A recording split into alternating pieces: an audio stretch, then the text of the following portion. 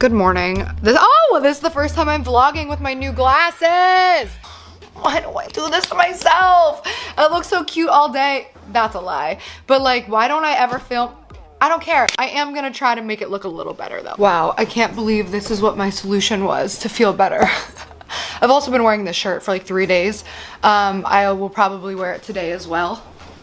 That's just how it be sometimes. I love them so much. What is behind me? I love them so much. And I'm going to the dentist today to get my teeth cleaned. That is so mature of me to take care of myself and my health preemptively. And I'm so fucking excited. On Friday, I have an appointment with an ADHD specialist because I realized I just need to like kind of go straight to the source. I already know I have ADHD. I've had ADHD my whole life.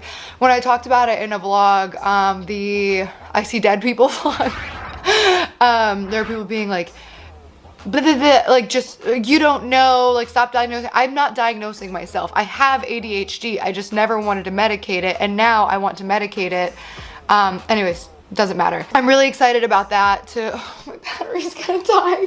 Come on. Oh my God, I'm out of breath from running up the stairs for the charger. My life would be so much happier if I would just treat my ADHD the way I should be treating it instead of like being ashamed of it or brushing it off as like, oh, I'm a little hyper sometimes. There's just so much more to it. So I'm really excited to really dig in and treat it so that I can give myself a fucking break. Like my brain, I never even realized that this was a part of ADHD. I always thought that it was some type of like psychosis. My brain at all times is like hearing at least 1 or 2 songs playing at all times in my head. Thinking about the right now, and also like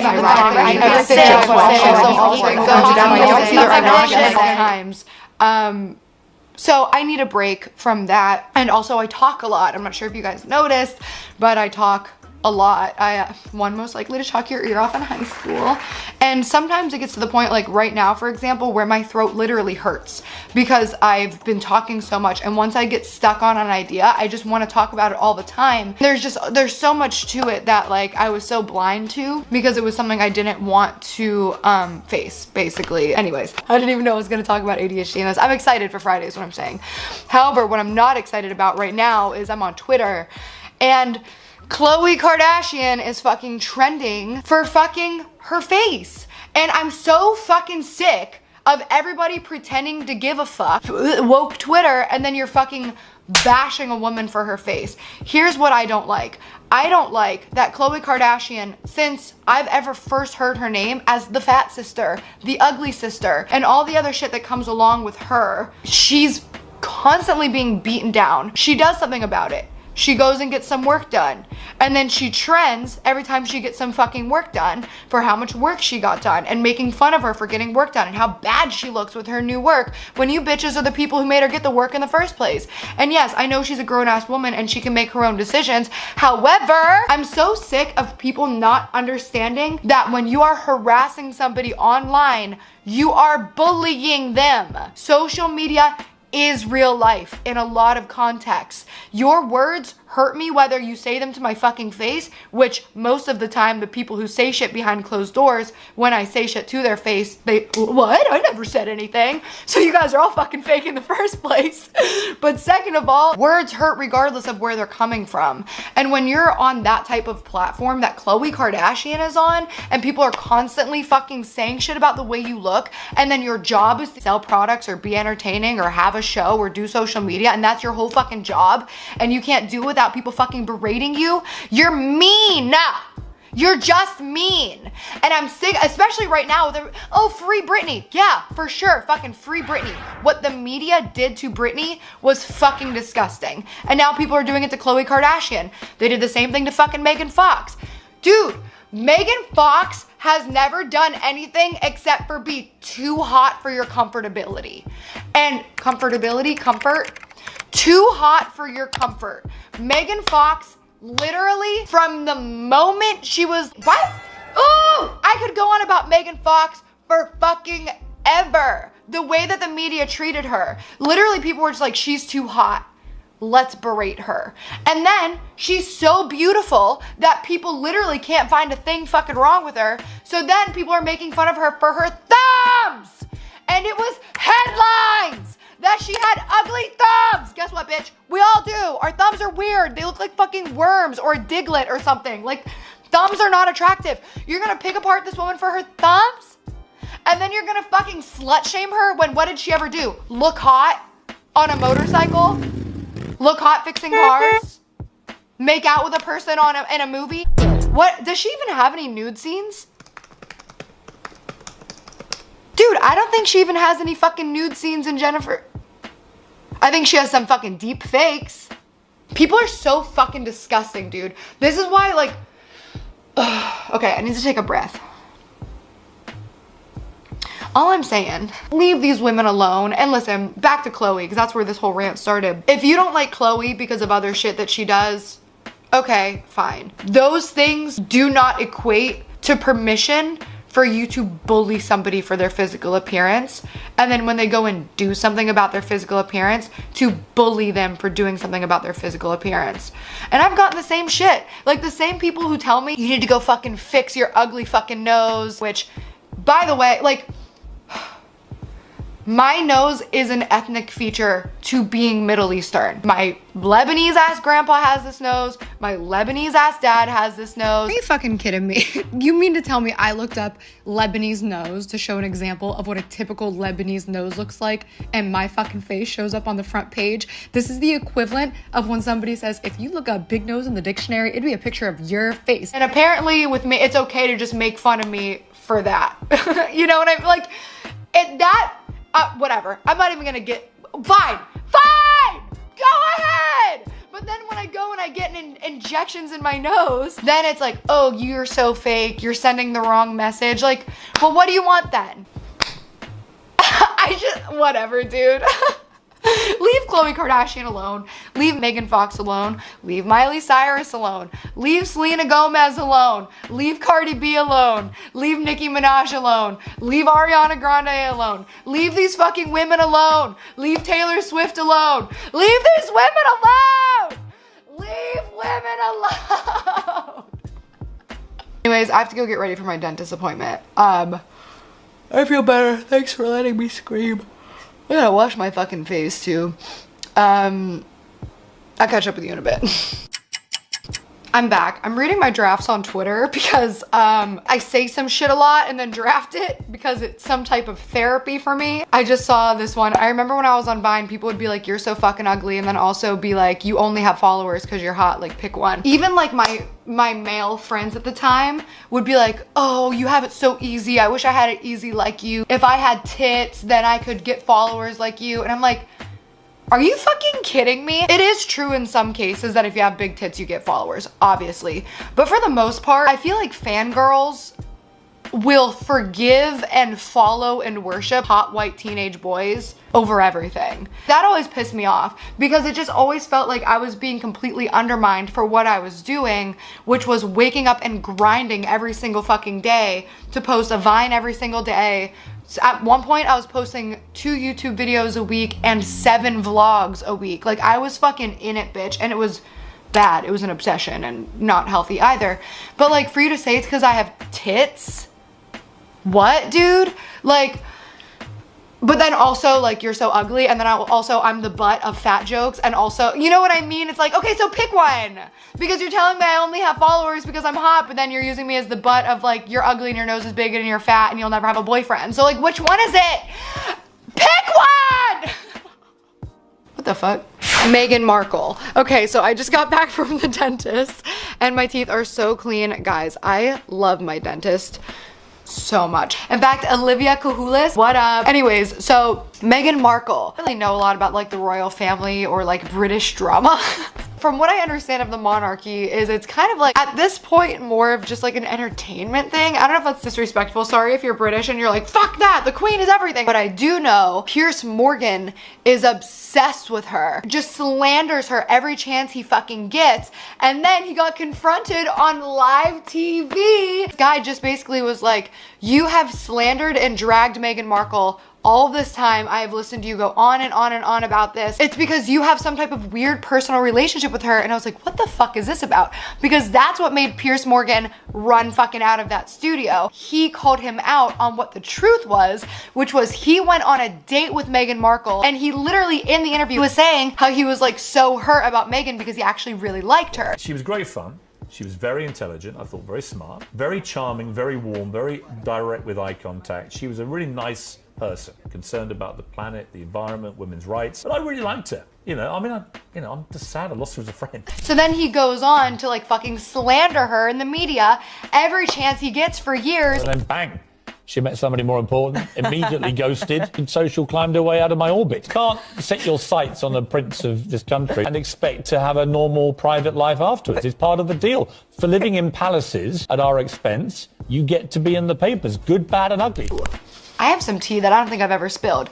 Do you guys remember way back in the day, like my very first scandal, my Reddit joke scandal? Years later, I DM'd the kid because I wanted to do an interview with him and be like, hey, why did you do this? Why did he target me out of all of the other influencers who like, don't get me wrong, I was a hack. I say that all the time. When I started Vine, I was like, not a creator. I was a regular ass person who was posting content that was going viral, and I was meeting friends online, and we were all helping each other, and we were all just fucking around. I was making relatable dumb comedy because that's what did well. But then as I like gained a platform and then I realized I was making money enough that I could actually pursue a real dream, that's when I was like, no, I want to make music. I want to do poetry. I want to actually do the shit that as a young girl growing up in Newcastle, Pennsylvania with no money and no resources and no connections and nobody inspiring me, telling me that I could do these things in this small town,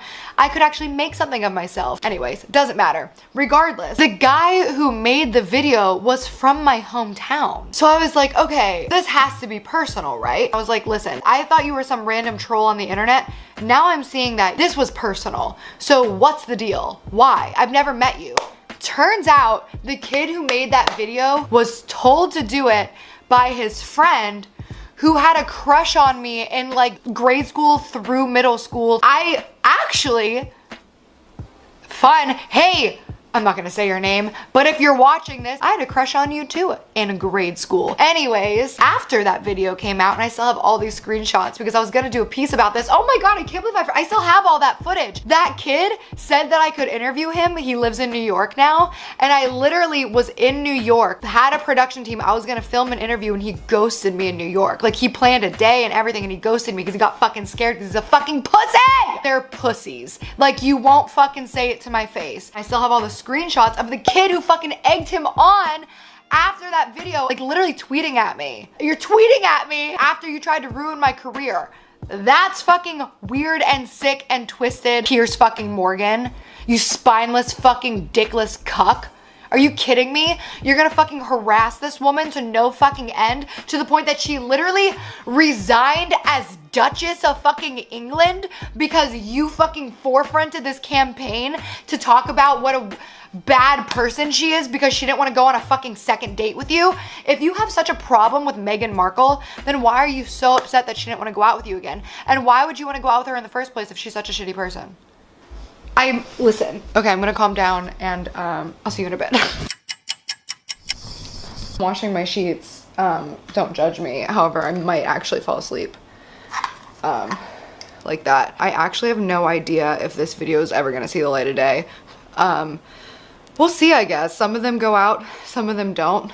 Most of them do. The other ones go on my Patreon or in a secret folder on my desktop. So, yeah, I don't know if this video is gonna go out. I guess if you're seeing it, it means it did, but this for me right now is about, processing something. This is how I've been doing that type of process. So I'm gonna try to do it like that and, hopefully, get some shit out of my brain so I can like, I think I realized something that's super important, and I think that it's gonna help me a lot in, life. I feel like I have this reputation of being a liar, starting drama and shit like that, and I always wondered where that came from, because when I look back at all of the situations that I've been in, I never start anything, and like I will stand by that. I have never once said somebody's name until it was like a point where I felt like I could no longer ignore it. But I have never come to the internet to like try to start a public conference. Come on in, Fred. First time I ever started hearing it was the Ricegum situation. That situation like wasn't, dude, I was fucking physically assaulted and my property was broken because of a Snapchat. Like, that's fucking assault, dude. This isn't like to start drama. And I can hear people saying already, you're only doing this because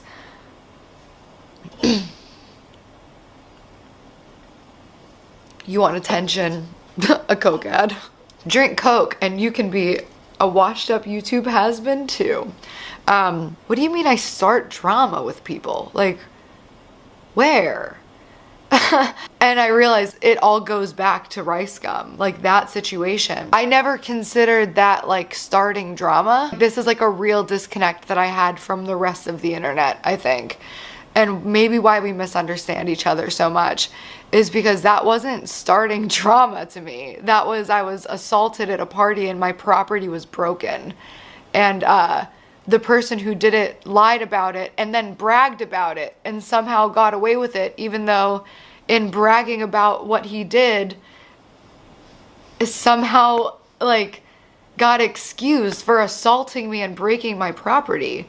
My heart's pounding right now because this is something that like the first time I talked about this, I got so much shit for it. It's like, dude,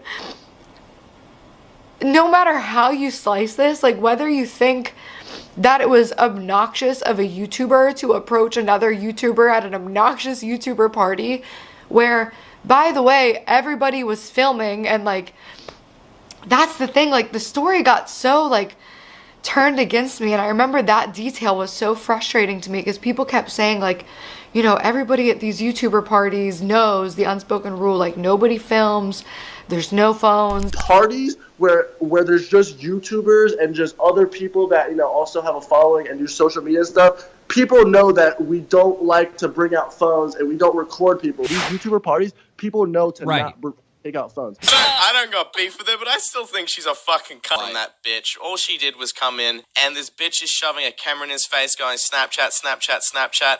If I was in a situation like that, and I have been in situations like that, I would have fucking grabbed the phone and smashed it as well. And like, there's literally footage from vlogs at the party and everyone's vlogging, including Ricegum. He had said that when you go to these YouTuber parties, it's understood that you don't bring out your phone and you don't film people really without their permission. People do film at those parties, and you filmed at those parties. Filming's fine when people are okay with it. You weren't okay with it because you got bamboozled. And like, that was something that I wish I could just like point to and be like, look guys, like, that's not what happened. This person made videos about me on the internet, making fun of my nose, which is, whatever. So, are you guys happy? I get insecure. What are you guys talking about? My fucking nose. Like, as if that's not, like, something I've heard my whole fucking life. Like, it still hurts to be made fun of for your face. Whatever, fuck it.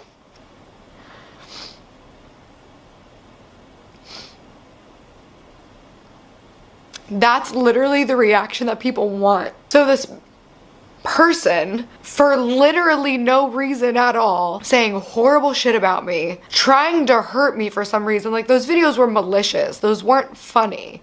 And if you think they're funny, you have a weird sense of humor. I don't think there's anything bigger than your nose. How to get so big, can you please tell us? Nose so long, big bird is jealous. Even Pinocchio said it's absurd. Wait, is it Gabbie or the Fruit Loop bird? Showing all those scratches on you, but I really think those are stretch marks. I just feel like, oh my God, I feel like I was saying earlier, like, if you say something to someone, say it to their fucking face. Like, I will say it to your fucking face. So, okay, you made some videos about me? Cool. I'm gonna walk up to you and be like, hey, what's up? And in turn, you're going to pin me to the couch and in your own fucking words, you had to fight me for it. Oh, she was holding on to her phone, so I had to fight her a little bit for it, or I had to work for it, or whatever the fuck you said. I grab her phone. She kind of holds on tight, though, because, you know, it's her phone. So I kind of had to use 2 hands to throw it on the floor and run away. She held her phone pretty tight. What about the scratches? Were those from you? Bro, I don't even have nails, and she like how? Those scratches actually. So she posted her bruises, and I don't even have nails, bro. I didn't scratch her. Snatch that shit quick as hell because I'm like, ooh, Spidey senses shit, and then so quick. And then I did that, and then I was like, and then like she tried to get it back. So when did you hit her in the face? wait on it. Walked away and looked like a bitch, or I could have did something about it, and I did something about it. I grabbed her phone and I smashed it. I was like, enough is enough, you little stupid bitch. You're admitting that you fucking assaulted me because you tried to take something from me. I didn't give it to you and you wrestled it from me. That's fucking insane, dude.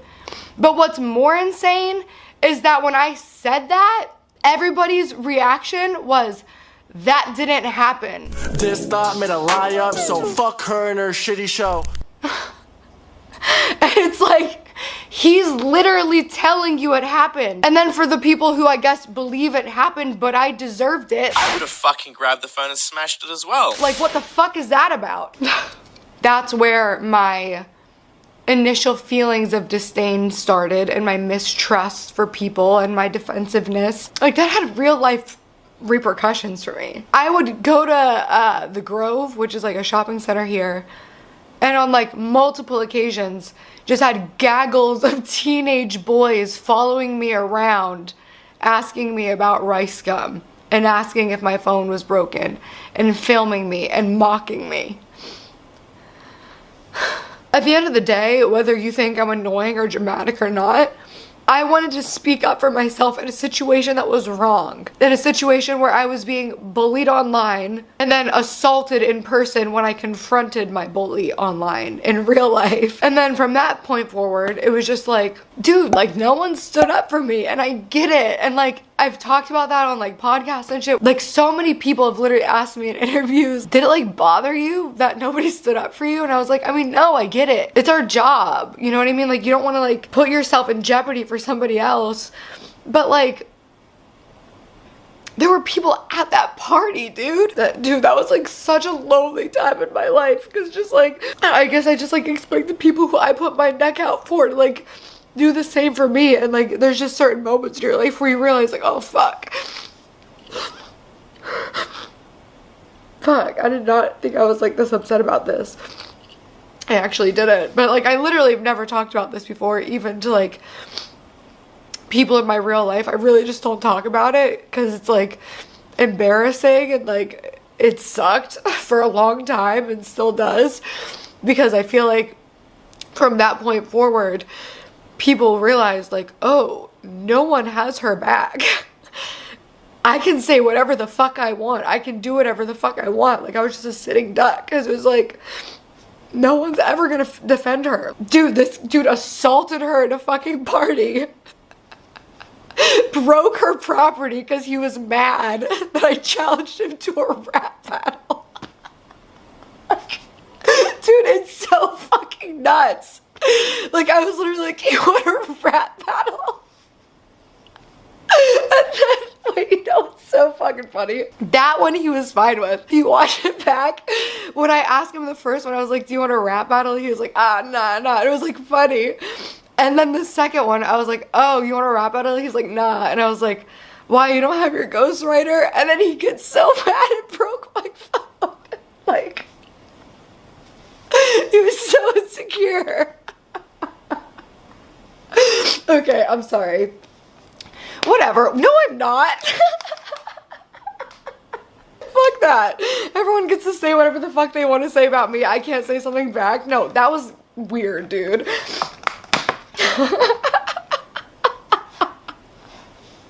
I have to eat one of these grapes. They're so juicy. At this point, I really don't care what anybody has to say. Like, if you're still gonna sit here and say some shit about the fact that I said something publicly when I was attacked at a fucking party, I don't know. I don't care, I guess, if you don't like me for that. Like, I just need to be on my, like, no fucks shit right now. No, what's driving me nuts, too, about that is I feel like everyone kept saying that I kept changing my story. And I was like, where? What story did I change? In my very first Snapchat, I was honestly just like in shock, to be completely honest. So I just like posted it out of shock, and the first thing I said was like Ricegum hit me, and then I immediately, like right after I said that, was like I should specify that. I was pretty fucking clear about it and pretty immediate. He didn't like beat the shit out of me. If there's a video of me pushing her down and beating her ass, then I want to see it, because nothing like that even happened. He grabbed me, like twisted my arm and like held me down, and I have like those scratches like up here and on my wrist and arm. I don't want it to seem like he like punched me in the face. So when did you hit her in the face? And also at the end of the day, if you make fun of people for a living and are dishing it out constantly online, if somebody approaches you in a joking manner, don't get violent. That was another thing. People were like, oh, if it's serious, file a police report. I did. Like, we literally went to the police. I have the police report still somewhere. Obviously didn't follow through with it, because at that point everybody was like attacking me, and I'm like, oh my god, well I can't actually do anything about this. And whatever. It doesn't matter. It does, but like it doesn't, you know? It doesn't matter anymore. It made me stronger, and it made me like reevaluate some shit and realize some shit. Kind of a beginning of an end for me, which was ultimately like good for me. So I used to wonder about the everything happens for a reason thing. That situation actually led to like, you know, me reevaluating like what I wanted to do and who I wanted to spend my time with and shit like that. And then that was ultimately good for me in the long run, even though in the short run it was like really painful and like a difficult like transition. You figure it out and you find your way. So not everything happens for a reason, but you can give a reason to anything that happens to you. I'm very sure of that. Everybody looked at that as me starting drama. That was the public perception. I don't know why I try to like make sense of it, but probably because it was such a big part of my life, and it was like actually like for real trauma. That was really validated for me, which I also really needed that. I spoke to a media training coach when I hired PR for my book. She was the first person to say to me like, I've never seen what has happened to you. And she's like major media training person. And she was like, the amount of sheer slander, like obviously with you working with me, I've done my research, I've looked into everything. It's slander, it's defamation. Like I've never seen anything like this based on nothing. You are experiencing like a very real trauma. And I was like, oh my God, thank you for saying that.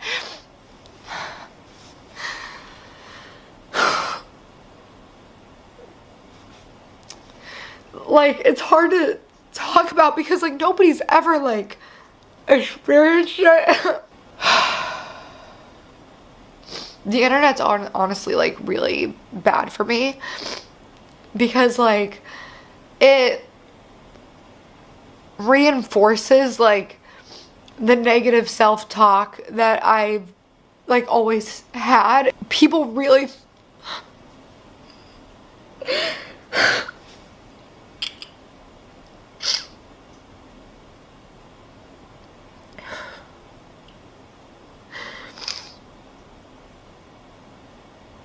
it's weird that it gets to me, because even I'm like, it's so weird that that gets to you, but like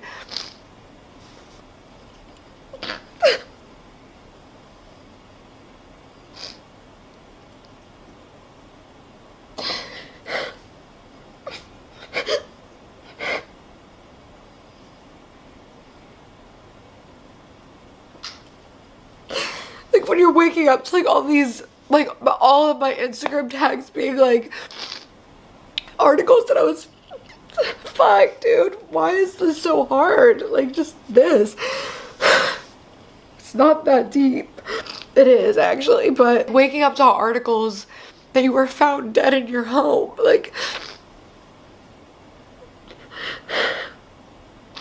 it's almost like do you have one of those nightmares where you like walk and see your dead body? Like it's that kind of feeling. It almost feels too real, because it is too real, because that's like, I'm so open about like how suicidal I've been. So like seeing articles like it's just weird. Like it's uncomfortable. It's like fucking sinister. Even just the memes where it's like those like future cities, and it's like society once Gabbie leaves, and society once we kill off Gabbie Hanna, and like those that shit. The number of times I've fantasized about all of the ways in which my death would benefit others. Like, that's like a really dark, triggering thing for me to see that.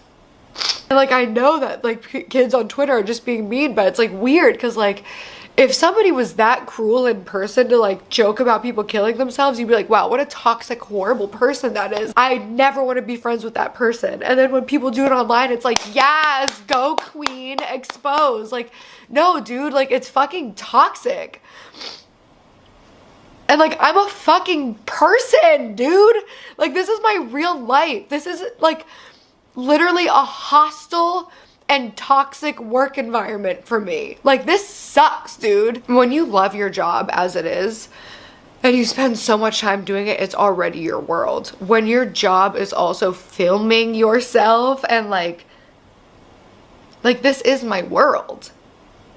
What am I even talking about? I don't know. I need to, I haven't cried this hard in a long time. Let me check my period app. Oh my god, I tweeted reminiscing about the time a YouTuber was trying to hook up with me and I kept like stopping his advances from trying to have sex with me. And he was like, are you on your period or something? And I was like, no. And then he kept trying to have sex with me. And then he was like, oh, you just don't want to have sex? And I was like, no. And he was like, you're fucking weird.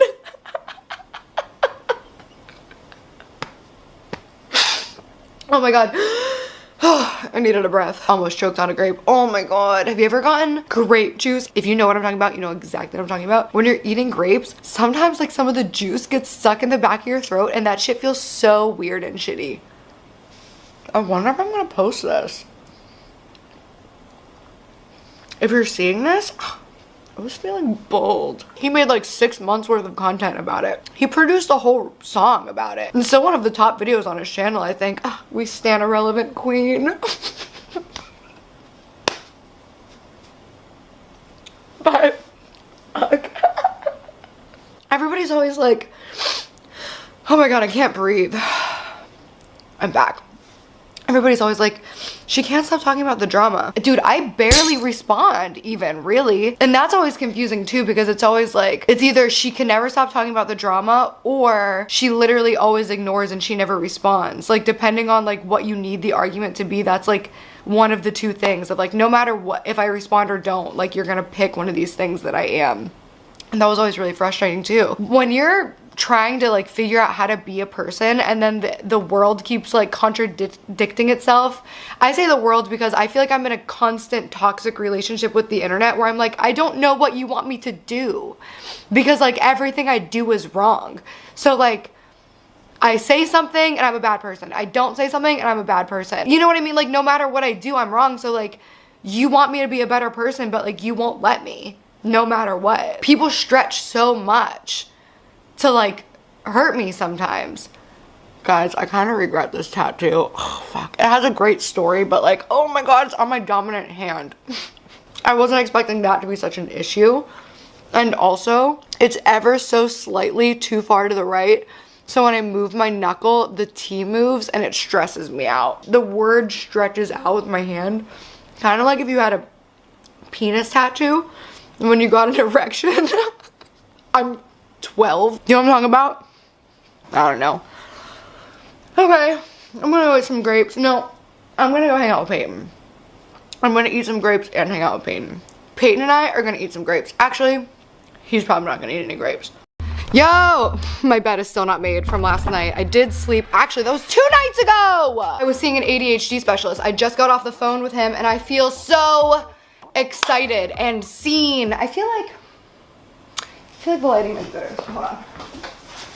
Ooh, I wonder if this would be a nice change of scenery. How's this look? Do we like this? He quelled a lot of my fears involving medication and addiction and stuff like that. But,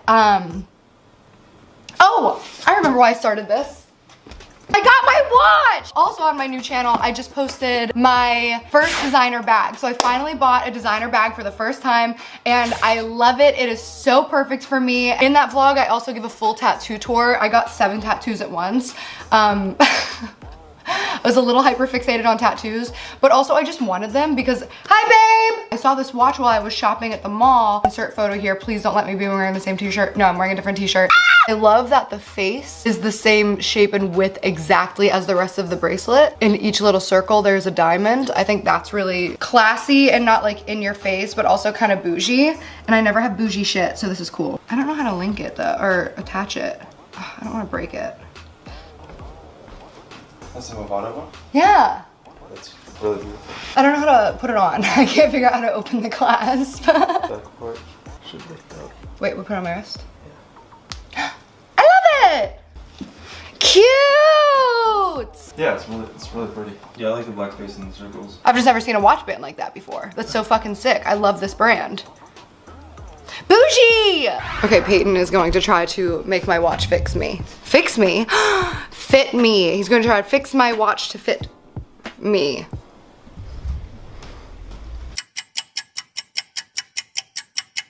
Which is what any normal, sane, healthy person probably feels. But I've never been a sane, normal, healthy person. I'm very mentally ill, obviously.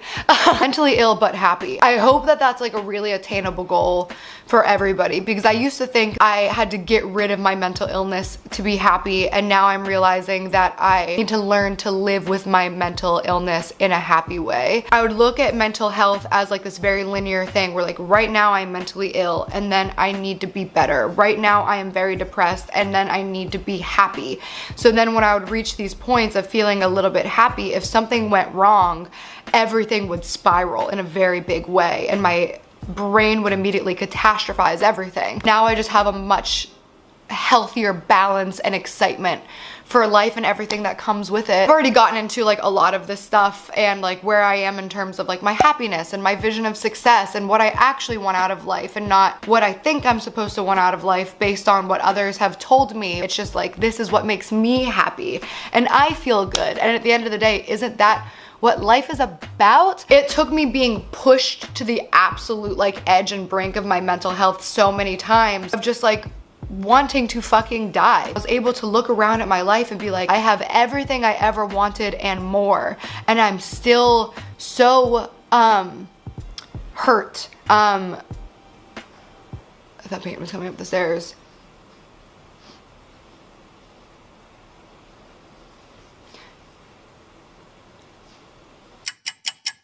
This process and this like experiment that I've been doing with myself has forced me to really process shit that I've pushed down. Literally yesterday, I remembered that I was in a cult. Like what?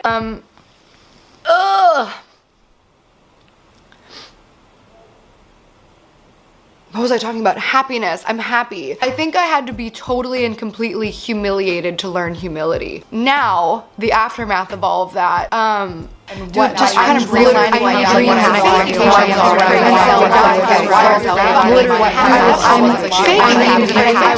what an exhausting way to live.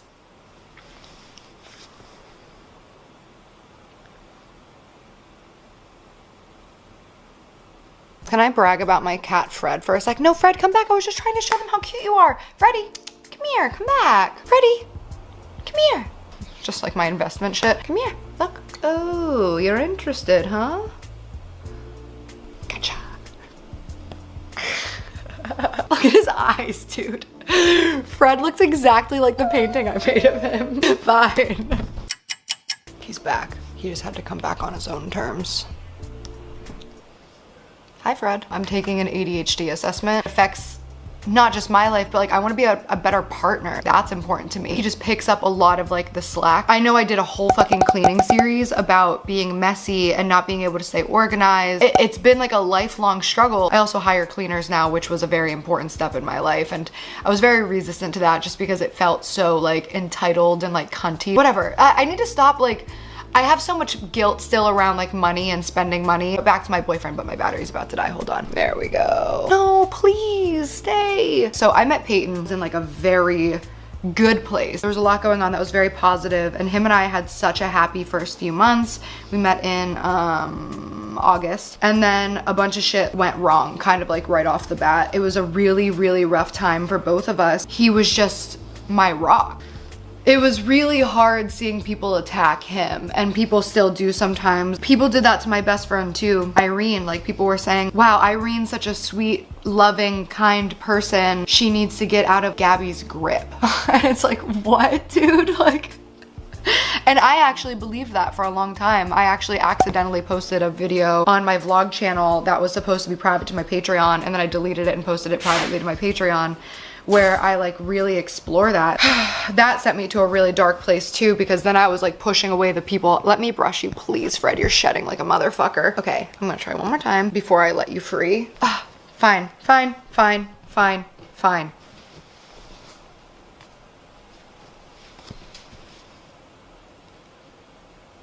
Asshole. Anyway, I don't know how I got on that tailspin. I just love Payton so much is what I'm trying to say. I get emotional when I think about this, but like, I'm not sad. It's just like having those moments of realization when you're like, fuck, I'm so lucky to like have this person.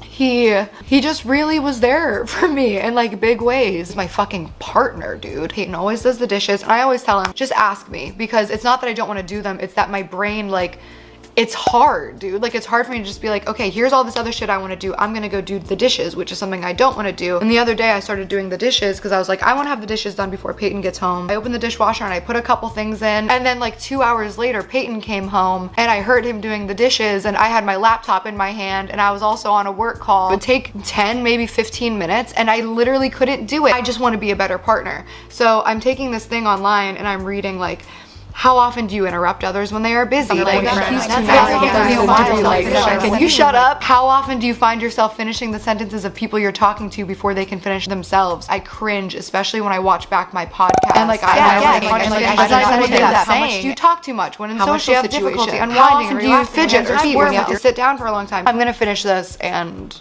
I'll get back.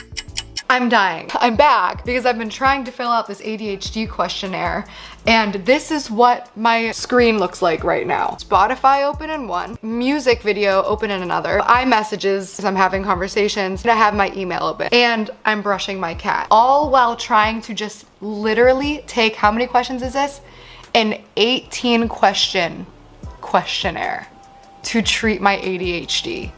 The irony in this bus is astronomical. Actually, that's not irony. That's actually exactly right, is what it is.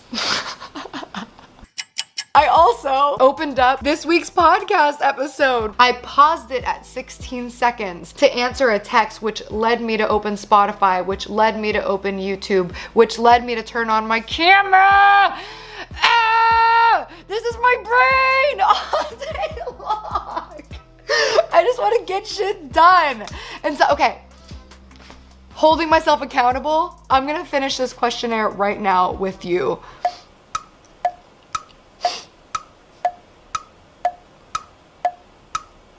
Imagine my dismay taking the SATs. That was another thing we talked about. He was saying how a lot of people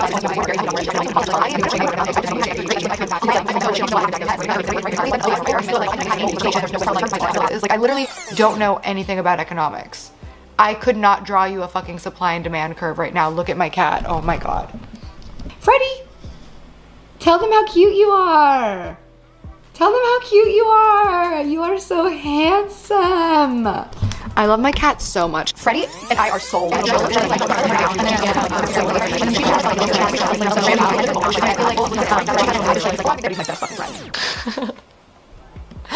the ADHD test. Fuck. Okay.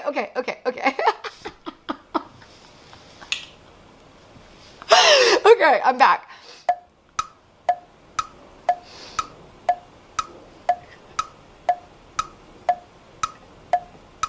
The problem is I'm an overthinker, so I'm overthinking all of them. Like, how often do you have trouble wrapping up the final details of a project once the challenging parts have been done? And like, I'm trying to think of every project I've ever done. I think that I'm gonna say often, not very often, because I think that sometimes I actually find joy in the details. When I'm painting, for example, the beginning stages are like, oh my God, and then I like words. Yeah, okay. I'm gonna go ahead and say very often, actually. That's so funny. I already answered, how often are you distracted by activity or noise around you? And I was like, sometimes. And then I just realized I went on a tailspin about my cat because Fred, and I'm not kidding you, looked at me. Oh God. Whisper in my ear, baby, words I want to hear. Tell me that you love me too. Put your lips next to mine, dear. Surprise, my bed still isn't made. Oh fuck, for real. I have no water. I'm just gonna have to deal with it because I just cannot walk downstairs again right now. I had the best day. I've been getting really a lot better at like taking days off. When I say I've been getting a lot better, I mean this, I did it today. You have to congratulate yourself. I have stuff that I need to do. Oh shit, actually. I'm supposed to post a video tomorrow and I don't even know if I started editing it. I might have a little bit. But good for me because that's okay. I'll post it a day late and that's fine. We just went to the promenade, but it was so fun. Like, we've both been so busy and obviously dealing with a lot of shit, especially with like, there's so many stressors in a pandemic, right? Even though we're very fortunate and we're in a situation where like, we're just very fortunate, but there's still definitely stressors, especially on like a new relationship. Now we've been together for a year and a half, but when the pandemic started, we were barely approaching a year. No, actually, we weren't even at a year. So it was just like a lot of stress, like right off the bat in that way, in terms of living together and being around each other and like overexposure to each other. Just like get out of the day to day because we were definitely in a routine because like what else can we do? We're just around each other all day. It's weird. It's like sometimes the more time you spend with somebody, the less quality time you spend with them. The whole drive was so nice. We were just like showing each other our favorite songs recently. And then we just walked around the promenade. He got a new pair of sunglasses with prescription. We're both in our eye health and mental health game right now, so that's really sick. And then, ooh, we tested a mattress. This is the, oh my God, the most 30-year-old thing. We went and got a new pair of prescription sunglasses and then tested out a mattress, but that is what we did. I think I'm gonna get purple mattress. Ugh, here's the rub of that. They actually used to sponsor my podcast. And then whenever people were just being malicious and vindictive online, they were tweeting my sponsors to not sponsor me for a bunch of shit I didn't even fucking do. And it worked. A lot of my sponsors came back, which is cool. But they didn't. Oh, anyway, so when they sponsored the podcast, they sent a free purple mattress, and I'm pretty sure somebody at my podcast production company like kept it. So I actually should have had a free purple mattress and I don't, so now I'm gonna go spend like thousands of dollars on one, but that's fine. That's super entitled, everything I just said. But like if you could have had like a free mattress and then like somebody took it, like wouldn't you be kind of bummed too? Whatever. It's true, dude. I've actually been getting in, this is too much business talk. Who cares? Whatever. I literally don't fucking care about anything anymore. So anyway, I've had a really good day. And I think a lot of it is because I'm just so, oh my God, I feel so light and free and happy. I never knew how much ADHD affected me as a person and my personality and my mood and my behavior and my impulse control and like just regulation shit in your brain. Like, to me, it was always like, yeah, I'm hyper and I have fucking trouble focusing, but I didn't realize how much of a real neurological disorder it is. I actually, for a long time, thought that I was autistic. It was around the time of my birthday, like the few weeks surrounding that, like all I could do was like research it, trying to get to the bottom of who I am. And then things kept popping up in my recommended, like ADHD versus autism, how to tell the difference between ADHD and autism, the tone indicators thing that I was trending on Twitter for. That was actually part of like this weird timing in my life where I'm really realizing that I'm neurodivergent and that my brain genuinely doesn't work like a lot of people's. Oh, the tone indicators thing. So the irony of that is I was joking that we don't need tone indicators, and in doing that, it's because I misunderstood the tone of the tweet that I was reading and I interpreted it incorrectly and then responded incorrectly. But then everybody attacked me for it, saying that I was ableist against neurodivergence when I am actually very neurodivergent. But I will say again that I think that's the best thing that could have happened in that moment, because it was at the time that I was ready to like really receive that information. I always like talk about ADHD, which by the way is more than just not being able to focus. People use that term and throw it around a lot, like, oh, I have such ADD or ADHD. It's actually really disruptive to your life. That night was the night that I was like, I need to look into this and like understand myself better. So I just feel good, dude. It feels good to like be myself, and it also makes me feel like it makes me feel like angry too, because I'm just thinking about the fact that like a lot of the stuff that I've been like really harshly criticized for, and what I've felt like an alien on this planet, and it's part of the reason that I felt so suicidal, is because I thought that there was something broken with my brain, because everybody was like telling me a certain way to act. There was just like so much confusion. I don't feel like a bad person anymore. I just don't think that I'm for everybody, because I respond to things differently and I interpret differently and I communicate differently, and it helps me understand my mood a lot because of mood swings that come with that and the complications with kind of regulating your impulsivity or your emotions. Now I know that I'm not this awful person that everybody said I am. I'm just different than you. I responded to a lot of stuff the way that it made sense for me to respond to. And because it wasn't the way that you felt comfortable with, everybody said that I was like a bad person, or like a monster, or a manipulative person, or soulless, or sociopath. I think that's where we need to open up a conversation again of understanding that you may not like the way that somebody behaves or the way somebody handled a situation, but you don't get to dictate other people. You don't understand what's going on with them or how they process things. Everybody has a different point of view. So just because it doesn't align with yours doesn't make it wrong. I just feel it like at some point our tolerance for people being different and having different personalities and traits went out the window. And it was just like, you're not like us. That is groupthink. That is so dangerous. People saying we all need to think the same, and if you do not think the same as us, we're going to attack you, and anybody who agrees with that person and dares to speak it, we're going to attack you too. People are silenced and people are threatened and bullied into silence, and then nobody's standing up for what's right, because in standing up for what's right, volatile people will rile volatile people. It's just fucked up, dude. I'm just calming myself down. My heart is like pounding right now. Not because I'm anxious, because I'm angry. I am still angry, and I feel like I've processed so many of my sad emotions over the last few months on that vlog channel, but I've not processed a lot of the anger. And I think a lot of that is coming up because it's one of those things where like, if I put this out and the response from the people who hurt me and who were fronting a smear campaign against me were to say, well, we didn't know, so that's why we were so cruel. You shouldn't have to know somebody's mental state or mental health or neurological makeup to be a kind, empathetic person who tries to see the best in people instead of the worst. The groupthink is so dangerous because you don't get to tell people how to feel or how to react in a situation that you have never experienced. How is somebody supposed to act when they're being falsely accused of exploiting a murdered child? What is the appropriate response to that? Now, I didn't respond at first because it's not true. It was a false accusation grounded in literally fucking nothing. I apologized for a situation that I should not have apologized for, and I'm going to stand my ground on this, because while I am sorry that the family had to deal with this, this was not my fault.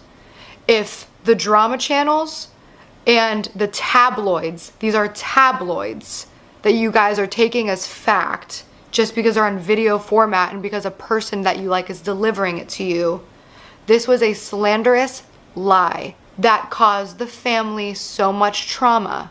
And the family has gotten on camera and said that they were hurt by what these people did to them.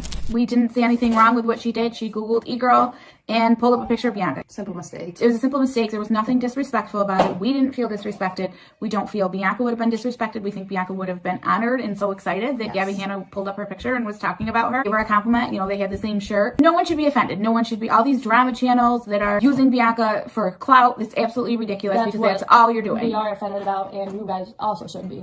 Yeah. Not about Gabbie Hanna complimenting her shirt. Yeah. Gabbie wasn't using Bianca for clout like all these drama channels now want to turn it into something that it's not. She didn't do anything wrong. And even though she didn't do anything wrong, because so many people were offended, she did reach out to me and Olivia and apologize. And we told her there's no reason for an apology because we don't see that you did anything wrong. So we think what you guys should be offended by is now other people want to bring about drama and use Bianca's death for clout. And these disgusting people that are exploiting my daughter's death for clout and likes and follows and profit. And there has not been an apology from them. That to me is infuriating. All I did was scroll through an article on a YouTube video that happened to have a picture of a girl who was murdered. If I was this age, this would be me. 100%. For sure. This outfit right here is straight up what I wore from 7th grade to college. And now. And now. I do have that shirt. That is what I did. That was my crime that I lost a fucking record deal over. That I lost sponsors over. That I lost hundreds of thousands of subscribers over. That I lost friends over. That I lost job opportunities over. That I lost months of my life over in a deep spiraling depression because this was such a heavy situation that you guys used, and I'm addressing the drama channels directly. You used the murder of a child to exploit me, and that is disgusting. You used me as a shield, accusing me of exploiting Bianca Devon's name, face, and story for money and clicks, when all I ever did was for a fraction of a fucking moment show her picture and say I liked her t-shirt. You, on the other hand, plastered her name and her face across your thumbnails and your titles and reduced her to a murder victim who Gabbie Hanna exploited by showing her picture, having no knowledge of the situation that happened, and you gaslighting me into saying that I did know because I couldn't have possibly missed it because it was written right next to it, right? I didn't read the fucking article. I was looking at pictures, and you knew that, Angelica Oles. And everybody else who started that rumor and went with that story and exploited a murdered teenager to the point that her dead body, the photos of her dead body that were taken by her murderer and posted on the internet were being sent to her fucking mother and sister. You did that, not me. She has said that she was harmed by you, that you exploited her daughter. And you have not apologized. And I have, for her sake, because she was getting so much shit just from you guys talking about it and exploiting her in that way. I did the right thing. I went in silently and tried to hide it and blur it to calm people down over it quietly, because this should have never been news. Did you donate any of the money you made on those videos to the foundation that I have put out publicly, that I've called you to donate to? That's fine. Nobody can take your money from you. You earn that money. You do whatever you want. But you need to apologize to Bianca's mother. And I know that I will never get an apology from you for what you did to me, for gaslighting me, for making me the scapegoat to your disgusting exploitation. I know I will never get that, and that is okay. Share the petition to enact laws so that this can never happen again with your audience. Hold yourself accountable to the same standards that you hold everybody else. What they did was evil, and they profited off of it, and then they're posting about their Teslas. Angelica Oles, you started this thing. You absolutely, above all, need to take accountability for that. Apologize to the family. They're deeply hurt and we're deeply affected, and we're faced with the images of their daughter's dead body because of you and the campaign that you spearheaded. Apologize. Send this petition to your followers. Dustin Daly, The Viewer's Voice, Repzilla, Anna Oop, Spill Sesh, all the rest of you who are too cowardly to put your face behind your name, you need to issue an apology. You need to issue a retraction. You need to share this petition with your audience and let them know that what you did is not okay, but that they can help ensure that it will never happen again. Or you can also admit that you actually don't hold yourself to the same standards that you hold everybody else to, and that you don't actually care about Bianca. And you don't care about Bianca's family because you started a campaign that hurt her tremendously, and then you never apologized, you never donated the money, you never helped share the petition that could actually help her family and future families who have to go through something this horrible. Okay. I'm calm now. For a second I thought about like, should I try to do that again, but like more chill? And I'm just done doing that. I'd rather live like this. Like, everybody says they want authentic and genuine. This is authentic and genuine. I'm fucking mad. And I'm hurt. I hate fucking seeing injustice, dude. Like, oh, hi, Freddy. Come on, get up here. He knows when I'm anxious and he like follows me around, like when he starts meowing at me like that. I'm okay, bud. Like, what a horrible fucking thing that they've been through. And it was just like so fucking trivialized as a way to hurt me. That's exactly what it is. You used Bianca Devins as a way to hurt me. And it makes me so angry for her family and for Bianca and also for me. Because like this has happened like time and time again, and I've let it and I've allowed it because I'm just like sitting back like, yeah, fine. I'll apologize for exploiting the murder of a child if it will make you guys leave them the fuck alone. And then when I finally like, oh God, it's just like my heart's pounding, dude. And this is the shit that I've been holding in, and it's just like, it's not good for my mental health. And like, if this is going to affect my channel in a way that like is negative, I guess. I mean, it's been negative for a while. Everything's like a digital tombstone, right? I feel like living with the idea of allowing all of these like horrible fucking lies by horrible fucking people, like the level of selfishness and egocentricity. How did they manipulate so many people into seeing so many situations that weren't real? Like specifically that one.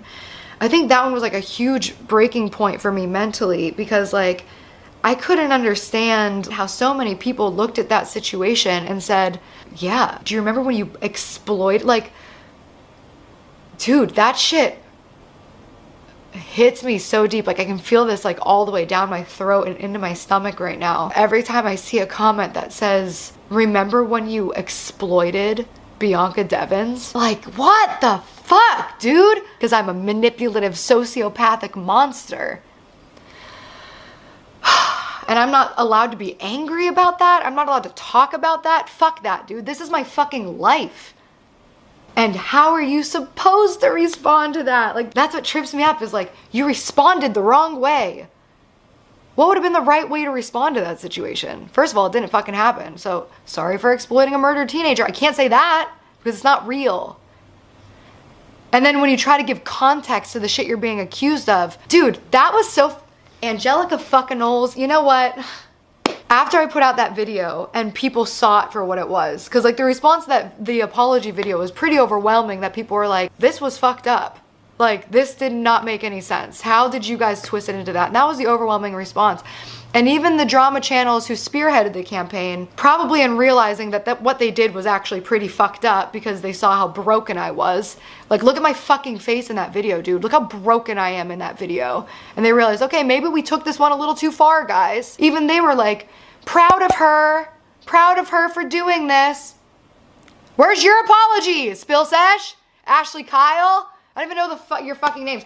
I literally had to text my friend and I was like, hey, can you get me like a short list of people who talked about this? Like, the only ones I really remember is Angelica because she started it. And then after I put out that fucking thing, it was like, ruined my birthday, ruined my Valentine's Day, ruined Peyton's birthday. Like, you guys literally took away an amazing month for me. Then you picked a fight about the tags because I tagged you, you narcissistic bitch.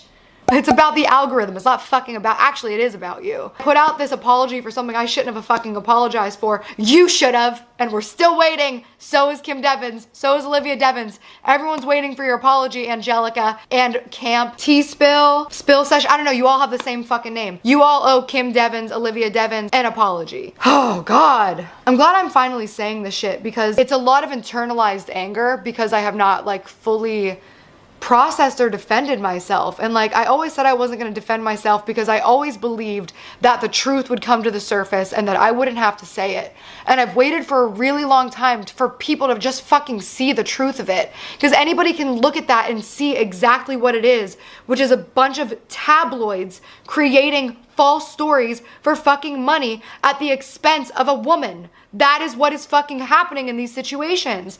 And I'm done just like staying silent. I don't want to spend my whole life like this because of this shit, because of the false reputation that's out there about me. That's why I fucking trend on Twitter for being an ableist against neurodivergent people, even though I'm neurodivergent. The irony is literally fucking like palpable. That's what I'm talking about when I'm saying cancel culture. Oh God, like people just put words in my mouth all the time. I tweeted something like, what 2007 did to Britney Spears is what we call cancel culture today. It's attacking somebody relentlessly with tabloids and lies, mostly towards women, and ruining their fucking life, and they can't do anything about it. And I wasn't even fucking referencing myself. I was talking about all the other shit that was going on with women in the media right now. I didn't even say anything about myself. Like, that's your own fucking projection of your fucking, like, you said that. I said what happened to Britney Spears was 2007's version of cancel culture. Where in that tweet did I say I'm just like Britney Spears and my experience is just like Britney Spears? You guys said that. Because you must fucking feel that. I know right now that it's a lot of anger coming out. And that is why I feel so free. Because I've been suppressing so much anger because I told myself that I was a bad person for having anger. Because anytime I showed any type of emotion online, fucking hell rained down on me. Look how defensive she is. Look how aggressive she is. Yeah. That is how I am. When I am feeling very attacked and in a corner and being slandered and gaslit, yes, I'm very defensive and I'm very intense. That aside, that aspect of it aside, how would anybody deal with this situation? That was so fucked up and manipulative and toxic and mentally abusive. And it feels good to finally just say that. And I feel like I did kind of say all this in that fucking podcast that I cannot go back and watch that podcast. Oh God. There are a lot of things that people do need to be held accountable for, and there's still a lot of things that I need to be held accountable for too. I've been on the internet a long time. I think about the type of content that I put out and how that may have affected people, and the jokes that I've made in the past, how that may have impacted people. And I don't even mean just the people who the jokes were about. The reason I'm not talking about that right now is because I'd rather talk about it like separately and not kind of like tack it at the end of something else. I know that I was impacted by a lot of things growing up in the media that made me perpetuate the same type of humor. I don't want people to be okay with the message that you can slander somebody and mentally abuse them. Like that is what this is. This is narcissistic abuse. This is gaslighting. This is manipulation. This is like some real victim blaming, like projection ass shit that's been happening to me for a long time. It's like, oh, hi baby. Come here. Hi. Hi buddy. Did you miss me today? You didn't get to hang out today really, huh? Huh. Oh, you are so sweet. Oh, God, you are so sweet. I love you so much.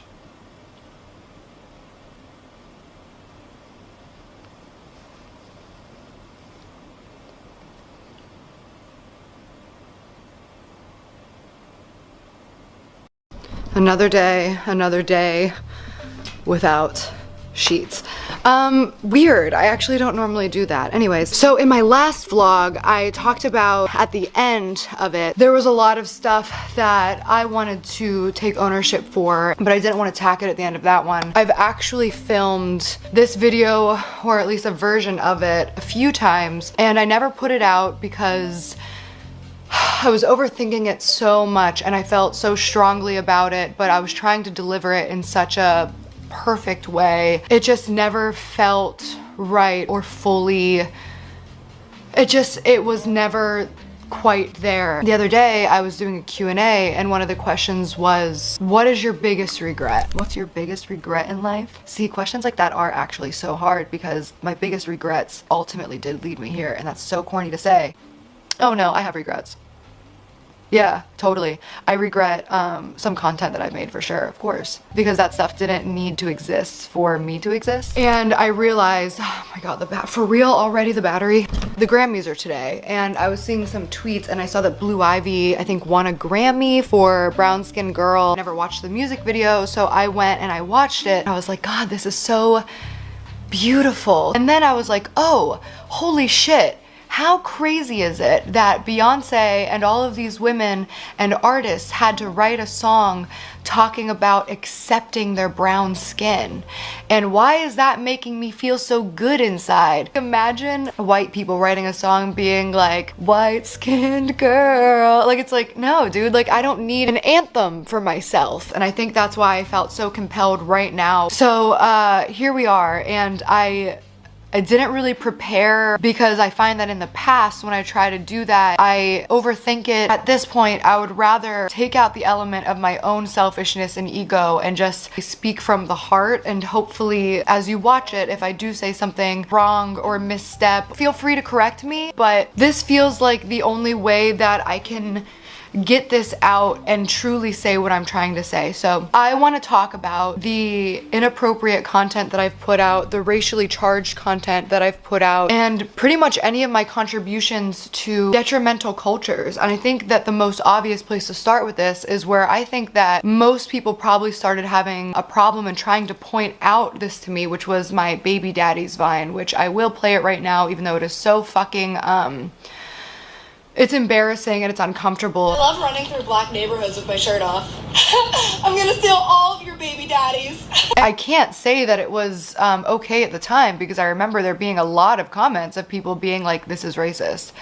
And in my head, I said, no, it's not, because I love black people and I've grown up with black people and I'm friends with these black people and all my black friends are co-signing it, and it was a parody of my friend Eric's Vine, and I did what I thought was the inverse white version of it. I like running through white people neighborhoods with my shirt off. I'm gonna steal all your stuff.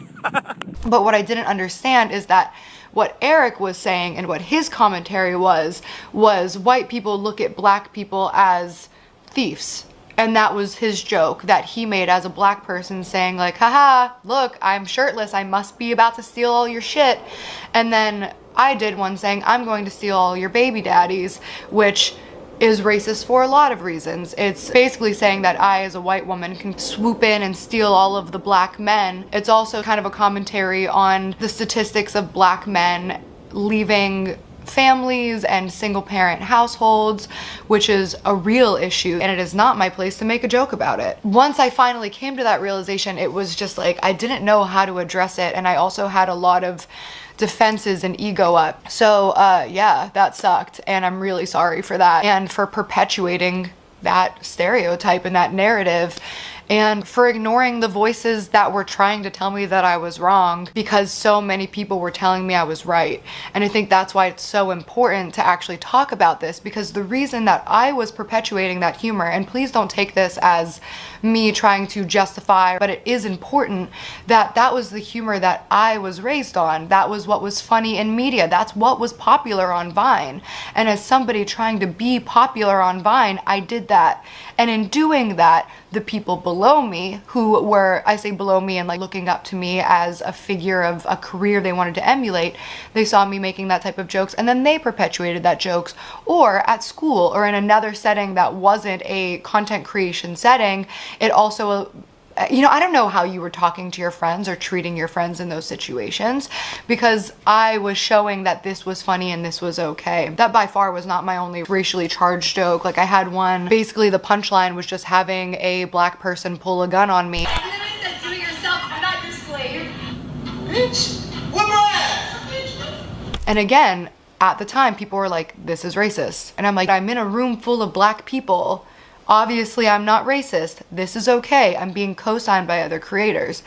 I also want to take the moment here to say that by no means am I like putting blame on black creators, because another thing that has come to light for me, at least, it's always been there, but it took a while for me to find it, is that black creators, actors, comedians, oftentimes forced into playing that role of the stereotypical black person, the token black person, to get the laugh. And if they want to work and they want to succeed and they want to collaborate with the big white creators who are getting to the top, they have to do those things. And I unfortunately put a lot of my friends in those situations, and I don't want anybody else to do that because they saw me do it and think it was okay. I'm still trying to learn and educate myself on a lot of that and try to educate others when I can. And I'm sorry that it took so long. I was really just like waiting for the perfect way to say it. I was waiting for a moment where I wasn't fucking in some type of drama that, like, I never wanted it to look like, oh, she's just doing this now because she wants people to like her. She's jumping on a trend or trying to get a community behind her or seem like a good person, because it felt like every time I spoke up, that was what it was. And because I was being selfish and because I was more concerned with myself and my perception and how I wanted people to feel about me, it held me back from doing the right thing. And that is also on me. So I need to apologize for that aspect of it, of just like trying to brush it under the rug and hope it'll go away and hope people will forget. I want to shout out Quinta Brunson, who, when I was working at BuzzFeed, we would, like the BuzzFeed employees and I, like on lunch or after our shifts and stuff, we would just like shoot vines for fun. And I remember one time I asked Quinta to be a part of a vine, and I don't remember what the vine was. I don't think it ever got made, but I asked her to be a part of it. And then she said, is the part like specifically black? Like, are you asking me because I'm black? So I was like, oh, here's what it is. And she was like, no. And I didn't ask her why. I was afraid that it would feel like defensive, or like I was trying to talk her into doing it or pressuring her. But if I had been a better person at the time, I would have thought of the way to ask her, because I did actually wonder, like, I wonder why Quinta said no. Like, all of my other black friends always say yes, but like I didn't ask her like, hey, do you mind telling me what it was that made you not want to do this content?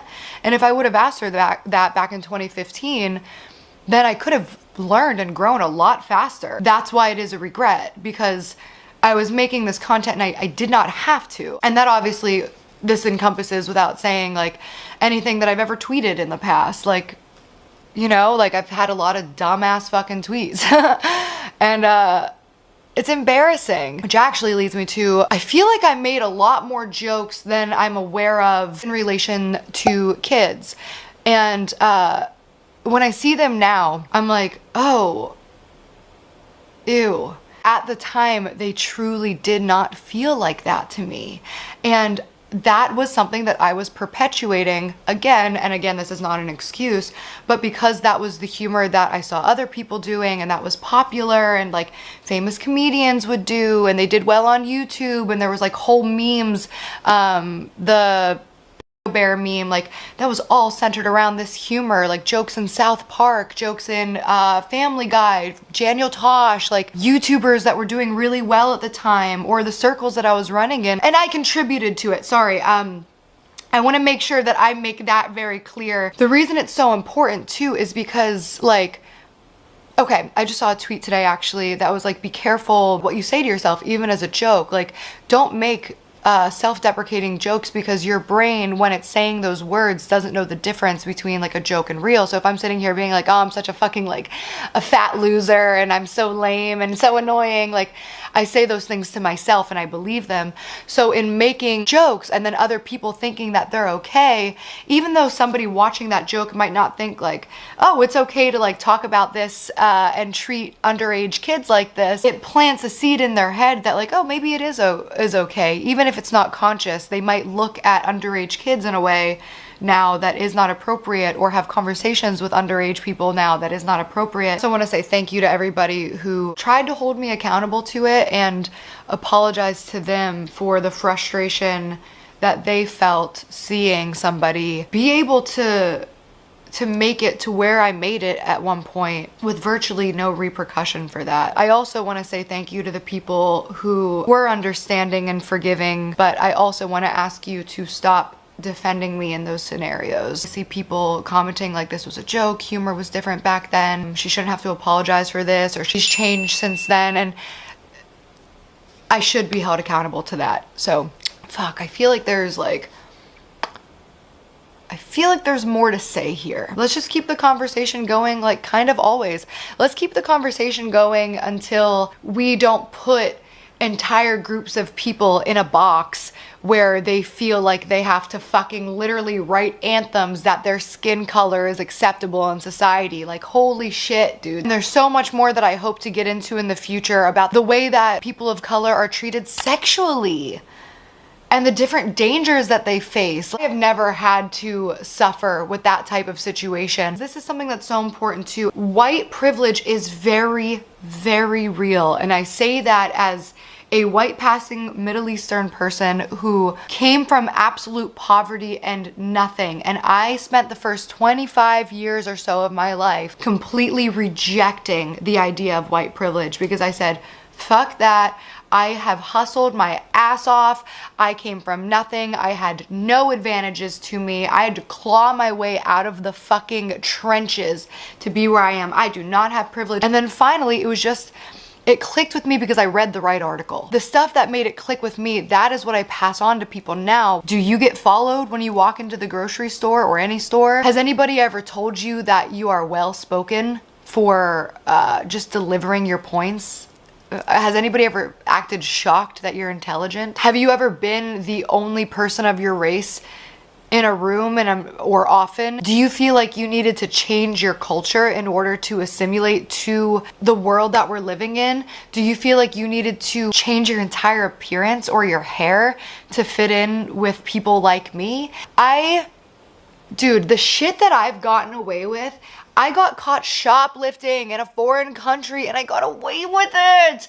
I was pulled over without a license, without registration, and I got away with it. That's crazy. Do you think, okay, dead ass, I'm asking you, do you think I would have gotten away with that if I was black? Or really any other race but white? If I wasn't a blonde white girl driving my Corolla, do you think that they would have been like, yeah, you're good? Like, no, like that is white privilege. I saw a quote. It was the difference between like privilege and white privilege. White privilege isn't saying that your life wasn't hard.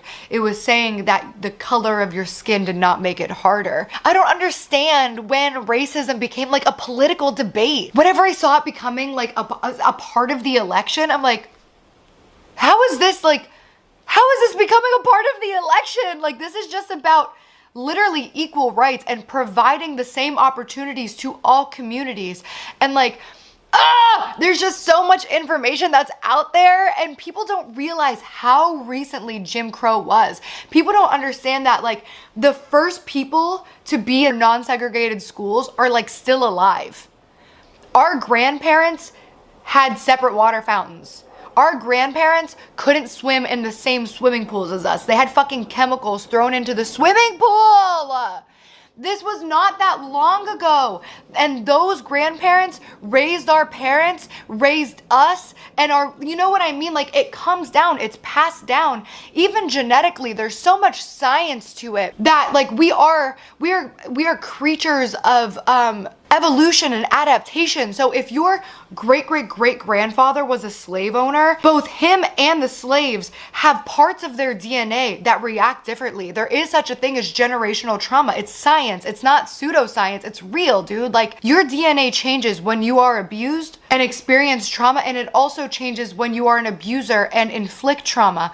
And it's really important to undo those things, because a lot of the prejudices and racism in our brains it just needs to be undone. If you actually want an equal and free and fair world, then black women shouldn't have to write songs celebrating their skin. It should just be a fucking given that it is beautiful and normal. So like, It's so hard to like, it's just hard to wrap your head around. I am talking to myself as well. I'm not just trying to preach to you as a perfect person. I'm preaching to you as a person who was raised in a very bigoted way. Hello, happy St. Patrick's Day. I don't really know much about St. Patrick's Day or care. I actually only know because somebody texted me and said happy St. Patrick's Day. Am I supposed to care about St. Patrick's Day? Is that offensive to somebody? Is that offensive to Irish people or Catholics? I only ever really knew of St. Patrick's Day as like a drinking holiday. I need a hair clip. Oh my god! I just almost slipped on a shirt. I just got back from a run, and by run I mean walk. I have not ran or really exerted that much energy in a long time.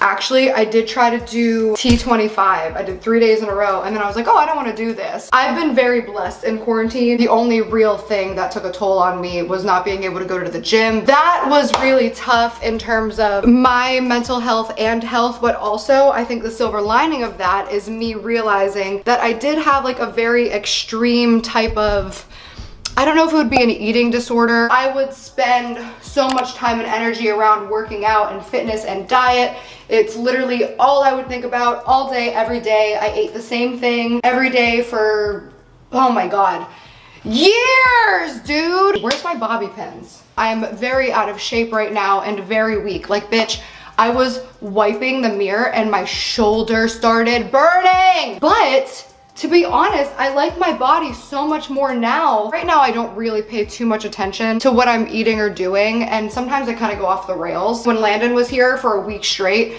I didn't give a fuck what I ate, and I'm kind of paying the price for that now. Anyways, I'm ready to get back into like a healthy lifestyle. The only thing I miss is my fat ass! Oh my God, I had such a fat ass, and now I don't. Y'all heard that, right?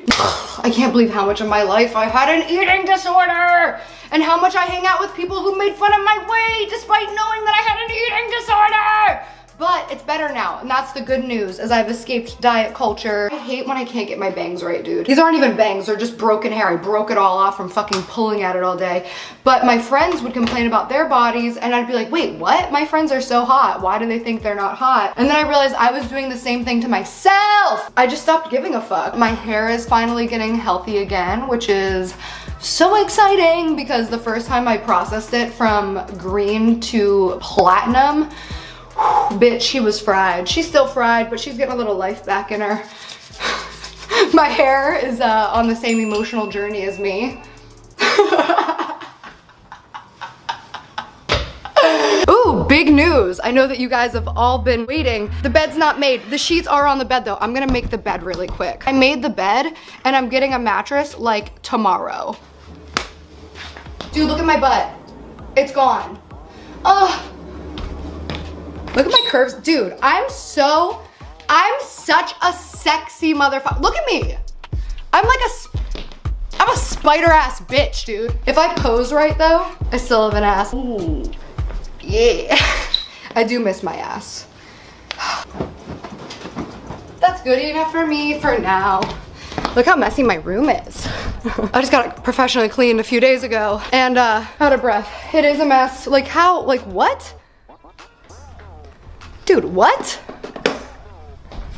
What? Get ready in the morning separately so he's not dealing with all my mess and I don't have to deal with his beard trimmings all over the fucking sink. I'm excited to redecorate this room. I just want to say really quick because I hate when people fucking attack the people I love as a way to hurt me.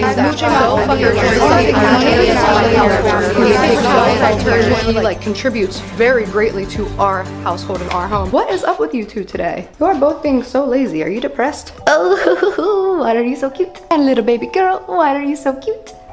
Yo, always lick herself. She's so cute. These cats are, I was gonna say Peyton and I personified, but we are people, so we don't need to be personified. You know what my act of self-care is today? Cleaning this room. This also, dude, I can't wait to finish this. I was really excited about decorating my balcony, and then I just never finished it. Sometimes I do get scared I'm gonna jump off though, not because I'm suicidal anymore. Hi, cats. Are you enjoying the sun? What's up, little girl? Fred, I love you, dude, but like, you gotta be nice to your sister, brother. Come here, little girl. Let's see if you'll be held right now. No? She just doesn't like it. That is okay. She likes it sometimes. She likes it if she's in control. And she knows that if she needs to escape, she can like, radio. Hi. They want to go outside. He's sniffing my mic. Can you hear him?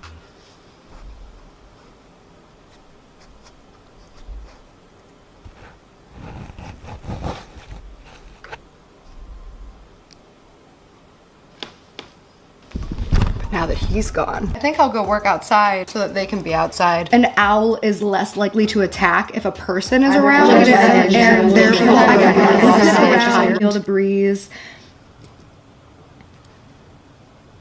Did I not tell you that it would look better once it fell? Ooh. Reminiscing about the time I had an ex-boyfriend who asked me to get my moles removed. I like my moles. I think they're really cool. Also my tattoo. I saw Kim Kardashian, this interview with Wendy Williams, where they're like, so you have no tattoos? And she was like, honey, would you put a bumper sticker on a Bentley? Bitch, I'm not a Bentley, I'm a fucking 2016 Toyota Corolla. One of my favorite things to do on runs, I'm putting on underwear right now. When I get a mix back, I listen to it so many times. I lay up in bed all night listening to it. I go on a run and just listen to it on repeat. I play it in my car and listen to it on repeat. And like, I can't stop fucking listening to it until it's out. Once my music goes out, I rarely listen to it again. But when I go for runs, that's how I imagine all of my music videos. I think it's because I can like pretend like I'm in a music video, so I'm listening to my own music being like, I'm a badass bitch. I was listening to this new mix that I got today. It sounds so good! I walked the boulevard of broken hearts and stolen shoes. We drove from paradise to hell, but I enjoyed the view. I just updated my Mac software for the first time in 2 years. I always click remind me tomorrow, and that's just like part of my daily routine. Everything looks bubbly now.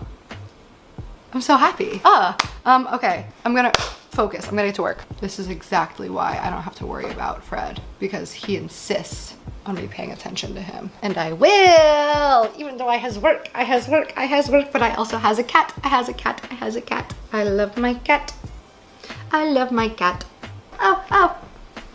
Bye, Fred. Nice to see you. Oh, I just got really nauseous. Ugh.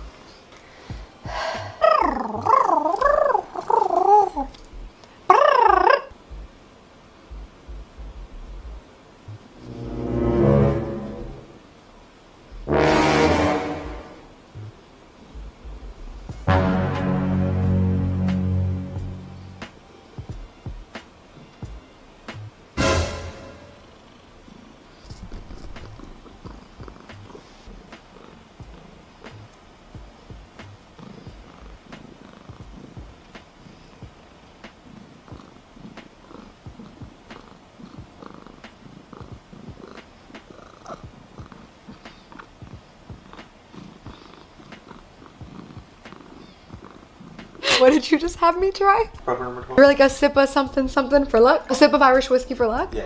That's what you said. Yeah. Is that a St. Patrick's Day thing? I don't know. Wait, I didn't wear any green today. Did you eat anything green today? Fuck. Wait, what day is it? I mean, what time is it? I need to put something green on right now. Oh, perfect. Started this vlog by saying I don't care about St. Patrick's Day at all. Who's that offend Irish people? And like, I didn't even think that you might care. I do care. I guess that's bad girlfriend points for me. It's all good. Just don't let my mom see this.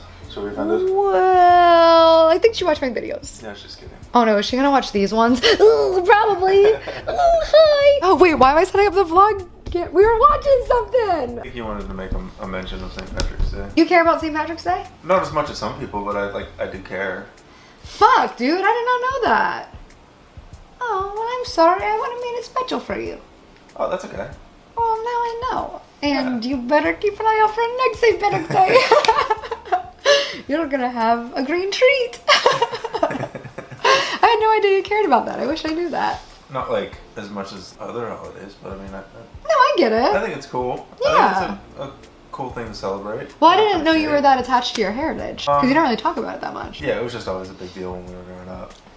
You did something every St. Patrick's Day? There's always something. What the fuck? You didn't tell me that. We're making Dude, this household is a St. Patrick's Day household. Fun. Yeah. What do we eat? Corned beef and cabbage. Well, I don't know how to make that. Do you want me to learn?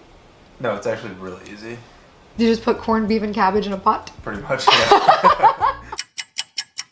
Guys, it's such a beautiful fucking day. The cats are out. You hear the squirrels barking? Did you know squirrels bark? That shit is so wild to me. There was a while where I was out here, I was like, what the fuck is yelling at my cat? And I thought that something was gonna swoop down and literally eat it. And then I found out it was like a pussy little squirrel. And I was like, Fred can eat that shit if he wanted to. That's no worries. The owls, though, I am nervous about. God, okay. So, anyways, what am I, fuck. Hi, Fred. Hi. Ah, fuck, wanted to catch him. Sorry, radio scared me. I forgot, I thought she was a giant squirrel for a second. You hear it, right? The squirrels get really defensive, but like, this is his house, bitch. Well, actually, it was the squirrel's house first. We're all living in somebody else's house, if you really think about it. See, this is the shit that makes me nervous. I know you want to get that squirrel, but I'm gonna insist that you do not. It is okay. You are fine, here's a, oh, there he is. Oh my God. Dude, are you fucking kidding me? Should I show that squirrel what's up? Dude, that's honestly kind of nutso. You squirt cats when you want them to stop doing something, right? Yo, stay away from my cats, dude. Oh, he lives in the rain. He doesn't give a fuck.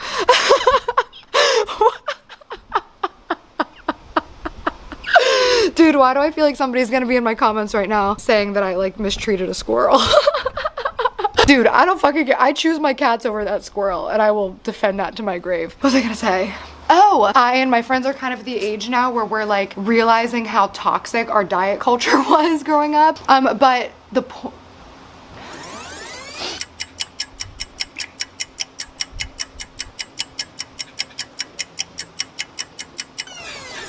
Oh, what I realized was I feel like it's actually just the fact that women, when they hit a certain age, a lot of times, hopefully, kind of come to this realization of what am I doing? The body that I was given, this is how my body should look. I'm a healthy individual. It's kind of flabby. My butt is not nearly as fat as it used to be. Let me stick it out a little bit though.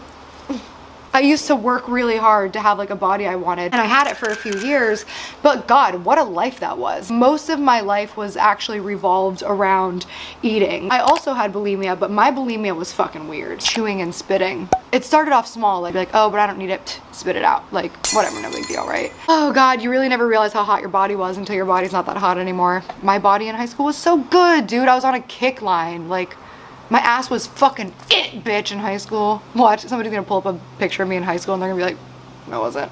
No, I'm pretty sure I had a nice body.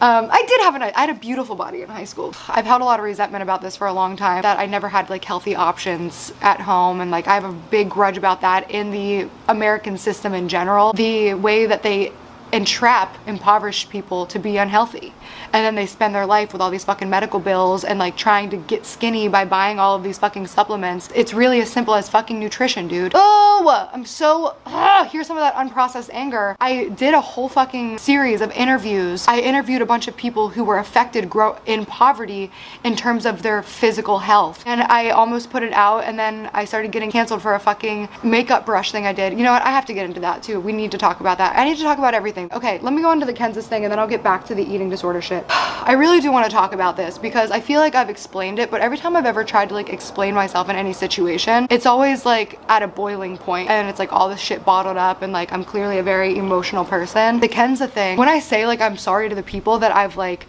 hurt through that, like I would never ever want to fucking scam my fans, and that's why like I did that cringy ass fucking video showing you all of the products that I did not take, because I wanted to like let you guys know how much I did not think this was a bad idea. And the reason that I was so defensive about it is because the first time I ever saw anything about it or heard about it was my face plastered on a thumbnail and it's like Gabbie Hanna is a scammer. That's the first time hearing about this. So now instantly I'm in fucking panic mode and I'm like trying to DM people who said that they have a problem with it, trying to get personal information, trying to talk to the company. But at this point there's already all these other videos and tweets popping up that Gabbie Hanna scammed her fans. I was not the only person to promote that company, and that's how I know that you guys don't actually care about the problem. You care about me. you want me to be the problem. That's something that like I've never been able to express, because it's like, look how defensive she is.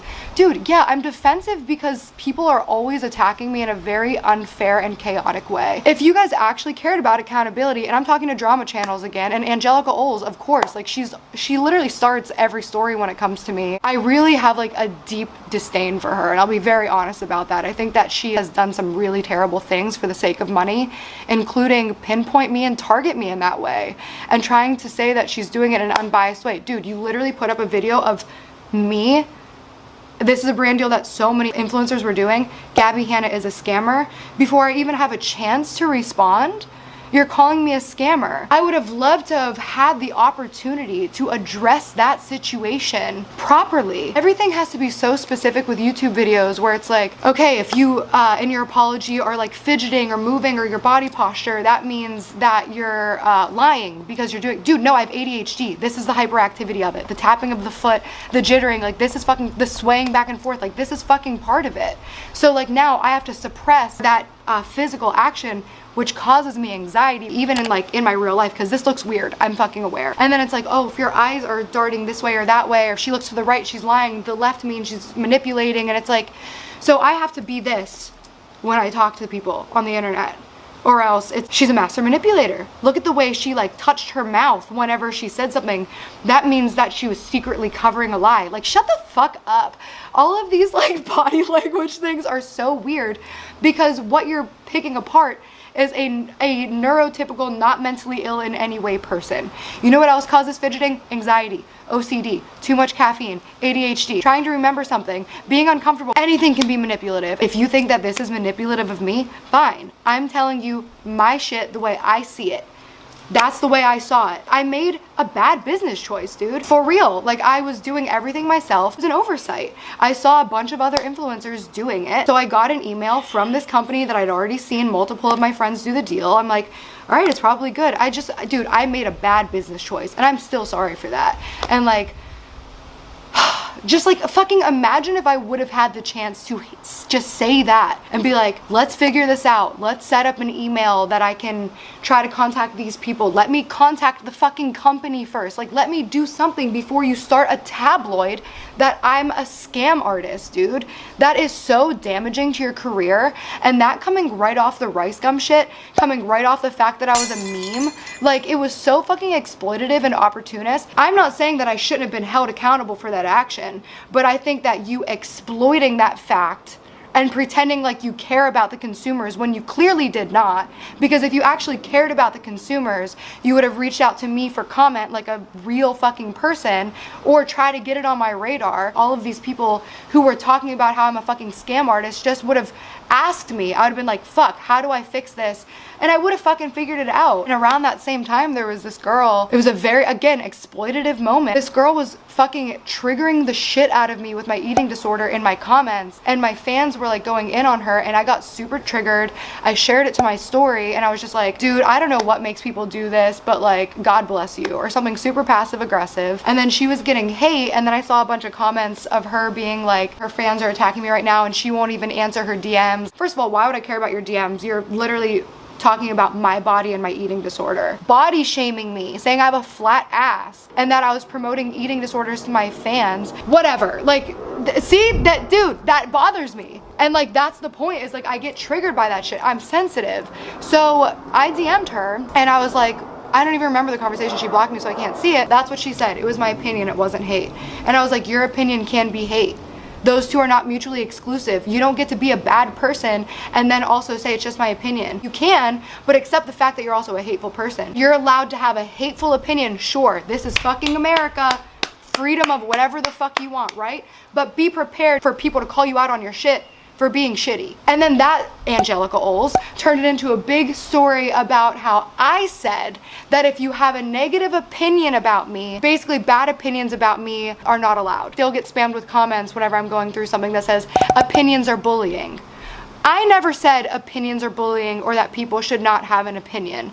What I said was that you can have an opinion, but also be prepared to take accountability for that and accept that you are a hateful person and expect people to have an opinion back about that. She sat on DMs for months, chose to block me so I couldn't access them, cropped them very conveniently for herself, gave them to Angelica Oles, and she ran a fucking story, and then everybody else picked up on it. That's fucked up. Even though you triggered me emotionally, I need to like apologize to you, and you don't have to apologize back to me. Everybody wants to talk about the reaction. Nobody wants to talk about what led up to it. In life, yes, I'm a public figure, but in life, like, people do this. My battery's dying. My battery died and then I forgot. But I'm back. It's probably for the best. I feel like I felt myself getting very like worked up. I'm waiting for some footage to like finish transferring. I don't like to play with fire, and I do it a little too often whenever I'm trying to like transfer footage and I'm like kind of high, and it's like, why are you doing that? So silly. Also, the fact that I've been talking about my diet and weight all day, clearly thinking about that a lot. Literally texted Peyton, was like, can you get me some chocolate covered raisins while you're out? That has to be some type of weird subliminal self-destructive shit, right? Or maybe I just wanted some fucking raisins. Maybe it's not that deep. I think I left off at, let me think. Oh. There's a story I want to tell. The reason I'm doing this is because so much stuff has popped up at once, and I never got to adequately just like defend myself. And I don't want this to be a thing that people think they can just do, come out and tell some like story about me, then everybody makes fun of me and like doesn't listen. I always apologize if I do something wrong, if I react in a way that's embarrassing. Always I apologize, but I never get an apology for what they did. And I'm so sick of this narrative that the first person to talk shit about it publicly is the person who just like wins, and you just have to apologize to that person and that's it. Because this situation was really fucked up, and I've always kept it between us because I feel like professional and personal relationships should not be public, period. And that's why I've never spoken up about shit. So because this is something that has been said behind the scenes by people I thought were friends for years, and I was made a mockery of by people I thought were friends for years, and then they went on publicly to throw me under the bus after pretending to be my friend for years, and as soon as it was like an opportunistic moment, just be like, she was a nightmare to work with. Season 4, Gabbie, I had issues with her. I also had issues with her on season 2. I don't think I've ever said her name publicly, but it's not really news to anyone. She was miserable to work with for the most part. There were good moments. If she was great on camera, which she was, and she was very entertaining, I forget about all that shit. And then season 4, she was a nightmare. I'm not going to expand upon that because I don't really care anymore. It was just hard. There were a lot of diva antics. There was a lot of yelling, a lot of screaming, a lot of unprofessional behavior. It was miserable, but it turned out entertaining on the show, so I can't really hold that against her. So I want to talk about Daniel Paytas, and in relation I have to talk about Joey, because Joey also talked shit about me publicly. Oh, there was one in season 4 too. Really? Sure. Yeah, that was season 4 was my least favorite to film by far. Why? Just because drama. Of this one person on the cast who just made it hell. Really? Is it true that there was drama on the set of season 4? Yeah, absolutely. How was Gabbie?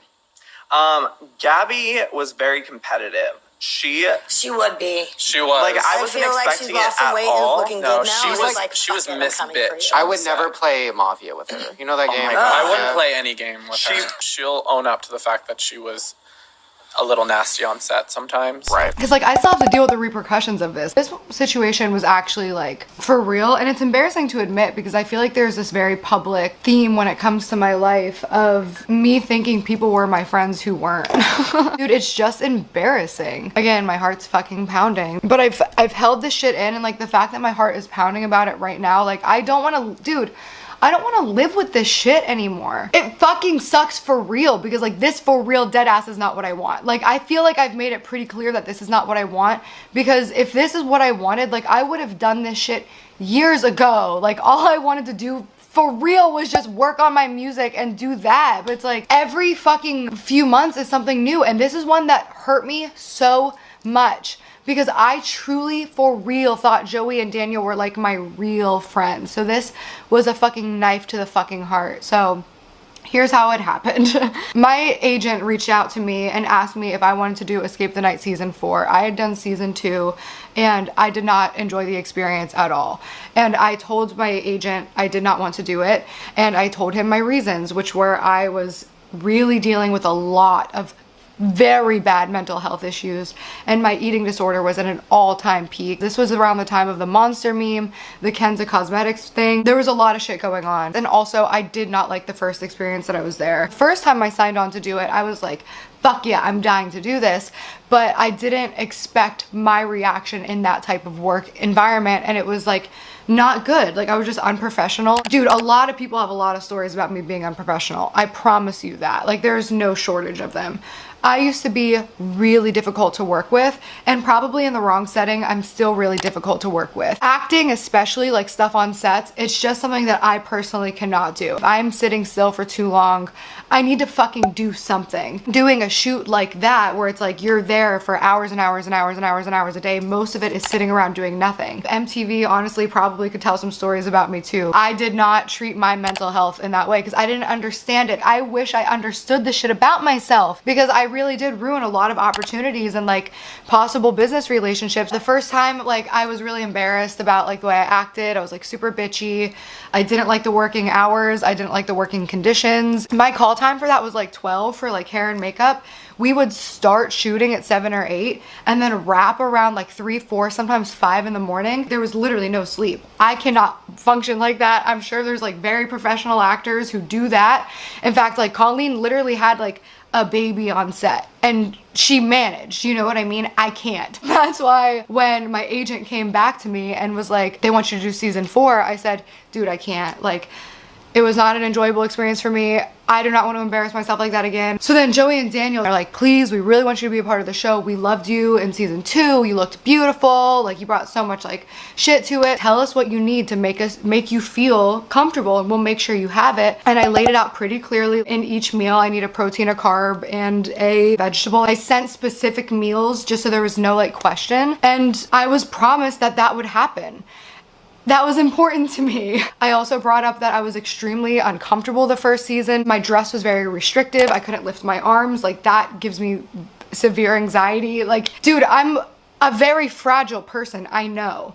But that's my point, is like, I'm very forthcoming about that with pretty much everyone in my life, because I'm trying to set boundaries and communicate clearly. This is how I am feeling. If you still insist, because I'm working on that, but like, I don't respect my own boundaries. So if you insist and you're like, please do this, and I agree, and I'm giving you these very clear things that I need to meet my dietary restrictions, which, by the way, is not weird for any type of actor or talent on set to have a request like dietary needs. That's a very personal thing. Some people need vegan food on set. Some people need gluten-free. I needed something that was fitting the needs of my eating disorder. Just like, you're a horrible, toxic person. And I'm like, was I? Because like, I feel like what happened is exactly what I told you was gonna happen. But that's why that was such an upsetting situation for me, because I was hearing that behind the scenes for a long time. And I was hearing that he was like playing out voice notes of me being upset that there wasn't like the proper food on set. And playing me their own audio messages of Gabbie cursing people out because they don't have the right food or whatever the case is. Like, it's you, Gabbie. Think about it. Think of all the people you screwed over. The people that you fucked up their set because of your eating and training schedule. Things weren't catered to you. You're a fucking piece of shit. She causes chaos on sets because they don't have her healthy snacks, and she has to be at a gym at 10 a.m. because that's her routine. You're a psychopath. And that's like humiliating, dude. To like, it's one thing to do that like privately behind my back. Like, I know that like Daniel and Joey are two of the biggest shit talkers on the planet. All YouTubers are, including me. I was too. And that's why I don't belong in that community. Like, I surround myself with like, to know that like my mental health and something that I was struggling with so much and I was so forthcoming about. And like, dude, I was humiliated in that situation too. By day 3 or 4, I forget how many days I lasted there. That was day 3 or 4 of literally absolute worst case scenario what it could have been for me. I showed up to set, and like one of the things they promised was like, we promise we'll get you a really comfortable outfit. They were bragging that they were like spent all this money on this like beautiful silk, and I'm like, please just make sure I'm warm. I don't want to be in heels again. Like, dude, this is like literally playing physical sports outside in costumes. Like, it's the most confusing fucking situation. And like, I don't want to be in heels and tights and shit again this year. I want to be warm and I want to be able to like move, because we sit in these outfits for literally like, the work hours on that set were nuts. I show up on set, literally the exact same problem where I literally couldn't move my arms and I was feeling really restricted and like claustrophobic in it. I was wearing literally nothing. It was like freezing winds. Once again, I'm in heels playing fucking sports outside in heels, like all the shit that I was promised wasn't going to happen essentially. And then the other fucking thing was they asked me like, are you allergic to any metals when I was getting this costume? And I was like, I'm highly allergic to pretty much all metal except for like sterling silver, white gold. First day right off the bat, I'm wearing all of this fake huge chunky jewelry that did break me out in very like painful itchy hives all over my body, not just where it was. And then by the end of the first day, I'm like, okay, there's literally no healthy food. There was like a taco on a flour tortilla with cheese. I like pulled Daniel aside and I was like, I understand it's the first day, but like, please make sure that there's like the proper food tomorrow. But it was the last day. And don't get me wrong, I was like bitching the whole time. Like I was very unhappy because I was fucking hungry, dude. I'm hungry. Not eating enough and not eating the right food. And in the mental state of every time I eat one of these like snacks from Crafty, I'm blowing up 100 sizes. So then the last day that I was there, we wrapped at like 4:30 or 5 because like there was this big power outage thing that like literally postponed production like so late. So we wrapped around 4 or 5. And then I got my call time and I was like, why? It's a night shoot. And that was something that happened to me both seasons where like my call time was always ridiculously early. I feel like that's a full work day and we haven't even started working yet.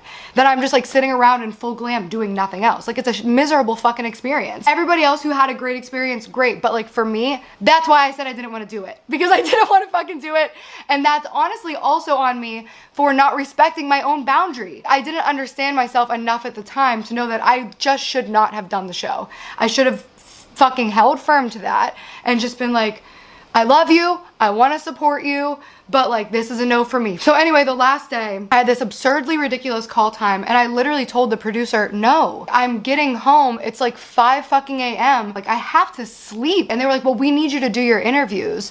And that was this other, dude, it was crazy making because literally they would have me do my hair and makeup early and I'd be sitting there because like we need to do interviews, which was like the fake reality TV portion of the show. I still don't understand the show dead ass, but there's like a reality TV portion of it where we were like playing these characters, but like it's us. I don't really know. They'd say it was for interviews and then I'd be sitting there waiting and nobody would come get me to do the interviews. So I was like, what the fuck? But then what was worse than that, they would keep coming up to me and being like, Gabbie, okay, are you ready to do interviews? And I'd be like, yeah. And they'd be like, okay, stay put, don't leave, we'll be right back. And then they'd leave and then nobody would come back. So I'd literally just be sitting there for fucking ever. And then somebody else would come back and be like, oh, why aren't you in interviews? And I'm like, because nobody came and got me. And then they'd be like, okay, hold on 1 sec. And then they would leave. Literally what would happen is we would start filming the episode and I didn't do the interview. So you had me get my ass here that early. I sat here and did nothing.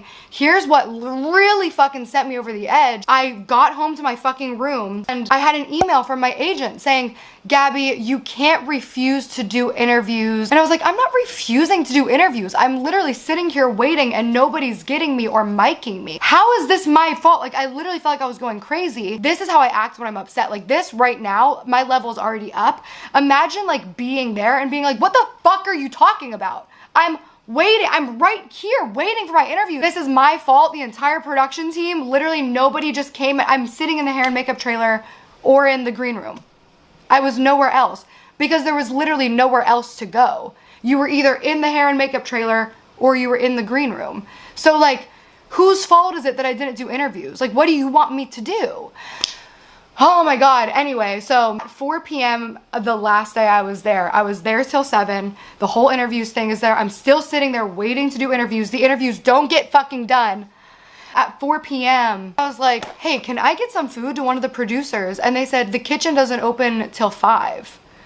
And I was like, what? I've been here all day and there's nothing but snacks available. Like, this is fucking nuts, dude.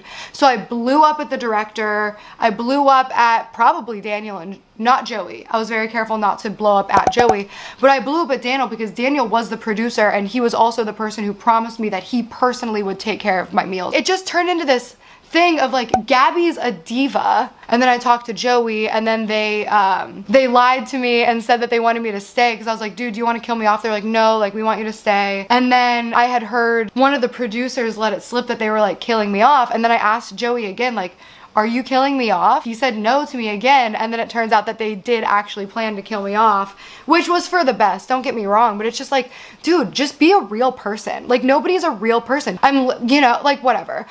So anyways, the next day, I believe it was the next day, I texted Daniel and Joey and I sent them this apology where I was like, I really did not want this to be a bad experience. I'm so sorry if I like ruined this experience for you.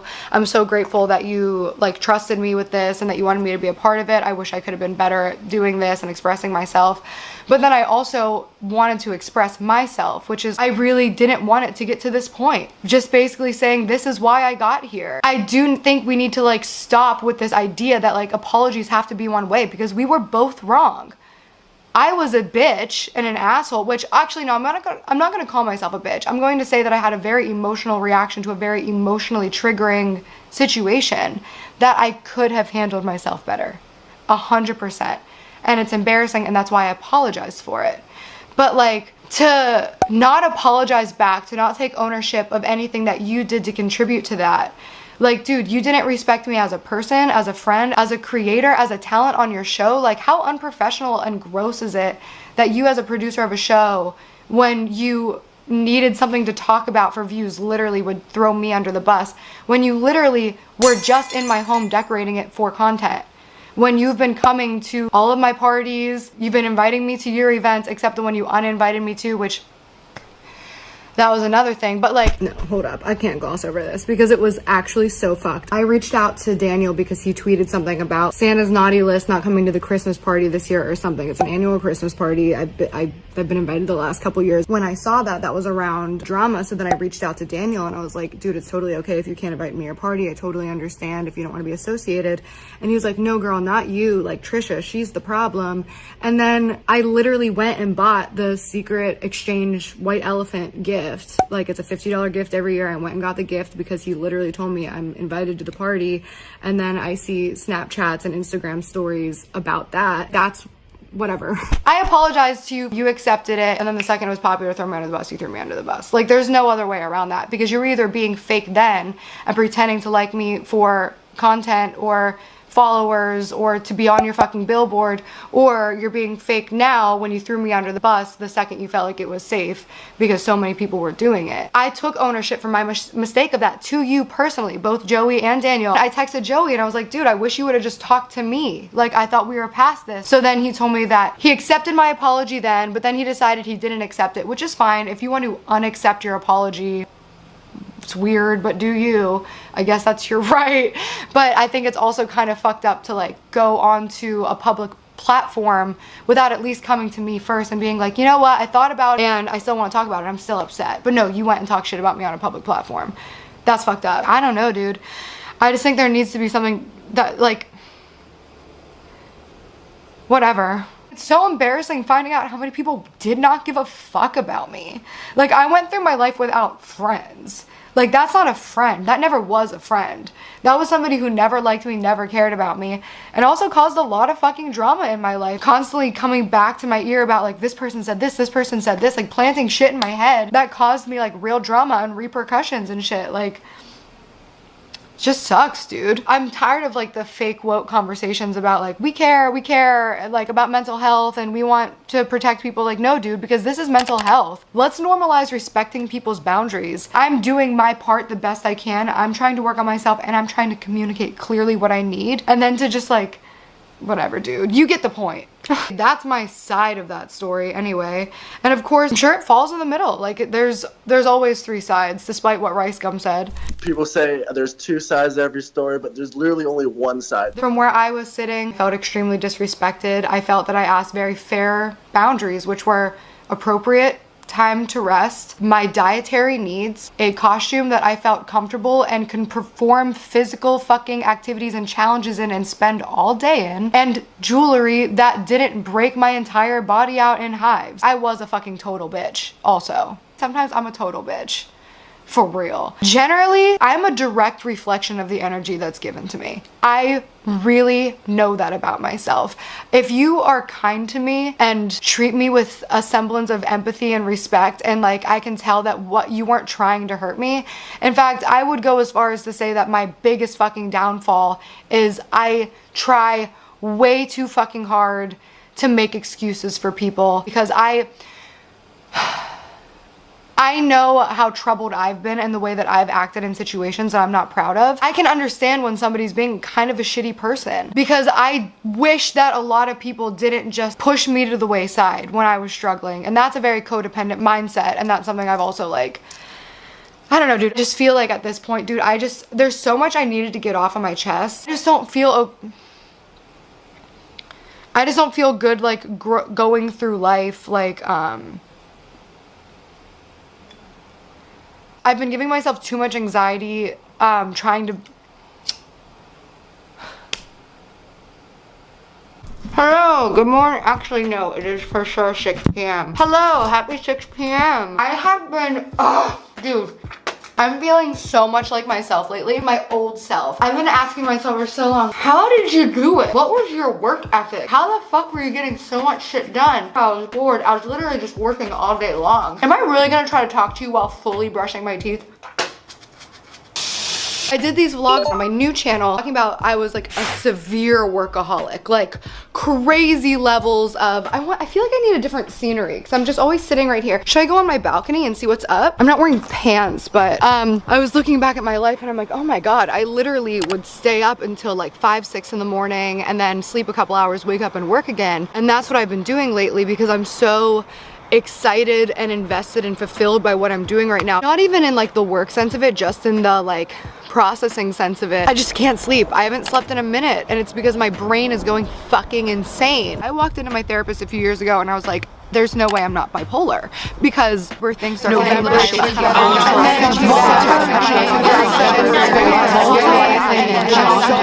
all at once.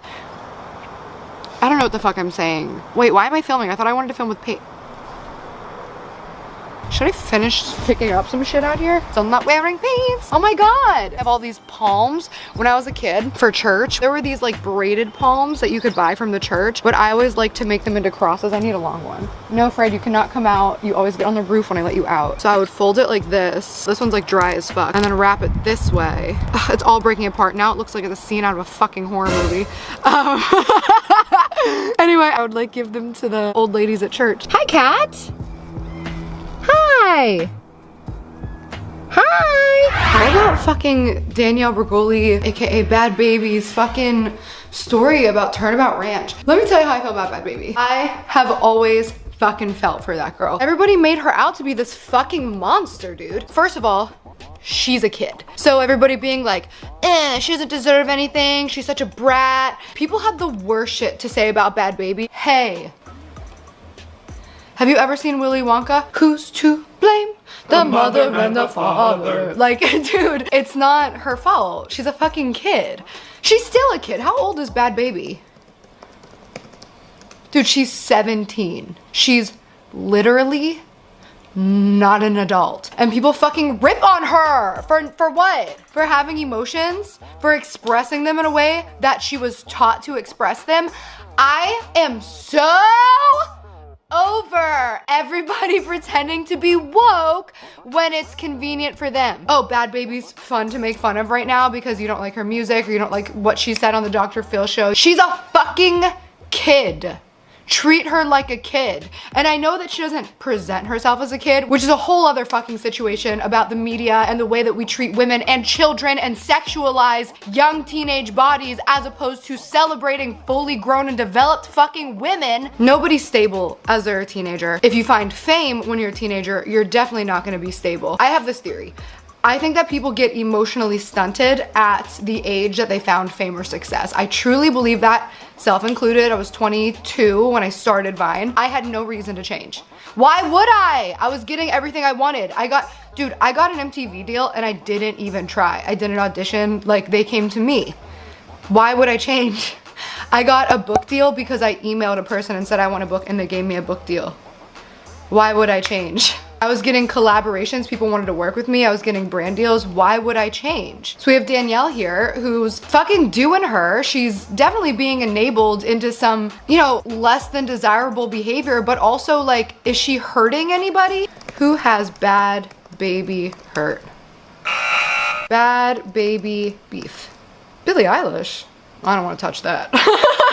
It's not even like this is information that's like, oh, well, you must have looked into her. This was on the Dr. Phil show, dude. Were you and your mom close when you were growing up? Yeah. Do you love your mother? Yes. Oh, here go the waterworks. Do you want her to be happy? Yes. Where's your father in all this? I don't know. When was the last time you saw him? I don't remember. Does he have another family? Did you ask to meet that family? I don't even need to. I don't want to, and I don't need to. Have you been hurt along the way? Has somebody in your life hurt you? Dr. Phil also asked me to come on his show, and I considered it for a second because they said they wanted to cover stuff around me, but like, I just feel like Dr. Phil is low-key Jerry Springer. Like, and it's not low-key Jerry Springer.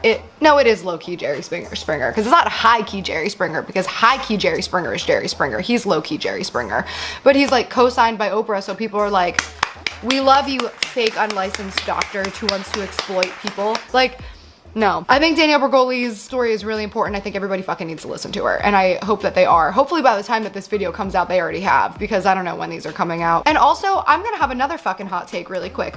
I don't understand why people get so bent the fuck out of shape when people have successful music careers and they don't like their music. Clearly people like this girl's music career, or they like her as a person and they want to listen to her sing or watch her. Entertainment is entertainment. And I used to, hi babe! People talking shit on Dixie D'Amelio, dude, suck a cock and get off hers. Why wouldn't you do the same? If you were in that position and somebody was like, hey, I wanna help you do this and I'm gonna get you these great collaborations and record deal and you can have a music career if you want one, wouldn't you take it? You know what I mean? Look, okay, there's something to be said about rich white teenage girls doing well on the internet, but that's not Dixie's fault that she's a rich white girl who is doing well on the internet. That's the audience's fault. I've never seen any like major controversy with Dixie D'Amelio or Charlie. I'm sure that there's some stuff and I'm sure that they've made slip ups. They are also teenage girls, but I'm so fucking sick of once somebody has a certain number of followers or success that you can just attack them.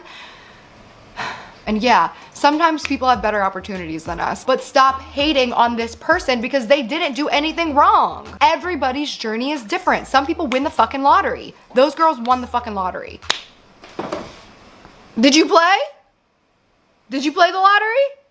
Then you can't get mad at somebody for winning, dude. It's mostly, in my opinion, people who aren't trying that hard who are hating. When I wasn't doing shit, when I was like back in the day just chilling in college and I was part of just a consumer audience, I also hated on successful women because I was jealous. And I didn't even realize that that's what it was. I've hated on Miley Cyrus, I've hated on Britney Spears, I've hated on, I don't know who else. That's why I'm so fucking passionate about the Free Britney thing. Some people try to bring up the fact that I've had hateful tweets towards Britney as a way to discredit me speaking out against what's happening to Britney. No, it's because I had hateful tweets towards Britney that I feel it is very fucking important for me to speak about what happened to her. Because I was one of the people that got sucked into the hate train. Everybody was telling me I should hate Britney Spears. Everybody was shitting on Britney Spears. I was literally regurgitating what was being fed to me through fucking tabloids and fucking news clips and shit online. I contributed to that society, and that's why I think it's important that I try to do my part to fight against that society. So no, my love for Britney and my passion about the Free Britney movement is not jumping on a bandwagon. I fucking care. Because what happened to her is disgusting. What happened to Danielle Bregoli is fucking disgusting. What happened to Meghan Markle is fucking disgusting. Black women are among the most disrespected, undervalued people in the entire fucking country. Maybe world. Black women are so undervalued. Their voices are never heard, even in childbirth, dude. US mothers die in childbirth at 3 times the rate. What? Because black women are just not listened to. And this is where I'm talking about the systemic aspect of this. Even doctors are like, black people lie, so I'm not gonna fucking listen. And then they die because it's just like, oh fuck, I guess she actually was having a complication with her pregnancy.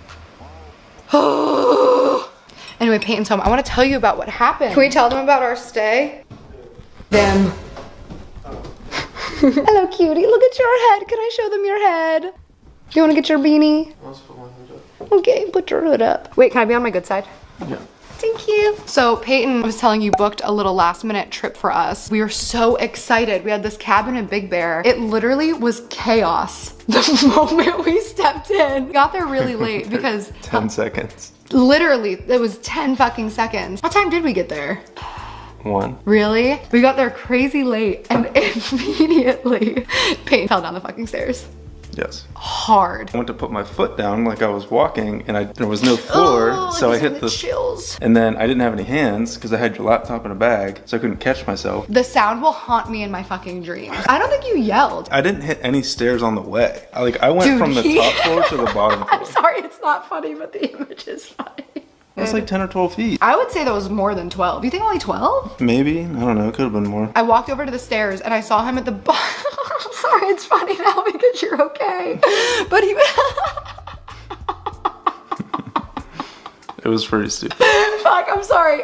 I'm so happy you're okay. I love you so much. So I looked down. You good? It was not funny at the time, but it's funny now. He was like sprawled out at the bottom of the staircase. Yeah, my body was, my head grayed out. My elbow felt like it was broken. It looked like a cartoon, but it was so sad. Dead ass for like maybe 30 seconds. I was like, he might die. I mean, there might have been like 3 seconds where I was out.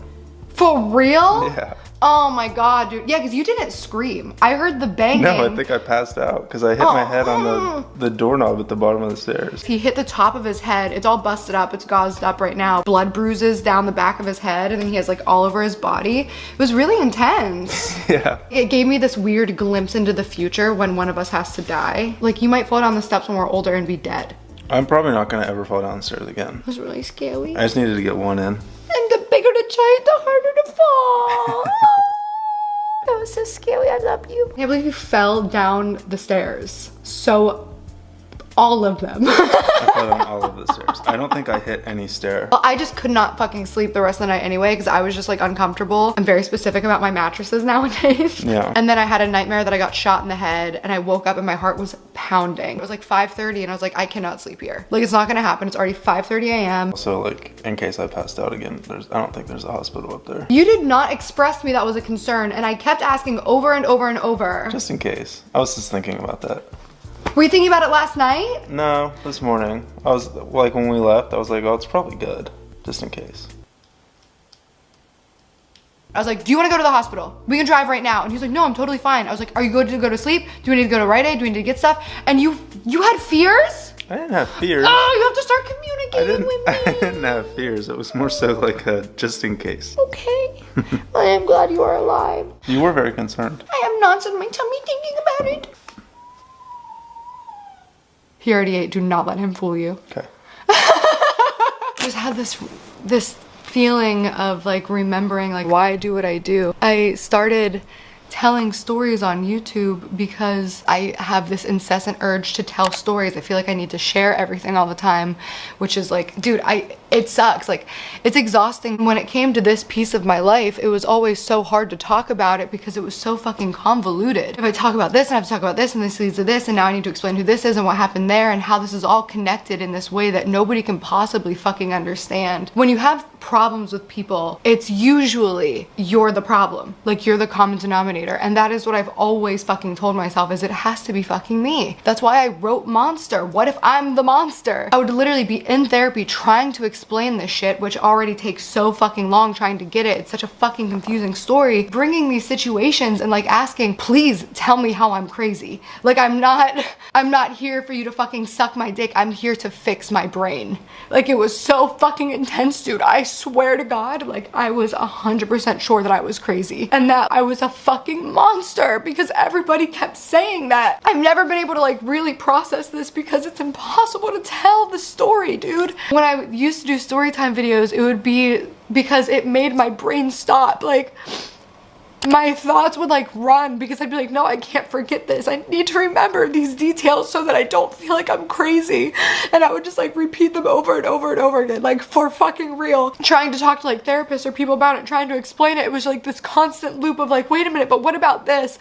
And it's like seriously so fucking intense, dude. Like, what you're seeing is like real fucking psychological abuse of like literally being in a toxic and like relationship with like millions of people telling me a reality that is not real. Oh my God, dude. I would keep telling these stories of like the situation or this thing that upset me, and I would tell them so much. I'm like, I need to fucking stop talking about this. So I would turn everything into a really funny, exciting story. I would put it on the internet, and then that was like, okay, I don't have to tell this story anymore. It's there. I don't need to try to remember this. Like, I was always so obsessed with remembering every detail of my life. Like the stories from my childhood, like I have this weird fear of forgetting shit. Oh my god, why am I so afraid to forget stuff or like lose my memory? Oh, because I'm fucking afraid that I won't remember reality. I told this story on YouTube once. I was literally raped by like a celebrity, and like I told it as this like really goofy story. It wasn't, but I had to make it funny, dude. Like I had to make it okay. So I literally would do storytime videos about like these huge emotional breakdowns. Oh my god, where the fuck am I? It's why I journal, it's why I write books, it's why I put out music. Like, I need to get my feelings out in the universe. And I don't know why that is about me, but that's just how I have to process it. I'm crazy, I know. I just felt like I had to be explaining myself a lot. I've had to explain myself to managers. I've had to explain myself to new colleagues. Landon, for example, he's my new producer, and he came and he stayed with me for a week. Whenever he was posting that he was working with me and stuff, one person was like, oh, you know she's a rape apologist, right? And he was like, I'm not gonna lie, like there was a minute there where I was like figuring out if you're somebody who I need to associate with, or if I can associate or want to associate with. And then his wife like did a lot of digging, and she was just like, dude, you have nothing to worry about. Like this, literally everything that you're talking about is fake. So then because of that, with my new producer, like I have to tell him my story. Whatever, I don't fucking care. If you think I'm manipulative, I don't fucking care. This is how I feel. I don't know about like YouTube in general, but like certain corners of it are so evil. And I've seen people do like fucked up shit, and I've been like living with the weight of that for a long time because, oh my god, dude, it's so much. It's so intense.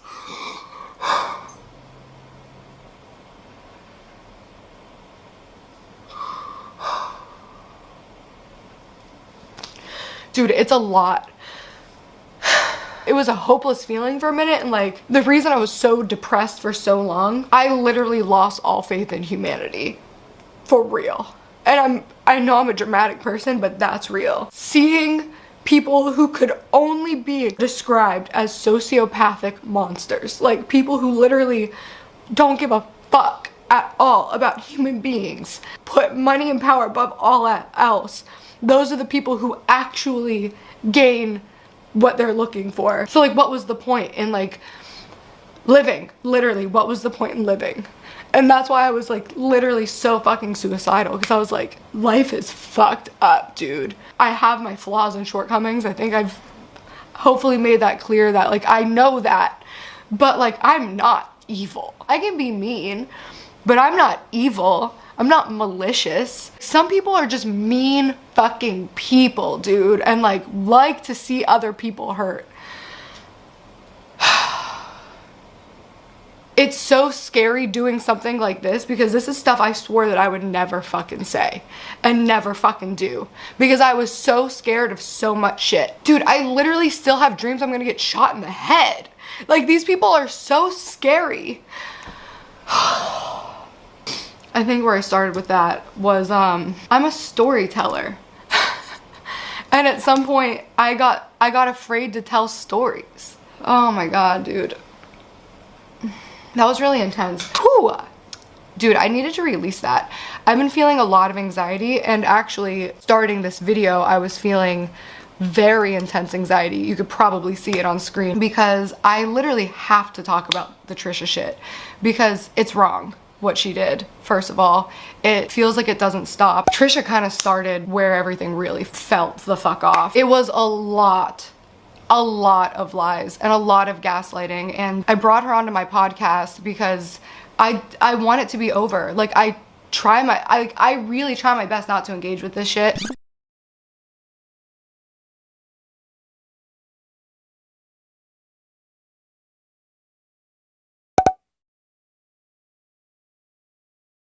We even addressed this, I don't know if this was left in the podcast, about her telling Keemstar and John like this summer that I called her, and I didn't. And she goes, yes, you did. Oh, she still thinks that I like called her in the summer, and we're not friends, and we weren't friends. Gabbie's not my friend. And on that note, we weren't friends. I just gotta be a lot more clear with this. The only way I relate to this is like, I thought sometimes I was dating people I wasn't dating. The reason I made the video is because she put my name out on the Instagram story first. She vehemently up and down denied that that happened.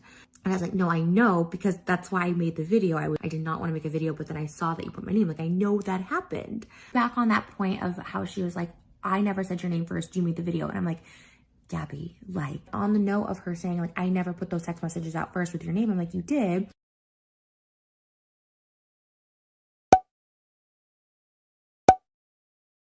So she did send me a cut of the video. She could send me the edit, and that was really cool for her. Gabbie was very nice. The whole point of me going on this podcast was because I kind of like to squash things. In my head, we really did squash it, and I do think Gabbie is a really nice person, but she did send me the edit. I did give the approval. She is very nice. She was like, that first hour and a half we were there, I was like, this is nice. I thought that the song would be like a really funny and lighthearted way to just kind of like stop it. Like, hey, I will respond, but like, I'm gonna be nice. Like, I truly try so fucking hard to be nice, because if I wasn't a nice person, and yes, I'm gonna call myself nice because I fucking am. I hate when people are like, you wouldn't have to tell people you were nice if you were. You wouldn't have to say you're a good person if you were. Sometimes you fucking do, because this is bullshit. So I brought her on the podcast. What I told her before the podcast was, I'm down to like cut anything out. I think that if we get heated, we should cut it out, because I just don't want it to be about two women being petty. I want to show the example of two women moving forward. That is exactly what I said. I know we talked about it a little bit yesterday, but I don't think that I'm going to be including most of just like the drama between us, just because I really wanted this to be about moving forward and leaving that stuff behind. So I cut shit out where it got intense. I feel like I was more than kind and accommodating, and I know she did say that I was nice, so that thank you, Trisha, for admitting that I'm nice. Very nice. I thought that was it. We talked very shortly but kindly to each other afterward, and then I put up the podcast, the one that she approved. She said I sent it to her approved. She sent it back and said it was great. And then she put up 2 fucking videos calling me a liar, saying that you didn't know me and that we weren't friends, and also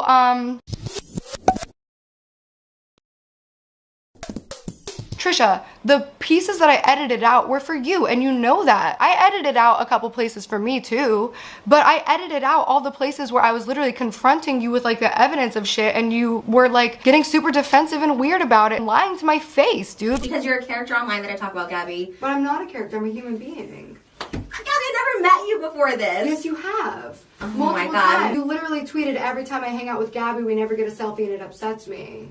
We've never hung out. Why did you tweet that then? Gabbie, please bring it up right now. Like, I can't do this anymore. This is like insane. This is so insane. November 22nd, 2016, buying a VIP ticket to your show. Yes, yes, yes. November 19th, 2016, my obsession with the Gabbie show has been so unreal. I don't even understand. She's the most amazing thing on YouTube right now. May 10th, 2017, every time me and the Gabbie show are together, we never get selfies. It makes me extremely depressed. This is like, but this is like this is a delusion. Okay. You're gonna believe what you want to believe, Gabbie, Trisha, and I can't. It's not about believing what I want to believe. It's about like texts and like videos. If that is your reality, it can be your reality. Like, I literally, like, it's fine. Like, I was cutting out shit where you were being toxic as hell for you and for us and for the internet. I just wanted it to be a peaceful, calm thing, but I'm just supposed to be okay with you immediately following up with 2 videos calling me a liar and a manipulator, which even if you didn't say those words, I didn't watch the videos. I got the gist because of the flood of comments and the way that they changed literally immediately. It's just fucked up. I just want to be left alone. It's so, like, you have this narrative that you made up that I'm like obsessed with you and that I stalk you, but literally I do not bother you. Like, Trisha, listen, I'm totally willing to concede to you that you did not care about our friendship and that it did not mean anything to you and that maybe you didn't even consider it a friendship, but I've also come to realize you have a very weird, skewed perception of what friendship is. Like, you literally said Ethan and Ela weren't your friends. I don't know if I call them my friends. They're very nice. They are very nice and they do check up on me and stuff like that, but it's not like friendship. You don't know what friends are. That is your friend, dude. We talked a lot, Trish. Like, that's so weird. Why do you... Did you actually forget? That's the only thing I have to keep telling myself, because this is honestly what gaslighting does. That night after the podcast, I had such extreme anxiety. I was up all night. I was having panic attacks in bed because it was such a like very intense situation. Oh, before I get into that, can I also say I was very drunk. I saw a lot of comments of people saying that I was like being weird or that I was way too high and that I was repeating myself a lot. I do repeat myself a lot, but like I was drunk. That cup in my hand that you're seeing was like mostly tequila. I was acting polite there. I had a smile on my face. If I seem condescending, it's because somebody's literally lying to my face and I have to try to be nice to them.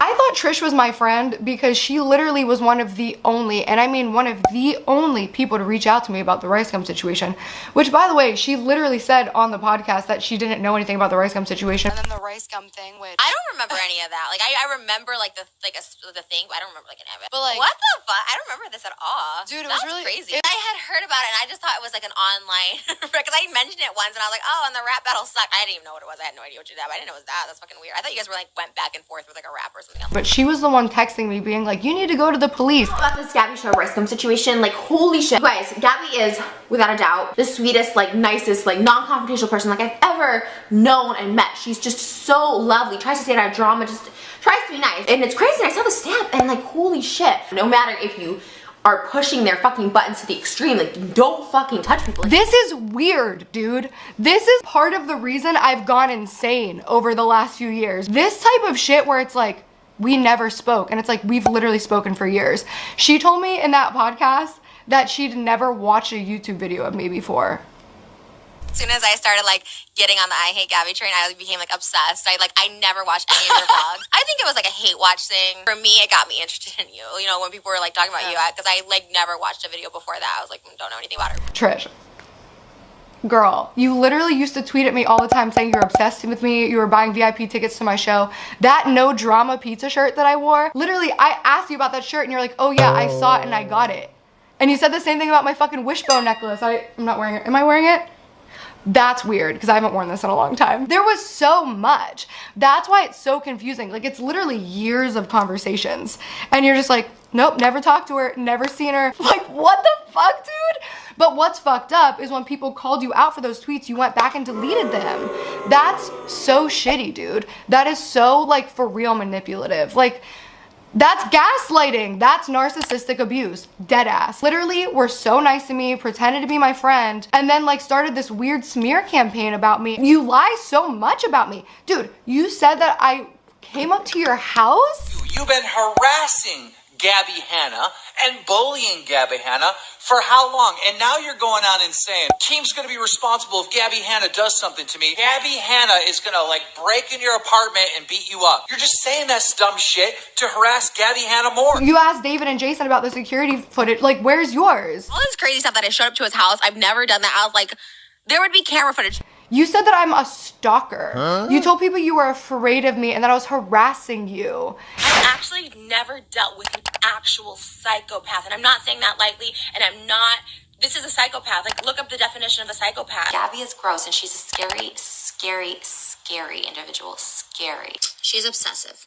Obsessive, even before I met her. Gabbie, you are a monster. You're scary, obsessive, and obviously delusional. You are the scariest. So insane. She is an actual, like, evil person. You're a psychopath. You're a psychopath. You're crazy obsessive with me. It's scary. Bitch, scariest monster on the internet. Gabbie, you are scary and dangerous. This is scary and dangerous. Crackhead monster making up shit out of literally thin air. I've actually never been, like, I get why people don't talk about her because it's scary. 24-hour security outside my house with your fucking picture. I'm fucking scared for my life, you dumb son of a bitch. Because your obsession with me is weird. You're scary, leave me the fuck alone. Texting me and harassing me. I'm literally looking to move because we're close to each other. I just don't even want to even see you or breathe your essence because you're a psycho. And I'm more scared of anyone hurting me than you. Bitch, get some help. Terrifying. You are a fucking crackhead. Actual evil scum of the internet. Like, what?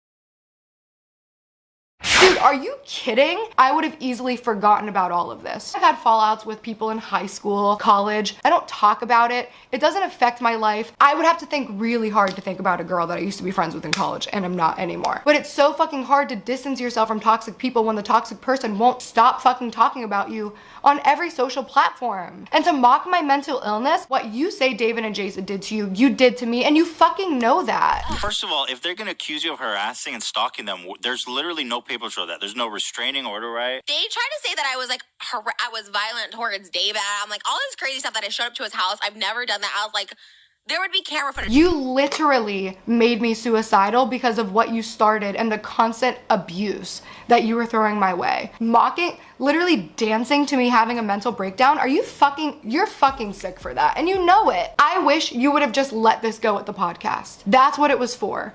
And now here we are. And you know why I'm pissed? They put me and you together like, oh, Gab and Trisha are obsessed with each other. Dude, you're obsessed with me and you fucking know that. That's why it's so fucking weird that you do this shit. This is fucking weird, Trish. Literally, you tweeted that you were obsessed with me, that you want to come to my VIP. You buy the clothes I buy. I did a cleaning series, you did a cleaning series. I put out a poetry book, you put out a poetry book. I used the rock band, you immediately got a rock band. I wish I would have seen this sooner because I would have handled the situation a lot differently. This is fucking disturbing, but I'm the obsessed one, right? This is clearly not a parody because when Trisha does parody, she does parody. There's no mention of me or my Shut Me Up video anywhere in it. She's just copying me. You're so scared of me because I'm so obsessed with you, but you took my video to a director to rip off and then practiced my moves in your mirror. At the bare minimum, this is plagiarism. Like, you are fucking obsessed with me. Just leave me alone, dude. Like, for real, you're stuck. You're fucking stuck at the age you started doing YouTube and you think it's funny and cool to literally bully people and start fucking rumors about them. I'm gonna post the entire podcast because there's so much that was so wrong with like what you did, because also the thing with your sister, you started talking about AIDS and shit. Like if someone's like, hey, this person has HIV, and you would like go tell the person they're dating, would you do that again? Like if one of your really good friends was dating someone that you're like, I heard this person's positive, would you tell them? I mean, they're fucking Irene, and somebody who's their best friend tells me they have HIV, I would probably honestly do the same just because. Don't you think they have that conversation as like an adult? Well, not a lot of people do. Okay, but like even if they don't, like it's not your business though. I'm gonna have a really hot take right here. If you find out that somebody, your friend or loved one, is sleeping with could potentially have a life-threatening or incurable disease, tell them, because then you're withholding important information to somebody that could save their life. And please, to everybody who has HIV/AIDS, I'm clearly not trying to disrespect you in any way. It's a very treatable disease, but you have to treat it. And here's the thing, Trish, yeah, adults should be adults. It's between two adults. People fucking lie. That's why it spreads. That's why it's important. This was another reason I wanted to warn Jason, actually, because you were already lying to him. And this was a big part of the story that I've never said, because it's like, because I'm not mean. Whenever Trisha texted me when we were friends, she passed that one Vlog Squad billboard and she was like, what was this billboard? The only people I knew on there were you and Jason Nash. And then she was talking about Jason's vines, but then later when they started dating, she had this whole thing of like, I've never heard of Jason, I've never seen his videos, and that weirded me out. So when I found out you had unprotected sex with him, I was like, hey, heads up, because you were telling him you didn't know who he was and you did. And that's fucked up, dude. That's fucked up. For real. If I found out Peyton was a fan of mine after we started dating, that would fuck me up. So no, you don't have to spread rumors. I did not spread rumors that Trish has herpes. I told Jason, Shane told me you have herpes. I do not know if this is true. Ask her. You know how many women and men have gotten STDs because their partner lied? You know who doesn't care? Frat boys. Sorry, no offense to frat boys, there's good ones out there too, but you get my fucking point. What bothers me about that too is that you apparently knew for months and months and months that it was Shane who told me, because people told you. I think I brought your name up because like obviously that's what I heard it from Dustin, like I don't know, 6 months ago. And then when I brought it up to Shane, he did say, well, I don't remember telling Gabbie. Not like I never tell Gabbie, like I don't remember. And I was like, why would you even say it? It's so weird. I swear to God, like I feel like so much of my life is I am the scapegoat for other people's shitty behavior. You went so hard for me knowing it was Shane who told me. Where was that energy for Shane? So here's my story about Trish. We just kind of became like casual friends. She hit me up on like holidays. She sent me a happy Thanksgiving. That was the part I removed from the podcast too, because I just felt stupid because I was wrong. I wasn't completely wrong. I just misremembered. One time for like Thanksgiving, you asked me to like hang out. Wait, for Thanksgiving? But dude, that's what's annoying when people talk about fucking years old drama on the internet. Like I don't fucking remember everything because it doesn't fucking matter to me until now.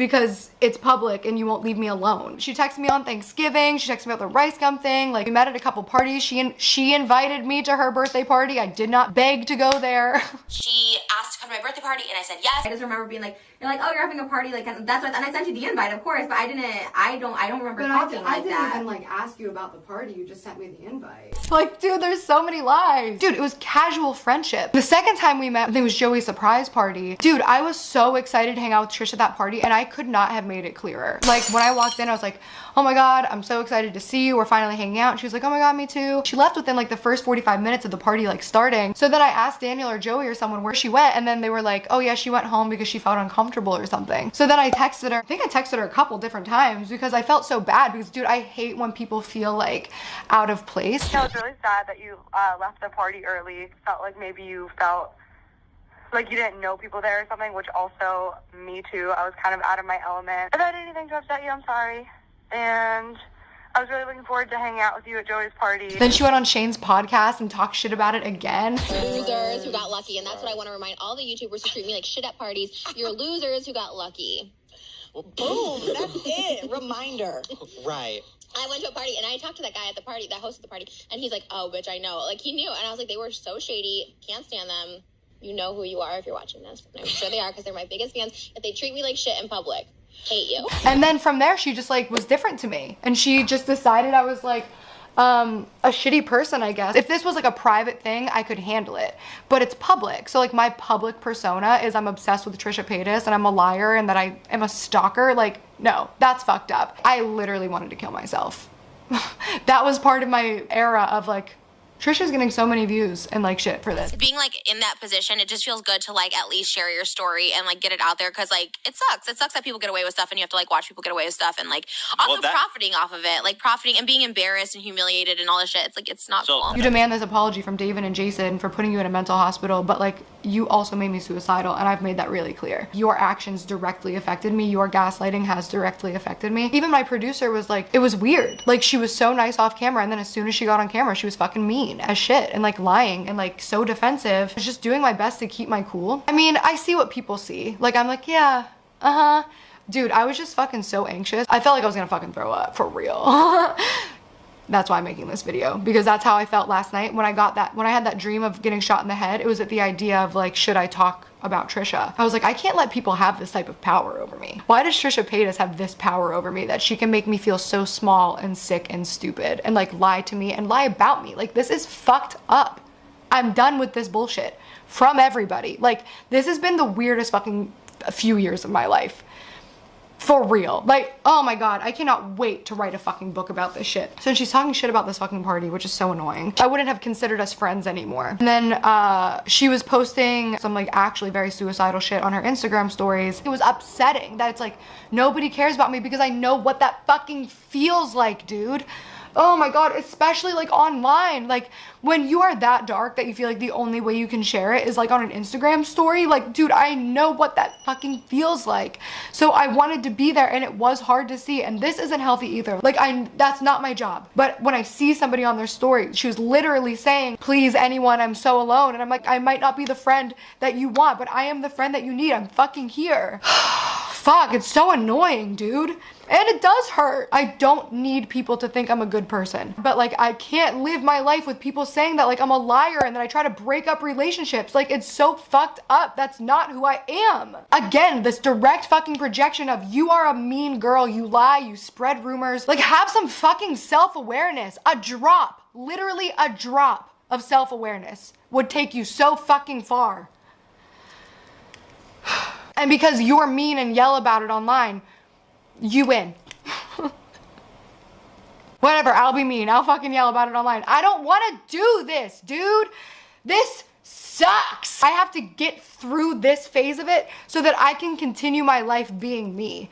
Because I'm not okay with this version of me existing that is not fucking real. But I don't want to do this. Because if I wanted to do this, I would have just done it. When it would have benefited me more. What I wanted to do, but I fucking checked my impulse, was go back and retweet all your tweets to me when you were calling me a stalker. I wanted to tell all of this shit, but I didn't because I'm not mean.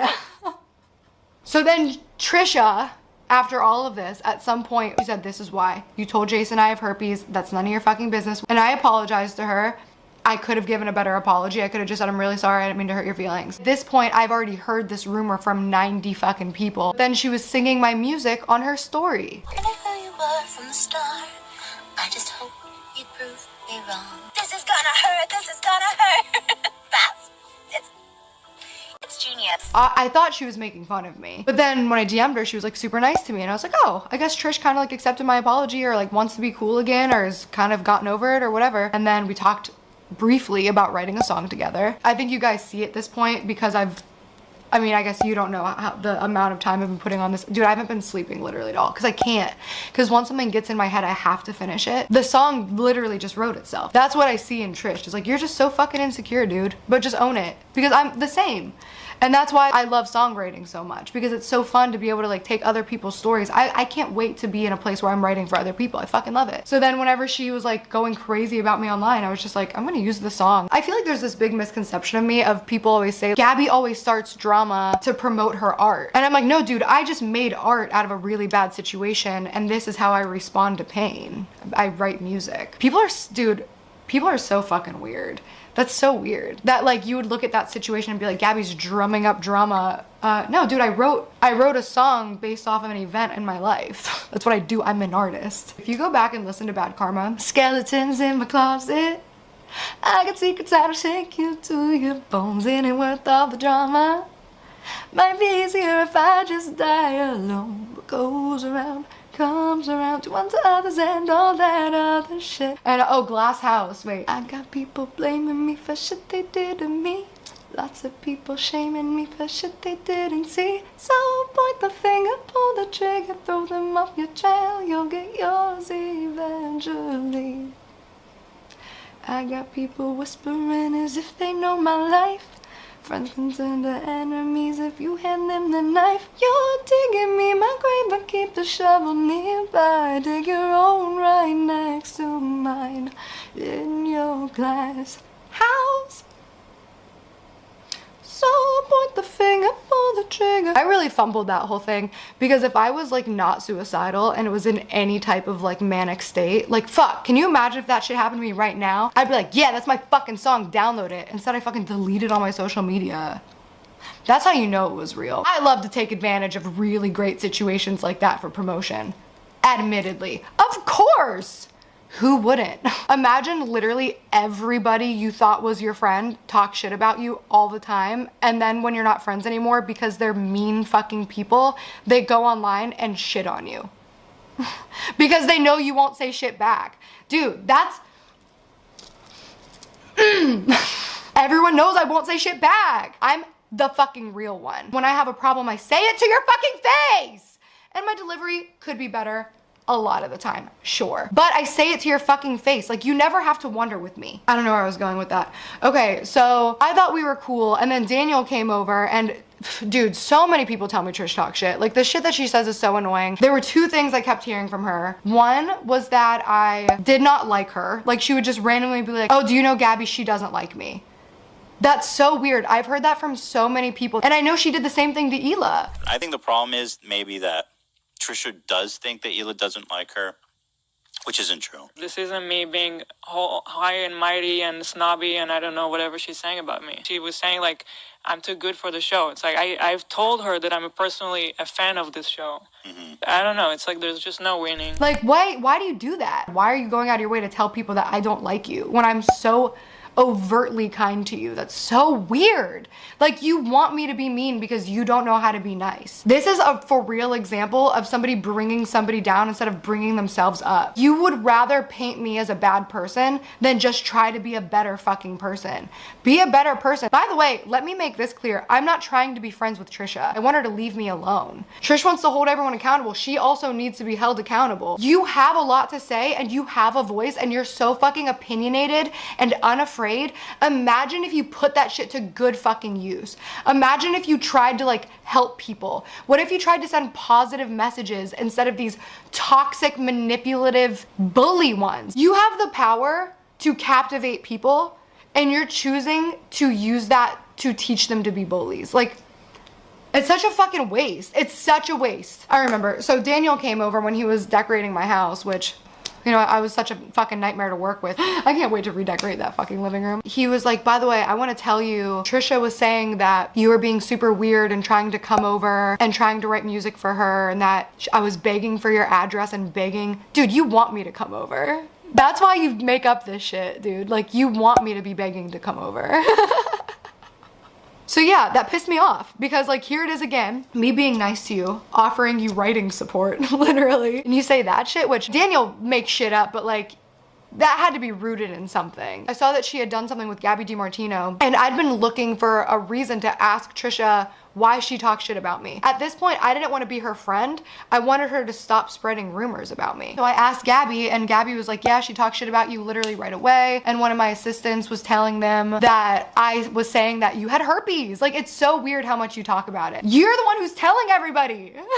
You're spreading your own fucking rumor. It's so weird, dude. I'm telling no one and you're telling everyone. You told the whole internet. Like, that's so weird to me. Do you know this person? This is what they did. Dustin Daly told me you did that too. So did, dude, literally everybody tells me she says that. So weird. So I asked Gabbie, can I please ask her about this? Gabbie said yes. And then Trisha just started blowing up on me. I was like, dude, just stop. Stop talking shit about me. Leave me alone. She goes on to tell people she harasses me. She harasses me. How many videos have you made about me? I just feel like Trisha has this thing in her head that she's allowed to say whatever she wants about everybody. But if you respond, you're triggering her. Dude, you triggered me. You keep triggering me. I've expressed to you that you're triggering me and you keep triggering me. It's just so mean. Especially because you're so fucking nice to my face. Like, you're truly the fakest bitch I've ever met. I can say that like from the bottom of my heart. Of everybody I met ever in my life. In fact, I'm gonna go ahead and go as far as to say any of my previous lifetimes, you are literally the fakest bitch. And I think you're proud of that, so that's okay. I don't really feel that bad saying that because I think that's kind of your thing. But like, your ability to smile in somebody's face and then completely slander them behind their back is insane. Dude, I'm just not scared of you. And you're not scared of me also. Also, you blackmailed Gabbie. That was so fucking weird and sick, dude. You blackmailed her and you know you did. That's fucked up. You're that afraid to face yourself that you blackmailed Gabbie. I just think it's genuinely outrageous how much Trisha demands apologies and will never give one. Gabbie Hanna can't stop lying. Dead ass. Dude, for real, Trisha, dead ass. Oh my God, I almost forgot the most important fucking part. I did not post my fucking story with her name in it first, period. I 120,000% did not. You are literally ruining people's lives and spreading lies. Like, you are literally a life-ruining tabloid. This whole squadron of people have pushed me so far, and like, I just scratched the surface. Like, the real shit's like to come. Big day, the mattress is here, and Landon's coming. I'm so excited. I did not sleep a second last night. Top 5 migraines last night. I was literally like sobbing in bed. The fact that this is turning into a purple mattress unboxing. I took an Imitrex and it did not work. It all hit me at once. Started dry heaving, spitting up bile. The migraine spread so far down my back and my right shoulder. It was just so fucking intense. I just also almost got scammed because somebody knocked on my door and they were selling magazines door to door. And the way he kind of like introed the whole thing was saying that he was raising money so he could go to school. You could either keep the magazines or donate the magazines. I was like, yeah, dude, of course, you don't have to sell yourself to me. I see you, I got you. I know what it's like to like hustle, and I know what it is to like have to sell shit. You got the pillows? I was just telling him about how I almost got scammed. And he was like, okay, so here's the packages. And the lowest package was $849 of a donation, which I guess wasn't even a donation. I'm glad that you helped me realize what that was, because like— Business Bureau website says like all the people that filed claims, most of the people are saying they never got anything. I am kind of a sucker, but I'm gonna have a good night's sleep, baby. All right, let's get it. Wow. Pretty good. Pretty good. Are you gonna come with me to pick up Landon tonight? His flight lands at like 11. Yeah, I'll go.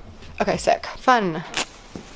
Fuck. I don't know where my phone is. I just had it. How is it not here? I've never once needed my phone and had it. I know it's in here too. It has to be. It didn't go anywhere. What the fuck? This is wrong. Purple mattress probably fucking took it. What the fuck? fuck? Where's my phone? I could start without it, but I feel like I always need my phone for something whenever I start talking. Okay, let's just hope I don't need it. Ooh. I just get really anxious. Ugh. Do you guys ever just get like like a few times a day, especially at night? Ugh. It's whenever like, ugh. What was I fucking talking about, dude? Oh my god. Never mind. Straight up never mind. I thought I had something like valuable or important to say, and I literally don't. Can I have a really hot take really quick? There were all of these tweets about Prince William. I need my phone. See, fucking... The last few days, I've been smelling BO and I kept changing my t-shirts because I was like, what the fuck is up with my t-shirts? And then I just realized it's my bra. Dude, I haven't washed this bra in like, I don't know. I don't want to like admit, to be honest. Because if I was being honest. Oh my god, my phone.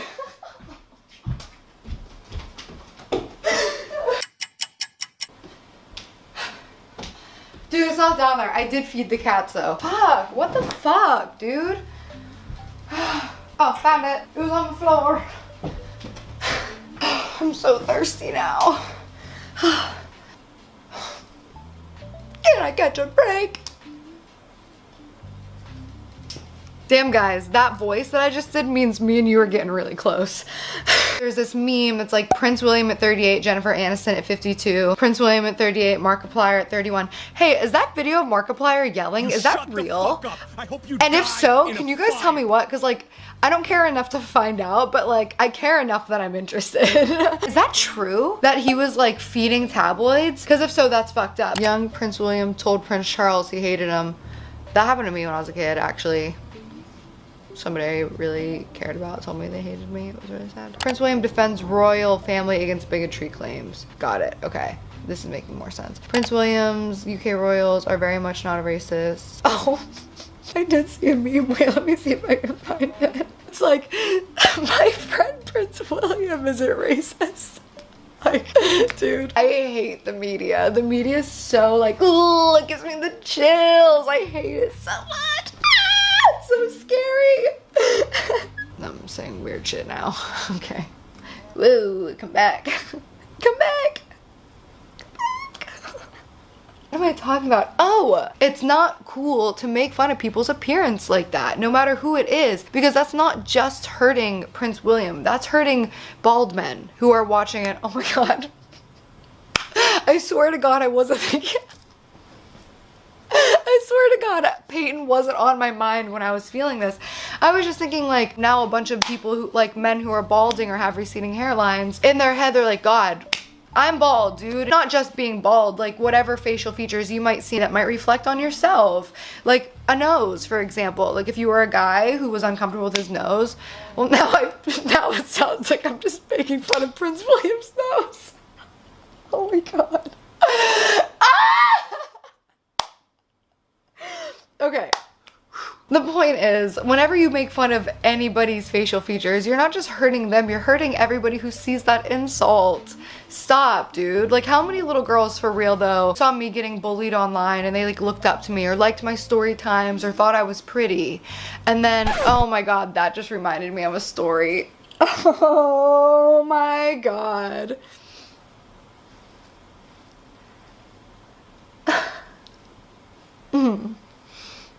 I gotta really rev the fuck up for this one, I think, because this one, so, let's talk about Alex James. Used to bully me all the time about my nose. It was a constant, everyday fucking joke.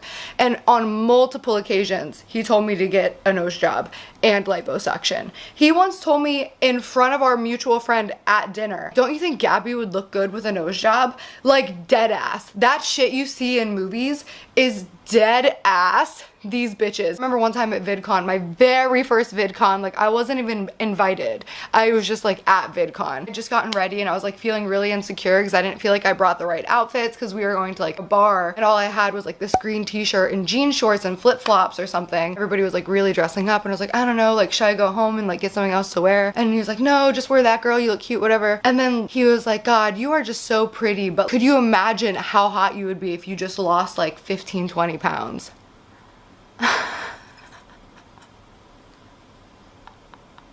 My battery's dying. But yeah, it was just like this constant thing. You should get lipo, you should get a nose job. You should get lipo, you should get a nose job to me. So then one time I was just like, dude, like I'm not gonna get a nose job. And he asked me why. And I was like, I just don't think I wanna send that message. And honestly, obviously, like my opinions about cosmetic procedures has definitely changed. The lips are new. So anyway, he was always telling me to get lipo and a nose job. And then he went and got lipo and a nose job. And then he made a story on YouTube pretending to have gotten into a car accident so that he could pretend like he literally, dude, that shit was so fucking crazy. That was the first time that I was like, oh, you're a for real psycho. And you guys know that at the beginning of this April, I was in a wreck. Bony-tailed lady getting out of her 1892 Buick. First off, no, this bitch did not just hit me with a Buick. I found out that I broke my nose and that I fractured my rib, so they had to re-break my nose. So that Tuesday, I had to get reconstructive surgery on my nose. The technical term for it was a revision, because it was not cosmetic. For all you hoes out there saying that I faked a car wreck and got a nose job and lipo, go sit down. Bitch, if I wanted to get lipo and a nose job, I would get lipo and a nose job. Like, he literally was like, pray for me. I got into an accident and oh my God. And then, oh, he made sure to let you know that the police officer knew who he was.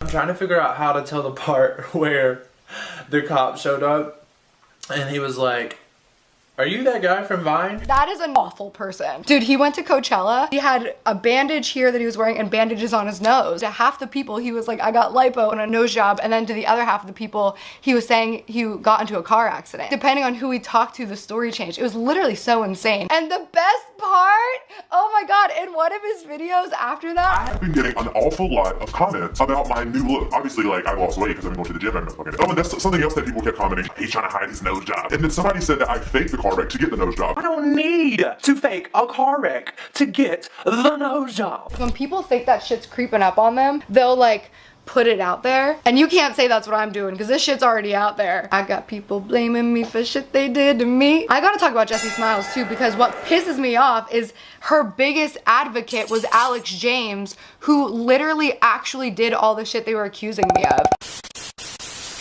It's been a few months since I recorded these and I'm able to look back at them with a new, clearer headspace now that I feel like I've processed through a lot of this stuff. And also so much has happened since that put a lot of stuff into even more perspective for me. So before we get into the rest of the episodes, there's some things that I just want to kind of lay out and make clear from the jump. For a lot of people, this all started in November of 2019 when Jessi put out Gabbie Hanna Needs to Be Stopped. But what's always been really difficult and hard for me to understand is just a few months earlier, Jessi put out another video where she brought me up. This is something that Jessi has done a lot over the years, whether it was through YouNow live streams, tweets, comments, videos where she either directly or indirectly talks about me, which if she doesn't directly talk about me, she makes sure to leave a very specific clue that it is about me. Probably gonna get a lot of shit for this, but whatever. I just strongly dislike when YouTubers say, welcome back to my channel. As you guys know, like I just went through a very hard move and I posted my vlog about my move on May 30th, and just 5 days later on June 4th, she uploaded this video, which brought me a lot of negative attention and hate, and of course people assuming that it was me, especially with the welcome back intro comment. I get that everyone just has their fun little intro, but if you have that intro, I hate you. Alex is gonna text me about that. When people started calling her out for this, she said, one of my best friends, Alex, also uses that intro, but notice how she specifies her friendship with Alex in here, so obviously he's not going to get any hate. Obviously she's not referring to Alex in that. This is just one example of many, and I also just find it very suspicious that this video all of a sudden went missing after years of being live on her channel after she posted her video about me. Right after this, she goes into a segment where she talks about a best friend she had about a year ago who she absolutely hated, and obviously she was talking about me. But not long before Gabbie Hanna needs to be stopped, she put out a video saying that we were on good terms and that we talked through everything and we were fine. Said it before, we are not on bad terms, and I'm so happy that all that shit is like in the past because it was so stressful. But because Jessi literally cannot help herself, she also in that video had to talk about how we hurt each other in all these crazy ways. What happened was so hurtful. We both hurt each other on another level. Like, it was really nasty, and I think that if we sit down and talk about it, it would be a disaster. It was bad, okay? It was really, really bad. Because for years, Jessi has been obsessed with keeping the narrative alive that we had this crazy, dramatic, toxic fallout between us. And she's made our friendship into this really big, hyperbolic thing when I knew Jessi for like a few months, literally. Somewhere between 5 and 7 months between the end of 2014 and early 2015. We barely knew each other. I had someone in my life like this, like, I want to say like a year ago. It was someone that now that I look back on the situation, I realize you don't even know my middle name. Fucking what's my birthday, bitch? If you're my best friend, what's my birthday? She let me stay on an air mattress in her apartment for a few weeks, and then her brother and her friend came and I moved out, and that was pretty much it. I was friends with this girl for a few months when I was 23 years old. I'm 30. She's a stranger to me. I don't keep up with her life. I don't know anything about her. She doesn't know anything about me outside of the version of me that she created based on the 5, 6, 7 months she knew me when I was 23. I didn't even know she was pregnant until people started preemptively accusing me, saying that it's my fault if she miscarries. Literally, that's how little I keep up with this girl. Most of the information that I have has come to me through emails and DMs of fans who since 2015 have been bookmarking tweets, downloading videos, and saving this shit. So in 2019, literally the same year, Jessi put out Gabbie Hanna Needs to Be Stopped. She put out another video where she said that we were on good terms, but that it was so nasty between us because we hurt each other so badly. So I start getting a whole bunch of tweets about how I chose my best friend's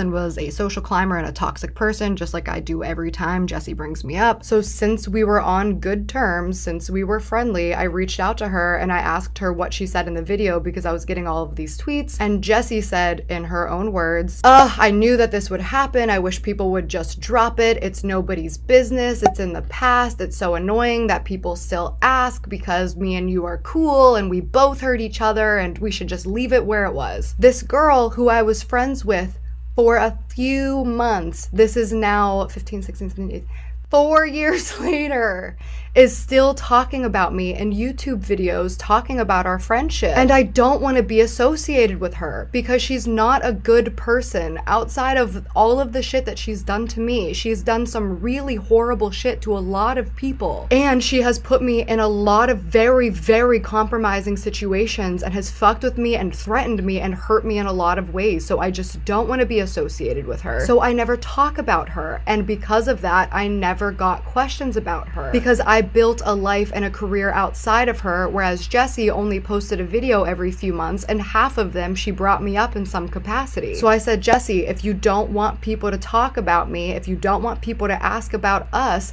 stop talking about me. I don't get asked about you because I don't talk about you. And then she said, I didn't mean to cause you any stress. I just want people to drop it. And I said, well, don't you think that the way to get them to drop it would be to not say how we hurt each other in all these unimaginable ways and how you hyperventilate every time I reach out to you? And I would start hyperventilating. Like, it was so nasty between us. She's intentionally continuing this narrative because she wants it to be alive. So then she said that she would edit out that portion of the video, and she didn't edit out that portion of the video, but she did block me without telling me. And that's Jessi in a nutshell. That's this situation in a nutshell. I asked Jessi, please just stop talking about me. Please stop talking about our friendship that happened for a few months 4 years ago, and that was enough for her to block me. So then I don't talk about her, I don't think about her, and a few months go by, and then Trisha Paytas posts her video why I don't trust Gabbie Hanna, which at this point, I'm actually really happy to know that if nothing else, people realize that Trisha Paytas just lied out of her fucking ass. So then Jessi literally stating that she was inspired by Trisha's video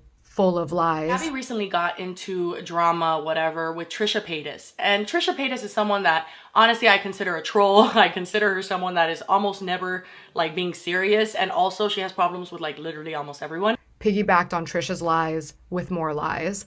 And then she starts tweeting that I'm a shitty person. She's making sure to respond to tweets and like tweets that make it very obvious that it is about me, which causes a slew of people to tweet at me about how I chose my best friend, which is something that's been happening since 2015. So I chose one of them who seemed very adamant, and I DM'd her and I asked her for evidence. I've already apologized multiple times for sharing private information with a fan. I definitely took it too far. Surprise, I'm impulsive. I make bad choices sometimes. I should have just stopped where she said that she didn't have any evidence for the claims that she was making. What normally happens when one of these situations comes up is I go back and start reading old text messages because I'm trying to see what went wrong. That's what gaslighting does to you, is you try to figure out where the fuck you went crazy. That's actually the same day that I found out that Jessi had blocked me. So I start reading through our texts and I see, okay, so our last conversation was her saying how we both hurt each other, which, by the way, isn't that crazy that we both hurt each other and she's the only one who insists on telling these stories about how badly she was hurt? So I look back and we're talking about her music and how I was always her biggest fan. And she's asking me for housing advice and what area she should live in. She's telling me about her son and her husband, and she asked me for a job. A job. And no, that's not to shame her for wanting a job. My point is, this isn't how you talk to somebody who's so scary, who you hate so much. This is how you talk to somebody who you want something from. If I was so afraid of somebody because they hurt me so bad and they were so evil, I wouldn't ask them to edit for them. There's a billion other YouTubers to ask to edit for. There's a billion other jobs outside of editing. You don't need a job from me so desperately that you would work for somebody that makes you physically ill because they're so scary. Was it a toxic friendship? Abso-fucking-lutely. That's why it lasted for a few months when I was in my early 20s. However, the details of that toxic friendship don't fucking matter and shouldn't be anybody's business. And that's what's so frustrating sitting where I'm sitting. We got over it. She forgave me to the point where she was asking to be on my fucking payroll. And I forgave her for all of the horrible shit that she did to me that I don't talk about online because it's nobody's fucking business. This was never about how I was so evil and need to be stopped and calling for me to be deplatformed. She is a dangerous person to have a platform. She doesn't think I'm dangerous. She's just obsessed with hurting me. And she has a lot. Yes, in the past, but that was all forgiven. And I don't go back and think about it very often. And it's not my style to share those types of stories because Jessi has a really great way of gaslighting you into forgetting that your reaction to her action was a reaction. For example, she made a video called Gabbie Hanna Needs to Be Stopped that literally ruined my entire fucking life and has not stopped ruining my life since because I DM'd a fan who was accusing me of something and asked for evidence. Never mind the fact that she publicly tweeted that I was a shitty person despite the fact that her and I were on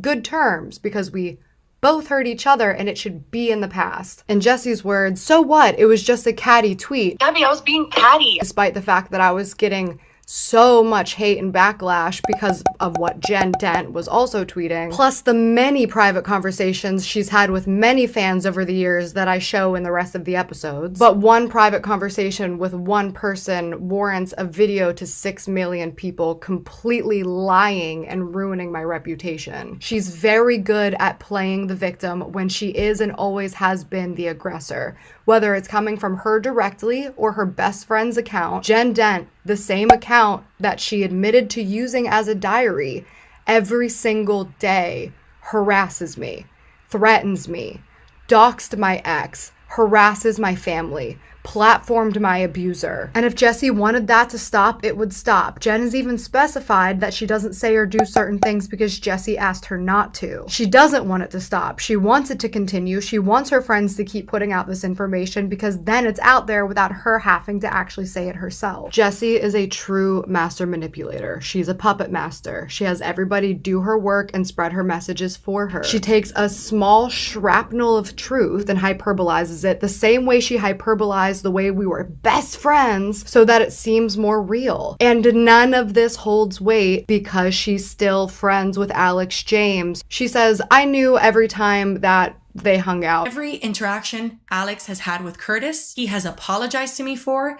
and he was honest with me about in the time it was happening. Every interaction he had with Curtis Lepore, I knew about. The reason Jessi knows I had a phone call with Curtis is because I told her. We were not friends when the article came out, and then we met and I apologized for some tweets, and then we became friends, and then we were not friends when I spoke to Curtis, and then she reached out to me to try to rekindle our friendship, and I told her right off the bat, yes, I'm happy to work on our friendship, but I want you to know this right off the bat because I don't want there to be any secrets between us. Even if every single thing that Jessi says that I did was true, her and I squashed it, and we were fine until it was popular and trendy to hate me and she saw an opportunity. And if everything that Jessi says is true, which it's not, Alex James has done the same or worse. The reason she gives Alex a pass is because she has to for her story to hold up. Alex lied through his entire video where he, in her words, took accountability both privately and publicly. But that man, he knows what he did wrong, and he's owned up to it publicly, and he's owned up to it, more importantly, privately to me. No, he absolutely did not. He lied literally every step of the way of that video. A fan actually sent me a video that he made breaking down and debunking all of Alex's lies where he supposedly owned up to all of his shit publicly and privately. My Airbnb was ready the next day, honey. I packed my things up and said, all right, I'm gonna head out.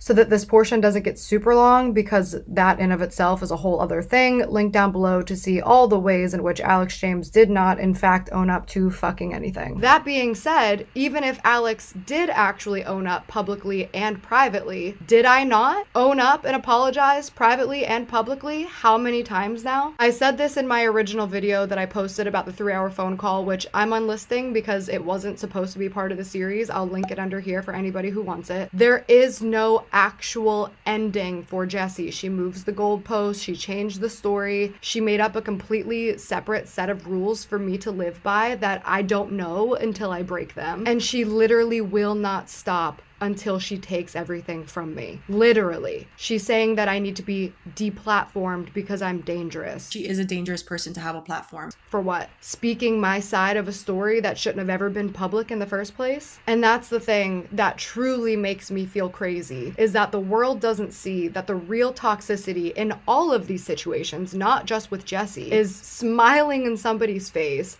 pretending to be on good terms, pretending to have open communication with them, and then the second there's an opportunity to gain something, throwing them under the bus and literally ruining somebody's life for attention, resentment, fame, money, revenge, whatever it is. If you pretend to be good with somebody, be good with them. If you accept somebody's apology, cool. If you don't want to be their friend, fine. There's a difference between not continuing a friendship and pretending to continue a friendship, smiling in somebody's face just to stab them in the back. And somehow I feel like society has deemed this as normal as long as it's on a social platform and is entertaining for everybody else. In the real world, these people would be monsters because there's no empathy, there's no remorse, there's no regard for another human life that they're destroying for fun. The reality of my life is Trisha Paytas put out a video full of lies, and then Jessi piggybacked with her video full of lies. They're literally the same person. They're friends. They support each other in everything. They support each other in their lies. They work together to come up with lies. Just lies you tell about, oh, your husband actually asked me out first. Your husband asked me out first. Dude, I have no idea what she's talking about. And then Alex James piggybacked with his video full of lies. And everybody knows that all of the T channels will 1000% go against me. They will completely ignore facts and evidence as long as it's a way to drag me, because it's highly profitable to do so. It's highly viral to do so. Together, Jessi, Trisha, the T channels, and everybody else who hopped onto that bandwagon put me in a position where if I compliment a girl's shirt in a makeover video, I will literally get accused of disrespecting a murder victim on a very viral scale and lose friends, sponsorships, and a record deal over it. Shit like this happens to me every few months. That's why I'm finally speaking up for myself, because I don't have anything else to lose. These people have literally taken so much from me, and it continues to get taken from me. And now the people around me are being so fucking hurt mentally. All of the people who have spoken out against me publicly are connected very closely. They're all friends. And yes, I'm the common denominator, and no, I'm absolutely not perfect. I've definitely made a lot of mistakes, and I've always owned up to those mistakes. But just because one person is the common denominator, sometimes there is just a group of mean fucking people who pick a target and go at them all the fucking time. When I said high school fucking bullies, this is what I'm talking about. This is a bunch of high school fucking bullies who banded together, and I'm the fucking weird girl that they shove into the fucking lockers at lunch. This is about trying to hurt me. Nobody else sees a weird fucking problem in this, that somebody who is a virtual fucking stranger to me years later trying to literally take everything from me, literally saying that I'm a dangerous person and I deserve to lose my platform. I can't have friends. I can't have a healthy relationship if anybody interacts with me online, from friends to other artists to total fucking strangers. They get completely attacked and harassed. I'm completely isolated. Every other creator has been turned against me who have no personal issues with me based on the opinions and stories of other people. And then other people have piled on and told their stories who also didn't have a problem with me until it was trendy too. Because in an industry like this, you don't want to be with me, so you have to fucking be against me. I am paranoid. I've been pushed to the fucking brink of a psychotic break 1,000 fucking times. I've been pushed to the brink of suicide, which Jessi knows and literally doesn't give a fuck. I've had to get extra security and up the fuck out of my security because of the way that people send actual death threats to my actual fucking home. I'm afraid to go out into public because I get emails from people saying that if they ever see me in public that they're going to hurt me. Whenever somebody recognizes me in public, I don't know if they want to hug me or fucking hit me. I'm afraid to drive because people have threatened to fray my brakes. I've lost so many job and career opportunities. I've had hundreds of thousands of people remove me from their playlists because they are not allowed to support me. My comments every day are filled with absolute bitterness and hate, so I can't get on social media. I can't enjoy the platform that I spent my fucking entire adult life creating and building and working my ass off for. Because what? What exactly was it? Was it because I hurt her feelings in 2015? Was it because I talked to a girl about it? Was it because I talked to him even though she knew about it, but then there was something I said that she didn't know I said? Was it, like, what exactly is it that I deserve to literally have my entire life, happiness, career, relationships, friendships, safety, and peace of mind taken from me? Nobody else thinks this is a little bit fucking psychopathic? That a virtual stranger and her friends relentlessly hound and attack me and want to destroy my life and control every single aspect and facet of my livelihood and my day-to-day? You have to attack my relationships and his family and dox them and harass them? You have to hurt my best fucking friends so that they're calling me crying because they don't know how to handle the harassment? You have to go after people who want to collaborate and work with me and attack my sponsors and get my sponsors pulled? All of this for what exactly was it again? So that's where I've been sitting in all of this for a very long time, and I've done my very, very best to ignore it. Jessi put out a video on the day that I was releasing a project that I put a lot of time, money, love, and heart into.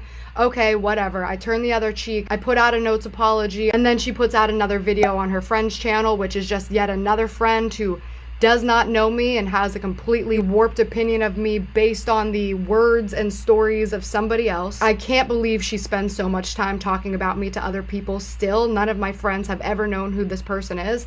But alright, I get my ass to the studio, I lick my wounds, and I fucking write an EP. That's how I process my trauma. That's how I tell my stories. That's how I get through hard times. And then as I'm getting ready to release the EP, even though Jessi hasn't posted in months, she posts right before I'm about to post my EP the same week with my name in the thumbnail, further dragging me and talking shit and continuing this narrative because what she had done already wasn't enough. Because it's never enough for Jessi. It will never be enough for Jessi until she takes literally everything she can. That's why she's calling for me to lose my platform. So then I respond in the most polite way I possibly can think of and just try to show my side of the story. And then I get threatened into a phone call that I told her that I was not mentally in a place to have. Her and her best friend Jen harass me and threaten me every single day. Finally, I have a phone call with her and then uses it against me a year later. That's the fucking hell and prison that I've been living in, all for a girl that I barely fucking knew, who literally just can't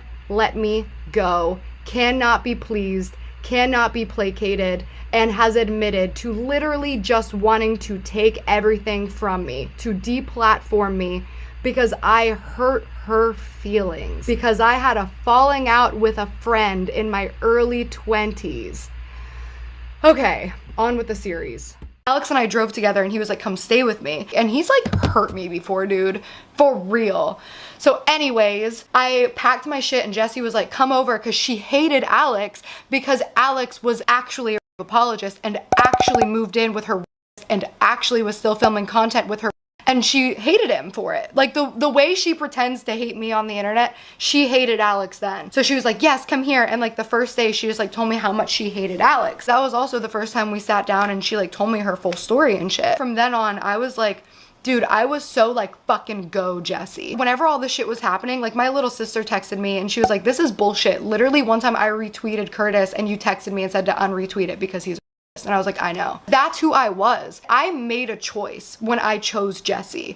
I made the choice that I knew for a fact that none of these other people were going to talk to me because they were all very much pro Curtis. So I was pro fucking Jessi. I was her only fucking friend. I'm right here, dude. Like, I have your fucking back, but like, when I say everybody backed Curtis, everybody backed Curtis. So like, I can't have any friends in the Vine community, and for the most part I fucking honored that. I was still friends with Zayn and Heath, so like, I don't want to cut out all my fucking friends because they didn't like publicly defend you. That sucks. I was basically being completely dragged through the filth on the internet because I apparently collabed with Jessi's, worked with Jessi's, was friends with Jessi's, all this shit, right?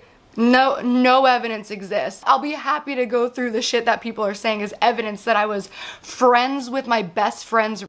So let me tell you about my best friend, Jessi. Back in 2013 when Vine first started, Jessi got a lot of followers really quick. It was huge. It was like a thing in our little niche community of Vine. And there was this girl that nobody had like heard of and she was flirting back and forth with a Viner. And then she got 1 million followers in a month because it became like this really interesting story to follow. Like, nobody had ever seen something like that happen on social media before. I looked up to her as somebody who was just starting Vine. I had literally just started Vine. There was this Kendrick Lamar, his song Control, and he like called out every major rapper. That was a huge trend on Vine. Oh, the Vine days were like kind of tight. When Kendrick Lamar did Control, all the Viners were like calling each other out and rap battling each other, and it was just like fun. Hey Marcus, I'm here. Yes, I, Nash Greer, too young to drink beer, but that's irrelevant.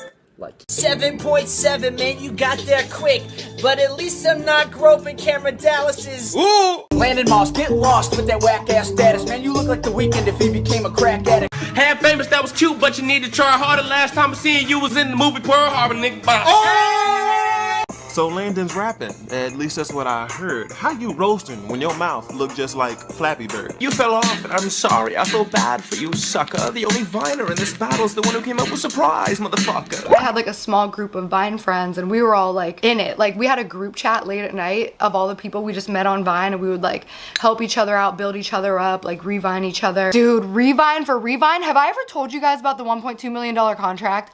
Oh my God. Oh, I have so many fucking stories to tell. Dude, oh, that's such a good one for another day. So I did one to Jessi where I was rap battling to her, and it was so cringy that I literally have to put it right here because I know you guys after this story are gonna go fucking find it. Oh, and it's gonna be so embarrassing, so I'm just gonna bite the fucking bullet. Here it is.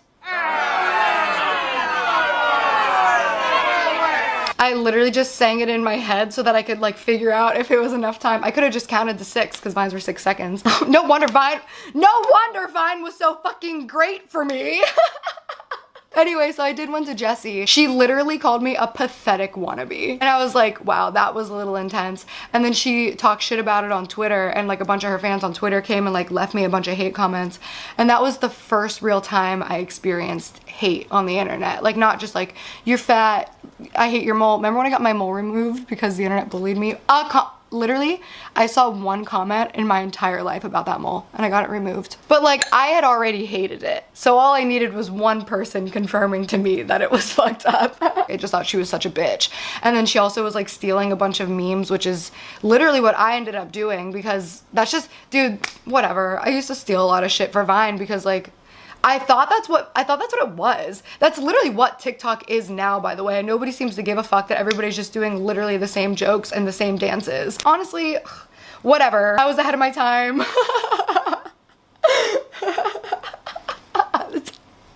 Fucking awesome concept that I like led the squadron of idiots who can't create shit on their own. Me, I did it. But yeah, I was a total hack on Vine. Anyway, the story bro sounds intense to talk about, especially because it is somebody else's story, but like it's also now a part of my story, and that was Jessi's choice to do that.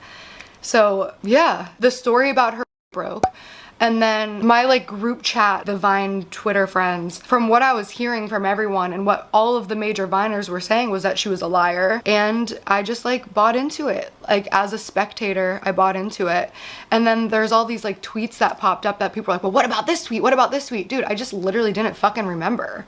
Like you're talking about shit that was deleted in 2013. So when the story broke, there was a few tweets that I was like, damn, I can't believe Viners are making TMZ, which was basically just saying Viners are not real celebrities, which I maintained that all the way through. Yeah, I was just commenting as a spectator. I was still living at home. I was still working my marketing job. Like I was just a regular ass person making a little bit less than anonymous comments on the internet because like, I don't know, it happened so fast where like all of a sudden I had followers and I'm like, oh, I behave differently now. Like I'm not just blowing off steam anonymously on the internet. Somebody responded to a tweet that I said that a lot of girls lie, and I was letting my own personal prejudice of Jessi affect my opinion of what her story might have been. So I was acting out of a place of just like, I don't know this bitch, she was mean to me, she attacked me on the internet, all of my friends and all of the other Viners are saying that she made it up. This is not the proper mentality, but I think it's important that I say it because I think that this is an important greater conversation. And I think that if some good could come of this, it would be this conversation. Because we all saw what we saw as Jessi social climbing onto Curtis, because like they did this flirtation back and forth on Vine and then they met in person and had this public meetup and then they broke up like a week later. To us, we were all like, well, Jessi never cared about Curtis, and like we all had these like preconceived things of how we felt about Jessi. Nobody really liked Jessi because she was mean to everybody behind the scenes, and from the outside it looked like she was a social climber. And that's not okay to feel that way when a victim speaks up. There's no question about that at all. And that's the good that I would like to come of this, is just like, look how far we've come, dude. Like that was public, that like major players in Vine and the community in general and on Twitter were victim blaming somebody. And it's still happening now. We have to stop victim blaming. And then a woman responded to me and she said something about, I don't know what my original tweet was because again, it was deleted in 2013. The response was, thousands of women in your neighborhood lie, can't imagine being where you're from, something like that. So I can assume that the tweet said something like thousands of women lie all the time. The reason I deleted it in 2013 and the reason there were so few replies or evidence of it at all is because it wasn't up very long, like probably a couple minutes, because then I read that woman's tweet and I was like, she's right. and I deleted the tweet. This is a mistake I realized I made in 2013 and apologized to Jessi's face, and she accepted it, and then we became friends. So this is the timeline I would like to correct. That whenever that all happened, I literally had never met Jessi and had never spoken to Jessi. The only thing I knew of Jessi was she was a very mean girl who called me a pathetic wannabe and sent her fans to attack me for challenging her to a rap battle. Whoa! Oh my God! That is fucking hilarious that both of my major online controversies were centered around me challenging somebody to a rap battle! Oh my God. This says so much about me and my life. That's fucking so funny. I've never put that together. Oh my God. Okay. So I deleted the tweets immediately because I realized that it was fucked up. So then in 2013, we had a Vine meetup in New York, and there was a small hotel room, and Jessi was dating one of my friends. So she was there, and I was like, okay, I don't agree with like dumb tension. So I walked up to her and I literally was just like, hey, I'm really sorry about some shit I tweeted. That wasn't right of me. I don't know your story. And then she accepted the apology. I didn't expect a friendship out of Jessi because like, I just didn't expect her to care or want to be my friend. So then I got back to Cleveland and I got a DM from her on Twitter being like, if you're in LA or something, I'm not gonna be in my apartment. I just remember she made that gesture, and I definitely did stay in her apartment. Yes, I lived with her for a minute, but I couldn't remember if I stayed there alone. I didn't stay there alone that long because she told me I could stay there. So I went and I was staying there, and then a few days later, her boyfriend needed somewhere to stay, but he was like really fucked up to me. Like this guy she started dating, like called me a whale and shit. Like he was a really mean, weird guy who was always very aggressive towards me. Oh no, that was his best friend. That was the boyfriend from New York. That was his best friend. Oh my God. I forgot about so much of this shit. Dude, she was just like shady. That's why no one liked her. She just like caused drama. Like she loved it, dude. Love the fucking drama. I don't like drama in my own life, but I like love watching it in other people's lives. Is that like horrible to admit? I mean, we all do that, right? So I was staying with her, right? But I couldn't have a key. I had curfew. Like I couldn't be out that late. Very like strict rules of living with her, which is fine. But like she used the key as like a weapon. And she would always threaten me too. Like that she would kick me out. So at that point, it was just always like a threat. And like I got this long ass fucking text from her one time because I was hanging out with them too long, and she said that I am disrespecting her, and I was like, dude, I told you I was leaving. Why didn't you just text me and tell me to come back and give you the key? You're literally just yelling at me all the time. Like what the fuck? Like I don't know what to do. She would always do all this nice shit for me, but then she would shit talk about it like to everybody else. This was at a time where like I literally had never had a manicure, never had a pedicure. I did not spend money if I did not have to because I had so much anxiety around money because I was like so traumatized from being fucking poor. I'd be like, I'll come with you, but I don't want one. And she'd be like, well, I don't want to get one by myself. And I was like, I don't really want to spend that money right now.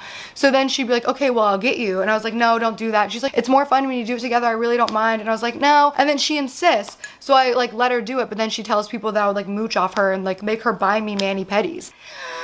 Oh. I hate when people do nice shit just to say they do nice shit. Alex always did that shit too. People try to buy you, and if you're poor, it fucking works. So then we started doing like some YouTube shit together. I'm pretty fucking cautious about, dude, I don't like feeling in debt to people at all. I also was in a position where I knew what it felt like as a Viner to have people only care about you for followers. So whenever I started doing YouTube, I asked Jessi if she would be in a YouTube video on my channel because it was a story time, and I was like, well, you were there and you're in the room. We were living in a studio apartment. I was like, do you want to tell it with me? And I was like, I don't want you to feel like I'm taking advantage of you or anything. I just mean because like you were there. Like you can, if you want to just interject off camera like you did in the Q&A, like that's fine too. What if I wrote you a song on piano? I would listen to it and I would enjoy it. Someone asked me that question. That's some creepy guy that keeps asking everyone that. Oh my God, shoot me in the dick. I didn't know Brett Rivera had more followers than me. She was like, no, I want to. Do you want to do one on my channel? And I was like, do you want to because you want to, or do you think I want to? And she's like, no, like I want to. I don't really like filming. I don't post that much. It's more fun to film with friends. Like I want to film with you. Then she went on to say that I was like social climbed and I was using her. So at one point her brother moved in, so it was 3 of us in a studio apartment. We're like, okay, cool, let's get a 3-bedroom here. And then one day when she was out, her brother came up to me, and I will literally swear, obviously there's no evidence of this, and I don't care. Like, here's the thing at this point, I literally don't care if you believe me, I'm just telling my fucking story. Everybody got to tell their side of the story. Like, I want to fucking tell mine. And I know it's gonna come with more people telling more stories about me, but like, they already talk shit about me on the internet. Like, what's the worst that's gonna happen? They're gonna talk shit about me on the internet? Like, I don't fucking care. This is what I used to do, dude. I used to do story time videos. Here we are. What a full fucking circle. Welcome back. I just strongly dislike when YouTubers say welcome back to my channel. I get that everyone just has their fun little intro, but if you have that intro, I hate you. Alex is gonna text me about that. So we're planning to get a 3-bedroom. Her brother came up to me, and you know you did. And he said, Gabby, you know I love you, but I cannot allow you to move in with us. And I said, why? And he was like, because Jessi has a tendency to make friends and then literally overnight just get really fucking cold with them and cut them out completely. And if that happens while you're here, it's going to be bad. So like, I can't let you live here. And again, I don't give a fuck if you believe me, because that is what fucking happened. So I got in the shower right away and I was fucking sobbing. And oh my God, I remember this part too. I was losing so much hair. I think that's actually a seasonal thing with me, because it feels like once a year I'm like, why am I losing so much hair? I'm going bald. I was also like really fucking stressed and like not eating well at all.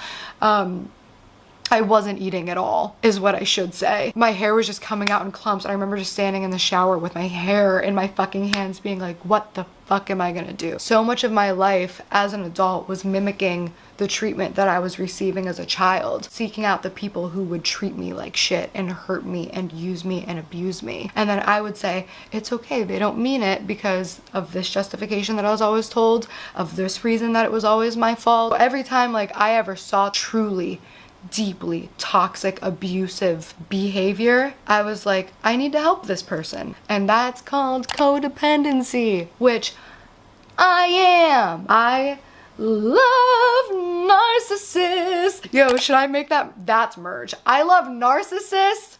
Dude, but I do. I fucking love narcissists. I was raised by narcissists.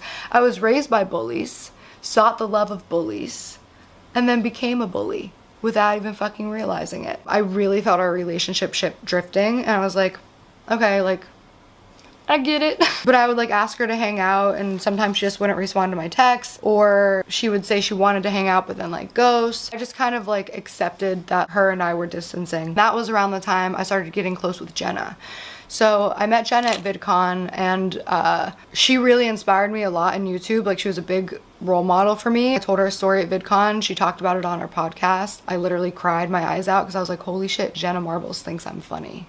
Like, that's fucking awesome. Do you want to tell the story that she told us, or that Gabby told us? If you go on Vine and you look up the Gabby Show, if you are on Vine at all, you probably know who that is. She hangs out with Jessi Smiles a lot, and really funny girl. She's like super awesome, and I'm really glad that I got to hang out with her. Yeah. She's very cool. But she told us probably the funniest story of the entire weekend. Then she had me on the podcast, and then we became friends. Jenna and I had started hanging out a bit, and then every time I would post about it on Snapchat, like, Jessi would hit me up. I'd be like, maybe it's a coincidence. So then there was one Saturday where I hit up Jessi and I asked her to hang out, and she didn't answer me. So then I went to Jenna's house that night, and then Jessi hit me up while I was there because we were Snapchatting there. It was the night of the fucking money Snapchats. Wow, I just realized something about twerking. Ugh, I hope people knew that I was always twerking to be funny and not sexy. Oh fuck. Oh my god. If you thought I was being sexy, just know that that was not my intention. So then Jessi hit me up while I was at Jenna's. So I told Jessi, hey, I'm busy. Let's hang out tomorrow. Didn't hear from her. So then I started getting close with this girl named, also still friends with her. Love that girl. She's such a sweet, fucking beautiful person. I started getting close with her, and Jessi hit me up to hang out. So I went to Jessi's apartment, and we were just catching up, and I was telling her how much I really fucking liked her and that we'd been going on hikes and shit like that. So I was trying to think of how to say it without saying the celebrity's name, because I know she doesn't want to like be attached to it. But my friend was like kind of like associated with a celebrity, and a lot of my friends used to go to parties and shit all the time. And I made a joke to Jessi, like clearly a fucking joke, after I just got done telling her how much I really cared about this girl and how much I really liked this girl. But I'm really just interested in going to parties. Like, clearly a fucking joke. Not that long after, I got a sobbing phone call from And she was like, I'm sad. Like, I really thought that you and I were developing a friendship. It's so hard to trust people lately. And I really thought that you and I were like real. And I was like, dude, what are you talking about? And then she told me, Jessi said that you said you were using me to go to these person's parties. And I was like, are you for real, dude? What the fuck, dude? You have no reason to believe me, but like, I have to tell you that's just literally not true. So I texted Jessi about it and asked her about it. And she was like, I didn't say that. I said, well, why would she just somehow say that? She's like, well, I said it, but I only said it to this person. And I was like, why did you say it to this person? And she was like, well, we were in the car and da da da da da. And then this person said, I was like, okay, so you didn't just say it to that person. Who else was in the car? And it was like a group of 5 people who are all friends with. Why, dude? Like, what was the purpose? That's the thing that I never fucking understood. I never knew the purpose. Like, she would always go so far out of her fucking way to literally, she would text my friends or call my friends screaming. Like, I would get messages from friends be like, yo, Jessi just called me screaming saying not to talk to you anymore. And then I tweeted about it literally one day. It was this tweet. I'll put it on screen because I don't remember exactly what it said. Dude, she literally started tweeting that I was a social climber. All of these tweets started popping up from her and this woman Jen Dent's account, who's her like fucking mega piece. I don't know. She's a whole other story, but she doesn't deserve like this much of my energy. I'm not gonna give her a whole video. She was a whack job, dude. She's so, she's been obsessed with me since Vine. Like, she's literally been making hate videos about me since Vine, dude. Get a grip. So she used to use Jen Dent's account as her diary, which she admits in the video that she made about me, literally. I feel like I would be bringing up too much if it was on my account. And so Jen would be like, just tweet on my account. I would do it. So all of these tweets from Jen are actually Jessi. Oh my God. Wait, there's so much more to this story. Holy shit, dude. I'm so happy I finally get to tell this full story because it's honestly really interesting when it's like, I was just like, Jessi, why? And she was like, listen, I understand that you found somebody more famous and I can't give you anything more than I've already given you. You've already gotten as much as you're gonna get out of my channels. Like, I totally understand. She literally said, I understand that you have to be friends with Jenna now because she has more followers than me. Like, that's so fucking crazy because I was actively trying to hang out with her and she only ever hit me up if she saw I was with Jenna. Like, she's the social climber, dude. I got people blaming me for shit they did to me. I'm like this target of projection for people. Like, whoa, dude. Like, Alex James was literally a rape apologist in Jessi's situation. Literally was filming and living with her and they're best friends, but I'm the bad guy. It's so crazy, dude. This shit's wild. I'm so happy that I can tell this story now without crying and having a panic attack because that took a really long time, especially this summer, dude, when I was like, dude, remember the lawsuit? Like, of course I was suing. I was suing everybody. I was suing all the drama channels, Jessi, Trisha, Alex, Jen Dent. Like, I was suing everybody because you had to. And like, dead ass, it was slam dunk because they broke everything that usually saves you from a defamation lawsuit and like business torts and shit. It was a slam dunk, but this, dude, we're on, what episode is this? 6? This, talking to a lawyer, then another lawyer, then another lawyer, like all of this matters. Like all of this is like the case of what fucking happened. These people have been trying to hurt me for years. I've had friends that have done way worse to me than these people did, and they're big YouTubers, and I could literally shit on their life. No, I could literally diarrhea on their life, but I choose not to, at least not yet. I'm gonna hold on to that. Trisha Paytas and Jessi Smiles, these are not people on the internet cyberbullying me. These are real people in my real life trying to control my relationships and isolate me. The day I put out a music video, like, oh, that wasn't calculated. I'm the calculated one. Got it. Where were we? So after we had that weird phone call where she said that I chose Jenna because she has more followers, I'm a social climber, that was when we had our first fallout. And I was fucking devastated. Like, I called my sister like sobbing. I felt so fucking alone because I was already so ostracized. Like, I completely closed off my life to be there for Jessi and support Jessi in any way that she fucking needed. That's why this whole thing is so fucked, dude, because I was her only fucking friend.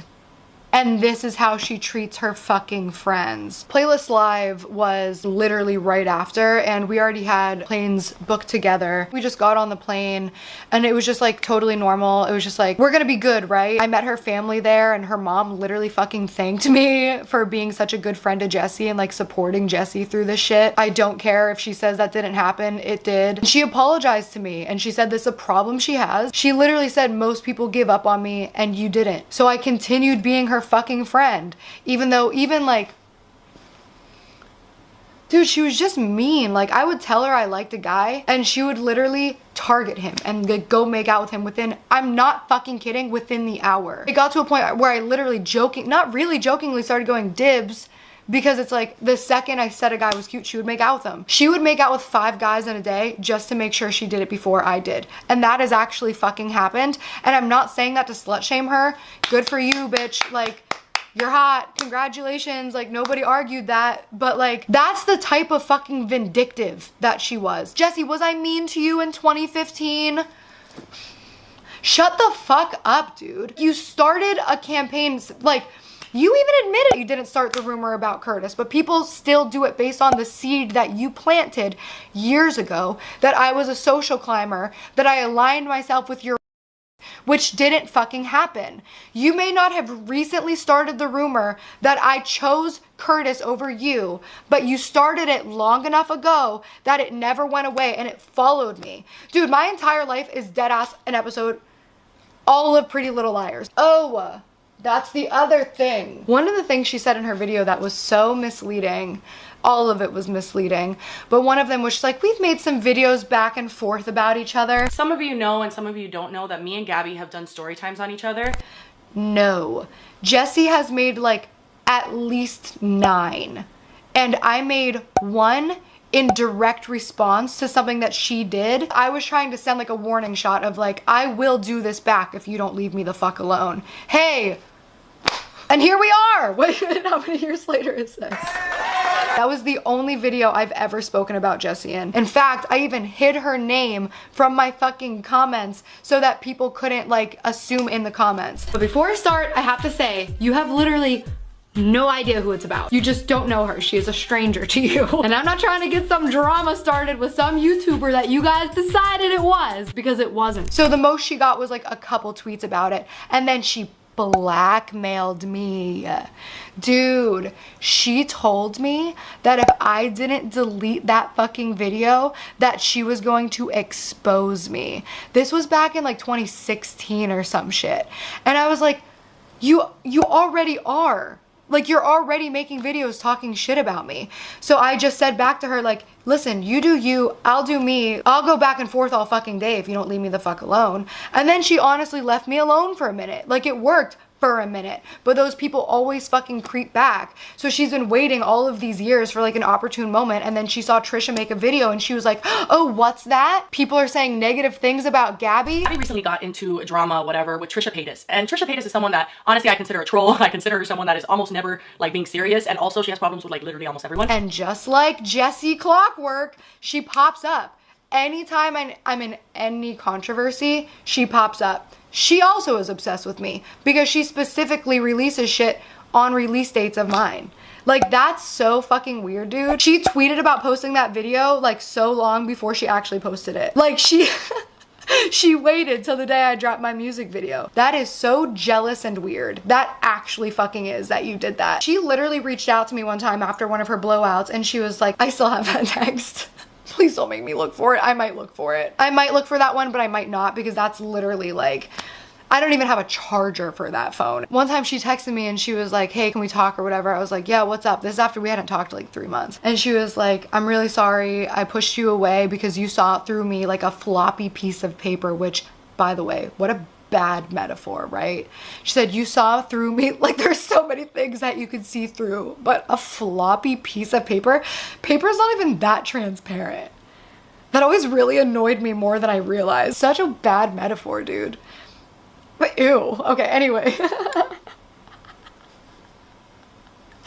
Even a tissue, dude. Like, this is the floppiest piece of paper. This is the floppiest piece of paper. I still can't see shit. Can you see shit? I need to take a break. I want a snack. I'll be back. I had some dip. I'm waiting for the toilet to stop flushing, actually. I don't want you to know that I use the bathroom, but I guess now you know. Scared me. Right before VidCon, she literally asked me to go get drinks and food. Literally, she was like, hey, I'm in California. We should try to like meet up and get drinks and food. I was like, totally, let's do it. So then I'm at VidCon. I went to one of the parties and then all of a sudden Jenna and Shan were like, dude, are you good? And I was like, yeah, why? And they were like, Jessi was just in here. And I was like, oh shit, no, yeah, we're cool. No worries, like we're supposed to meet up or whatever. So then I went out into the venue and I was looking for her and I was asking people like, hey, have you seen Jessi? Have you seen Jessi? And then I saw Alex and I was like, have you seen Jessi? And then he said she was like sitting at a table. And I got this voice note from her screaming at me, threatening to fucking hit me and shit, dude. Like violence, like dead ass threatening to punch me in the face. She said, I'm unblocking your number. Fuck, what did she say? I don't remember, but she was like, I'm unblocking your number to tell you this. And I was like, dude, I didn't even know you had me blocked. Like, we were fine yesterday. She was like, you're lucky that the Uber pulled up when it did. What? Like, what type of violent, weird, like, why are you being so violent to me? You literally asked me to get food and drinks and then I'm at a party at VidCon where you are and I ask where you are and you're like, keep my name out of your mouth. Don't fucking ask about me. Don't ask where I am. Don't ask what I'm doing. And I'm like, you said you wanted to get food and drinks. So she sent me the 6-minute long voice note and then blocked me. So then I sent her an email because I'm not cool with that. If you're gonna fucking say some vile ass shit after you threaten to hit me and then don't give me a chance to respond to all the bullshit you're spewing, I will find another way to contact you. Like, are you, dude, I almost said, are you crazy? But that's not fair to crazy people. Like, are you evil?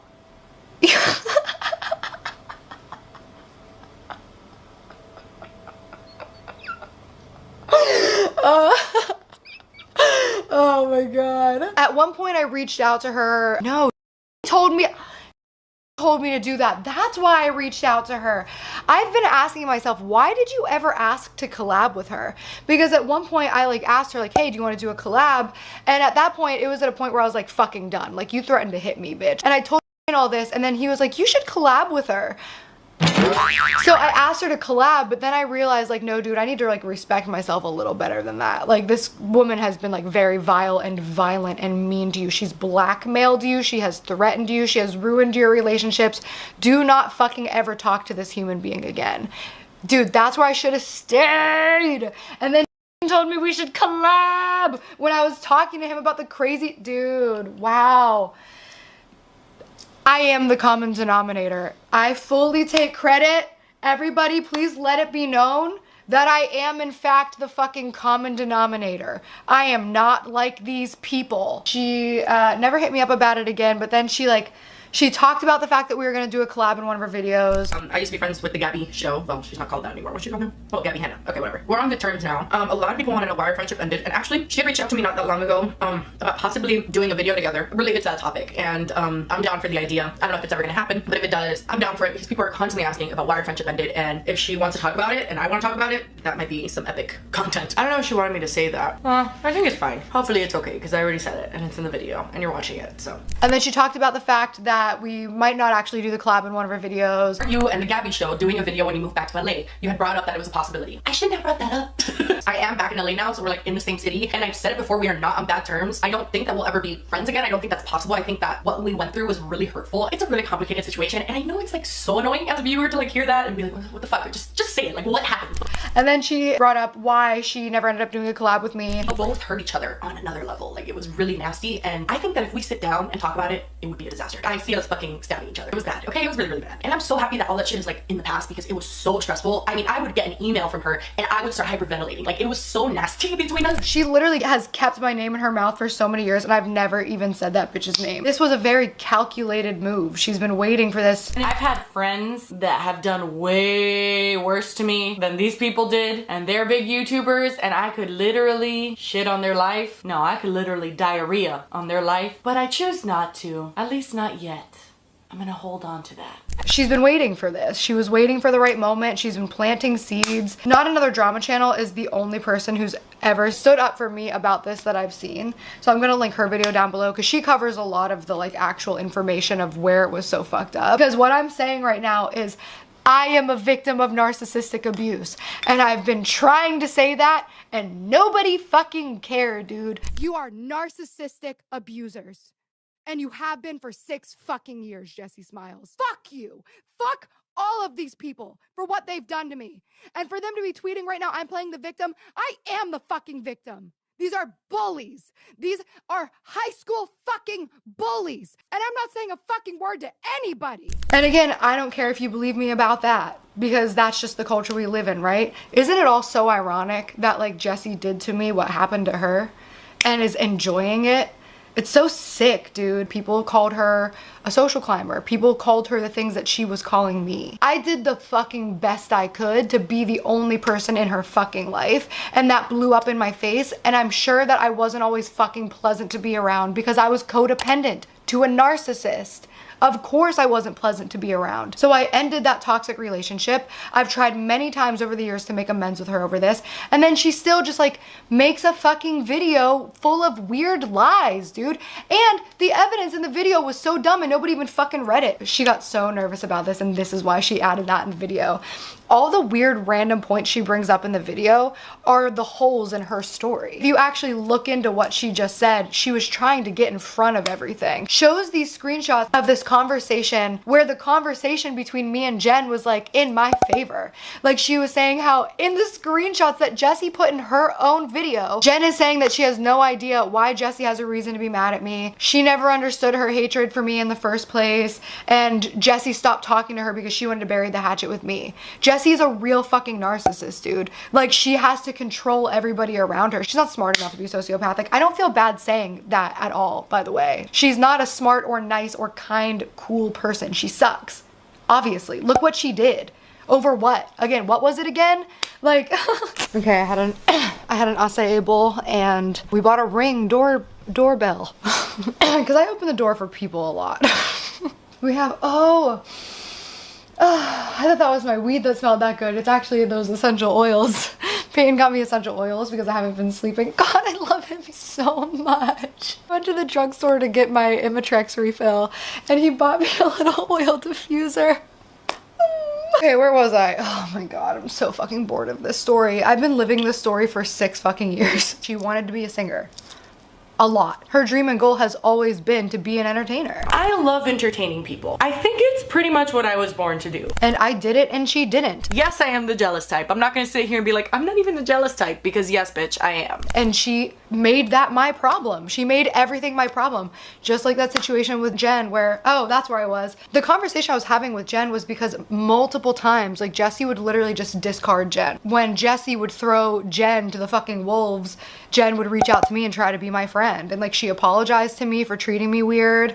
She was really supportive to me during the Ricegum shit. She also admitted to me that all the stuff that would come from Jen's account at one point was Jessi, but then Jen just like took it upon herself to like, it's just so weird. Like Jen will do anything for Jessi and Jessi will literally never stand up for Jen for anything. Oh fuck, I still have to talk about what happened after the video. It's so long and boring. I wrote an EP to just like get all these feelings out. I always told myself I will rise above and create something out of this. I will create art out of this. I was promoting my EP. I was really proud of it because I didn't stoop down to drama. I didn't stoop down to making a YouTube video about somebody. I just made a fucking EP. I shot a music video in my fucking house, dude. As I'm revving up and announcing it, Miss Smiles, dude, that name is so ironic considering how much that bitch is she's never happy. Jessi frowns. Days before my release, after she said, I'm done talking about this, I'm never going to address it again, I just had to say my piece, she pops up right before. Did Gabbie ever apologize? Yes, bitch, I apologized in 2013. I have apologized so many times to you between 2013 and up in that video, like, and I've still never, like, where's mine, dude? And you have the fucking balls to get on and talk about how dude, You didn't do that for views? That's why I get so fucking upset when people say, I'm always starting drama. I can't let shit go. You don't see how much I'm letting go because nobody cares about these people and they know that. That's why they use me. Literally, I put out the video and her first response was to send me a 4-minute fucking voice note threatening me and blackmailing me. And she fucking, oh my God.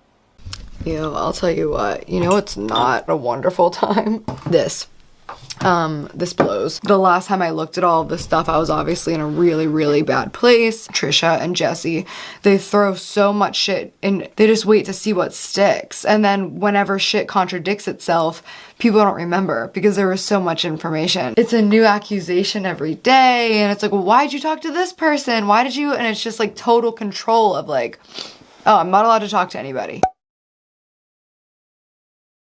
Because that's wrong, right? For me to talk to somebody, but for you to talk about me publicly on Twitter to millions of people. Even in all of the DMs and the private conversations that you've had about me to fans. I take a lot of fans out to lunch and stuff. That's awesome. Yeah. So I started telling this person, I was like, hey, like, so I'm not friends with this person anymore because of this. And I've done that a few times.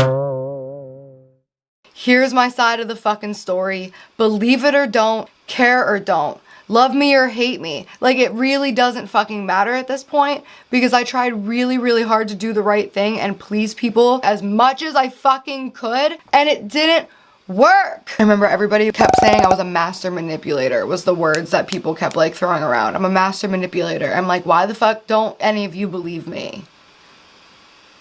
A master? Bitch, like the whole point of being a master manipulator is people believe you and nobody believed me. I'm the master manipulator who couldn't fool anyone, the monster. I won't play along. This game is twisted and I think that would make me terrible. That would make me. I have tried so hard to let this go.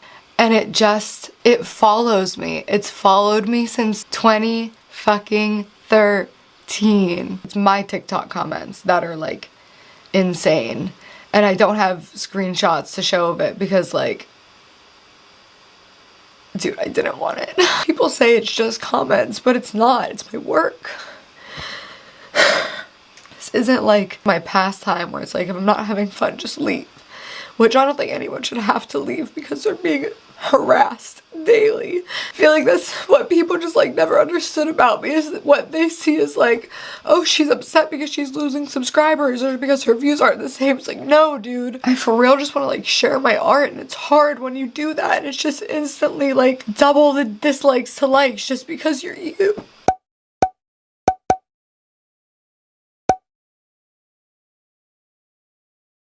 Hey, you want to see inside my brain? This is my mess of a life, and that's at the center of it. This is so fucking lame.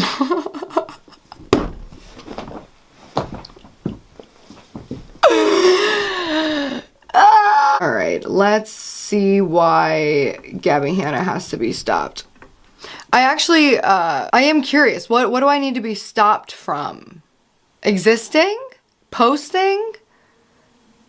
Talking to people? Alright, here we go. Wow, okay. I'm way more nervous than I thought I was gonna be. For my subscribers who have been here a while, I am so sorry that this is my first video back after like 4 months of not posting on this channel. Please know that I not only appreciate you like greatly. Dude, she literally only posts to talk about me. I wouldn't be doing this if I didn't feel like I absolutely had to. Now, if you aren't one of my subscribers, you should know right off the bat. But like, are you kidding me though? Like, you absolutely have to.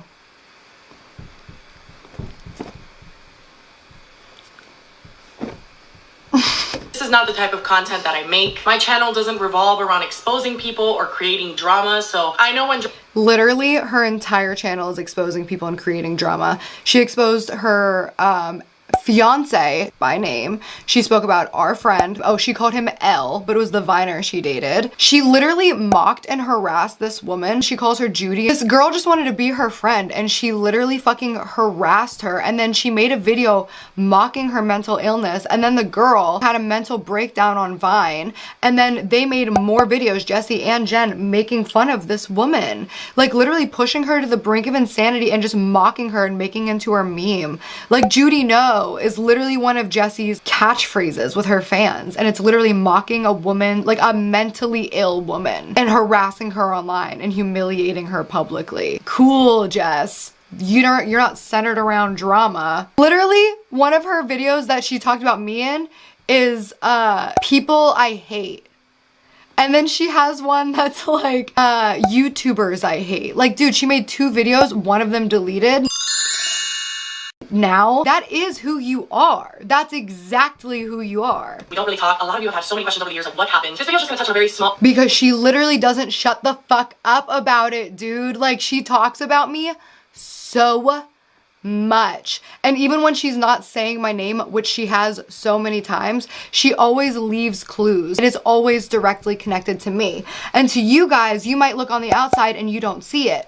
I see it because it's me, and she's my narcissistic abuser. Before the comments start rolling in, because I can already see them now, just telling me, Jessi, you were friends with her 5 years ago. Like, I love this. just get over it. Stop bringing this up. I want to let you know that the situation I'm going to be talking, I realize that the more that I stay quiet, the more that I do not talk about the things that she does, the more I enable her to continue to do this to other people. Okay. This is how I feel right now. The more I stay quiet about this, the more I enable her to do this to other people, because she does do it to other people. She's hurt a lot of my friends. So I'm going to give you some brief backstory to kind of lead up to all of it. Gabbie recently got into drama, whatever, with Trisha Paytas. And Trisha Paytas is someone that honestly I consider a troll. I consider her someone that is almost never like being serious, and also... So you consider Trisha Paytas a troll, someone who's almost never being serious, except when it was convenient for you to believe it. So she has problems with like literally almost everyone. Exactly. She has problems with literally everyone. But because you also have a problem with me, then she must be honest about this, right? So when I saw the title of her video that said, "Why I Don't Trust Gabbie Hanna," I was like, okay, what are you talking about, Trisha? Like, are you just trolling again? But when I saw the video, I was so unsettled. Is that the right word? I just felt so weird. Basically what happened was that Gabbie had texted... Just like the idea of like sitting down and like putting in a hair clip for this. He texted Jason Nash and told him that Trisha had herpes, which Trisha does not have. Trisha has... But like, I didn't text Jason. So like, why is she even like talking about this situation? Because it has nothing to do with her. I did not text Jason. That's not the part that was unsettling to me. It was all the parts where Trisha said that she was scared of Gabbie. It kind of just made me realize all of the manipulation. It made me realize all the times I've apologized to her, all the times that she's made me stop being friends with friends. It was a... Dude, that deadass is so fucking like... Her and Trisha are the same. They're literally the fucking same. That's why when this was like happening, I was like, oh my god. Like the fucking full moon came out or some shit. That pile-on. That's so fucking abusive. Trying to just live my fucking life in my corner by myself. Like, dude, how detached am I from like the internet community that people won't fucking just leave me alone? Just leave me alone. I'm not doing anything. Leave me the fuck alone.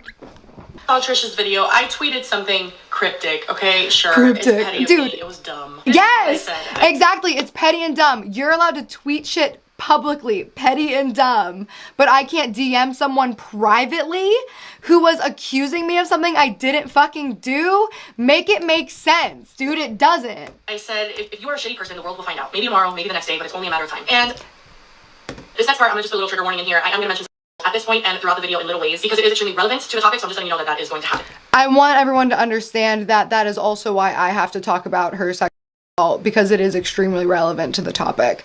Jessi made this choice when she started that rumor in 2015, when she perpetuated it through the years, and when she made this video. Jessi made the choice to forever make her assault a part of my conversation. I did not want this. Trust me. Sorry, I was like staring at my reflection in the glasses because like, that's spooky. So anyway, this girl, her name is Deanna. She tweeted, I think a lot of people forget or don't know that Gabbie Hanna chose a rapist, admitted and wrote signed a confession to the cops over her best friend who was the victim, and she didn't do it privately but publicly. That's always bothered me. So Gabbie saw Deanna's tweet and she didn't like it. She felt strongly enough that she felt she needed to message. Isn't it interesting that she doesn't try to negate that at all? She's just like, here's the thing that happened. Jessi didn't say it, right? That is a master manipulator. She never actually does anything, but everybody does it for her. And hopefully you can understand my frustration in wanting to get clarification from someone, because I've done my own research trying to find, why do people keep believing this story that there is no evidence of? I wanted somebody to tell me. This girl said, you chose your rapist. I said, okay, show your work. She showed me a Vine that wasn't me. She couldn't find a tweet. She not only knows that I'm making this video, she's fully supportive of the fact that I am, so I just want to let Gabbie know, like, I would never show these messages. Also, fuck that girl. She was acting like, I can't believe I believed this lie.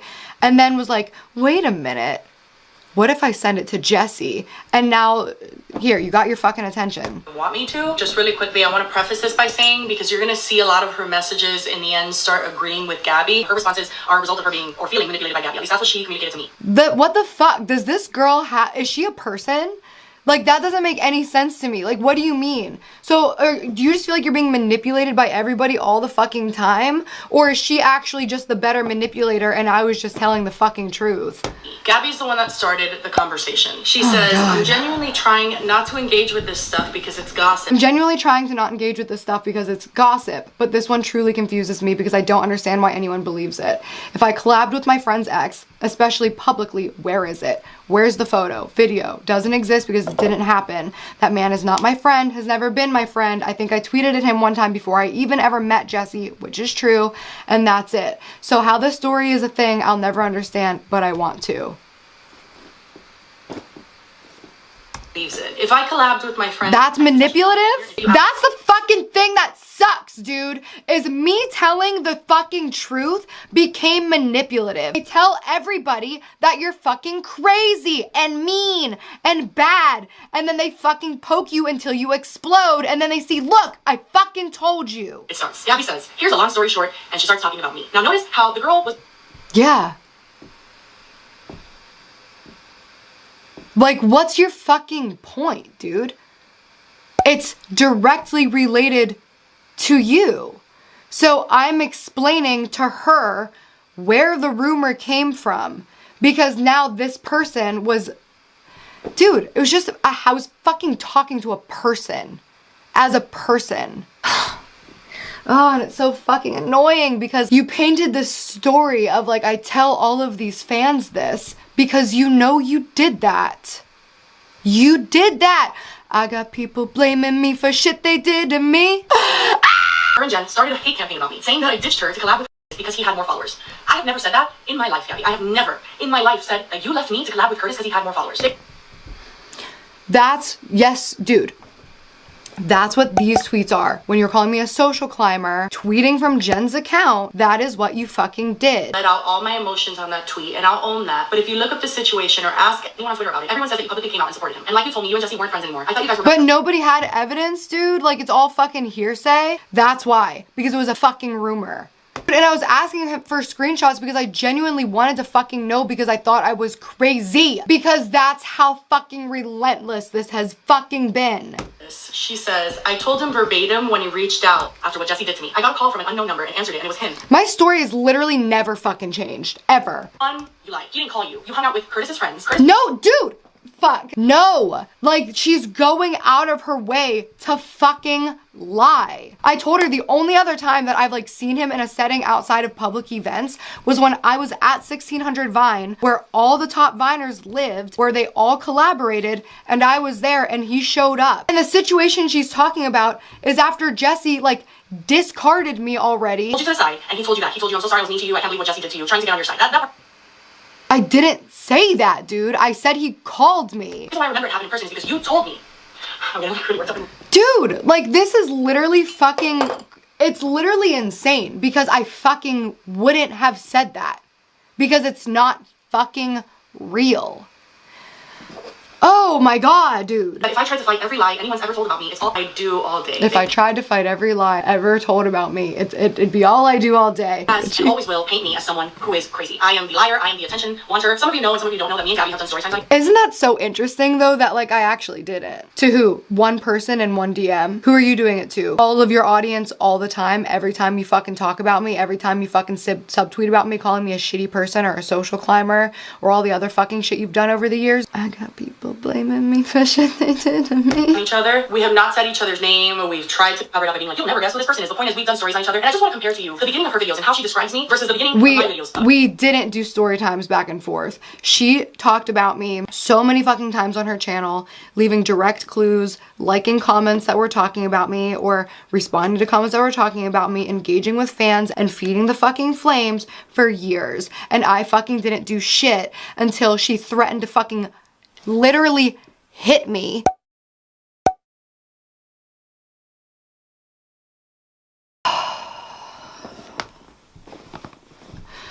About her and how I describe her. I just wanna put those two and two together so you can see what she wants people to feel about me. What she's always, this is years ago that she posted. Dude, I'm fucking lightheaded. 2 years ago she posted the story time. She's always wanted people to see me like this. And I'll let you see how we talk about each other. Completely skipped over how I actually introed my video. And guess what? Nobody cared to fucking check.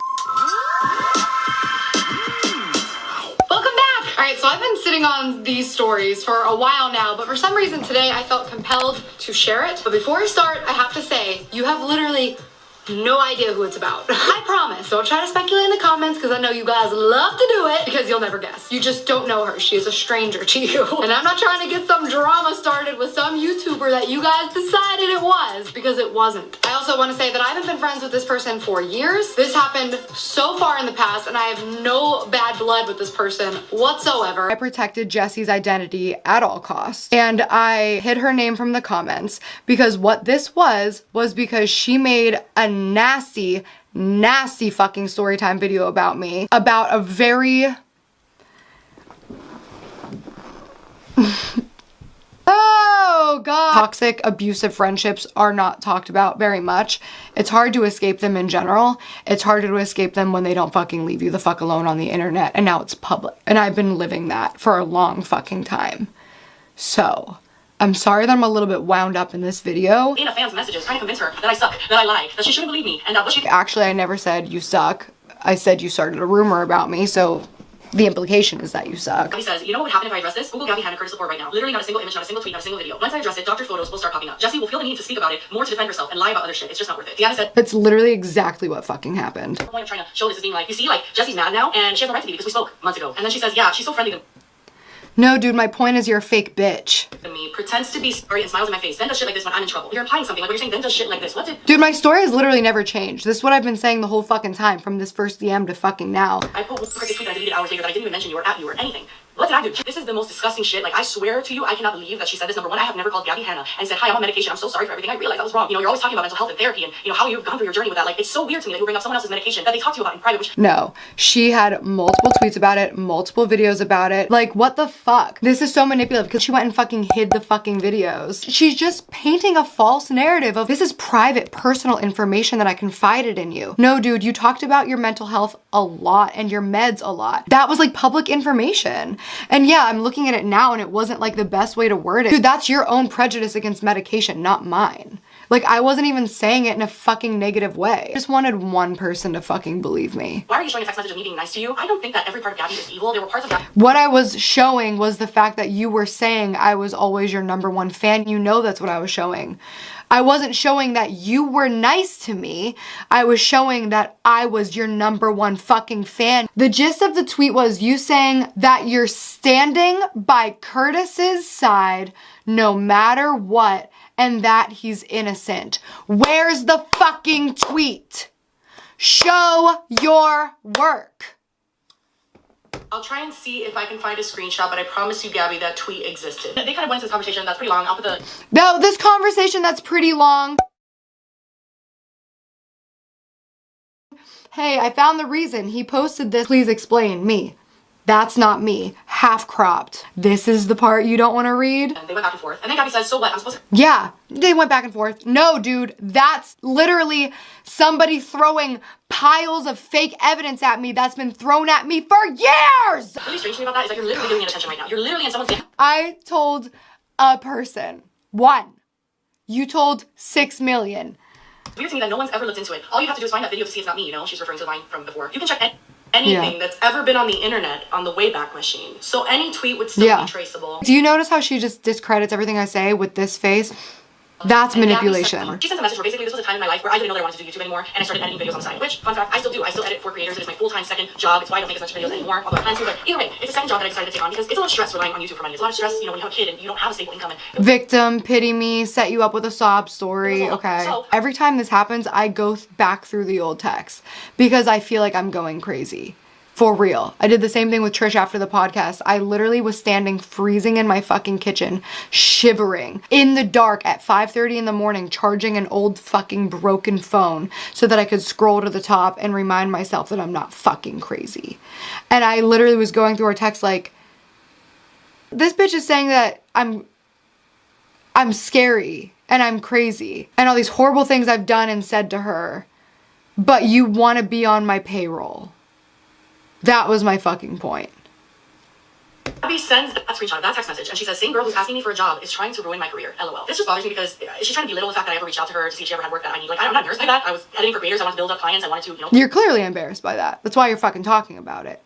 And that's why you're justifying it. And that's why you're trying to paint it in a light that it's not, where I'm shaming you for wanting work. I get it. Feed your kid. I'm not shaming you for wanting work. I'm shaming you for constantly talking shit about me, and then the second I offer a collab, all of a sudden you're really friendly again and asking me for money. Start a second job. I don't understand. In her eyes, I get where she's coming from because Gabbie thinks it's like, oh, hilarious. She wants a job for me and trying to ruin my career. Haha, peasants. But that's not what I said. This is manipulative. This is projection. This is her deflection and embarrassment. Deanna says, this is so confusing. And then Gabbie, yet again, just starts sending private messages. And these are even worse because these messages are from a time where Jen, one of my closest friends, we stopped talking for about, I want to say it was like 6 months. In the end, we realized that Gabbie turned us against each other. I talked shit about Jen to Gabbie, Jen talked shit about me to Gabbie. So I turned them against each other. They both talk shit about each other.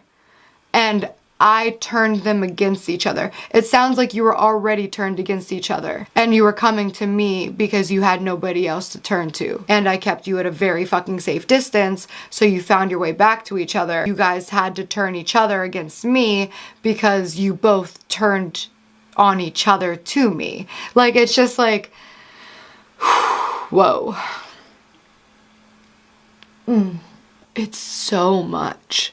It's literally every fucking single thing that comes out of her mouth is not real.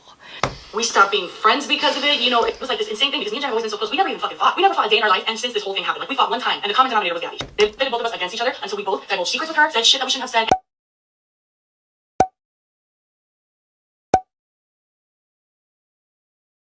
The messages, I mean, I'll put them Show the messages. Yeah, I'll put them on screen. I'm not going to read them.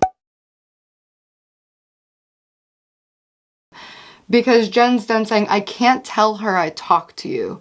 She gets mad, and I'm kind of over that. I shouldn't say that to you, but whatever. I can't win.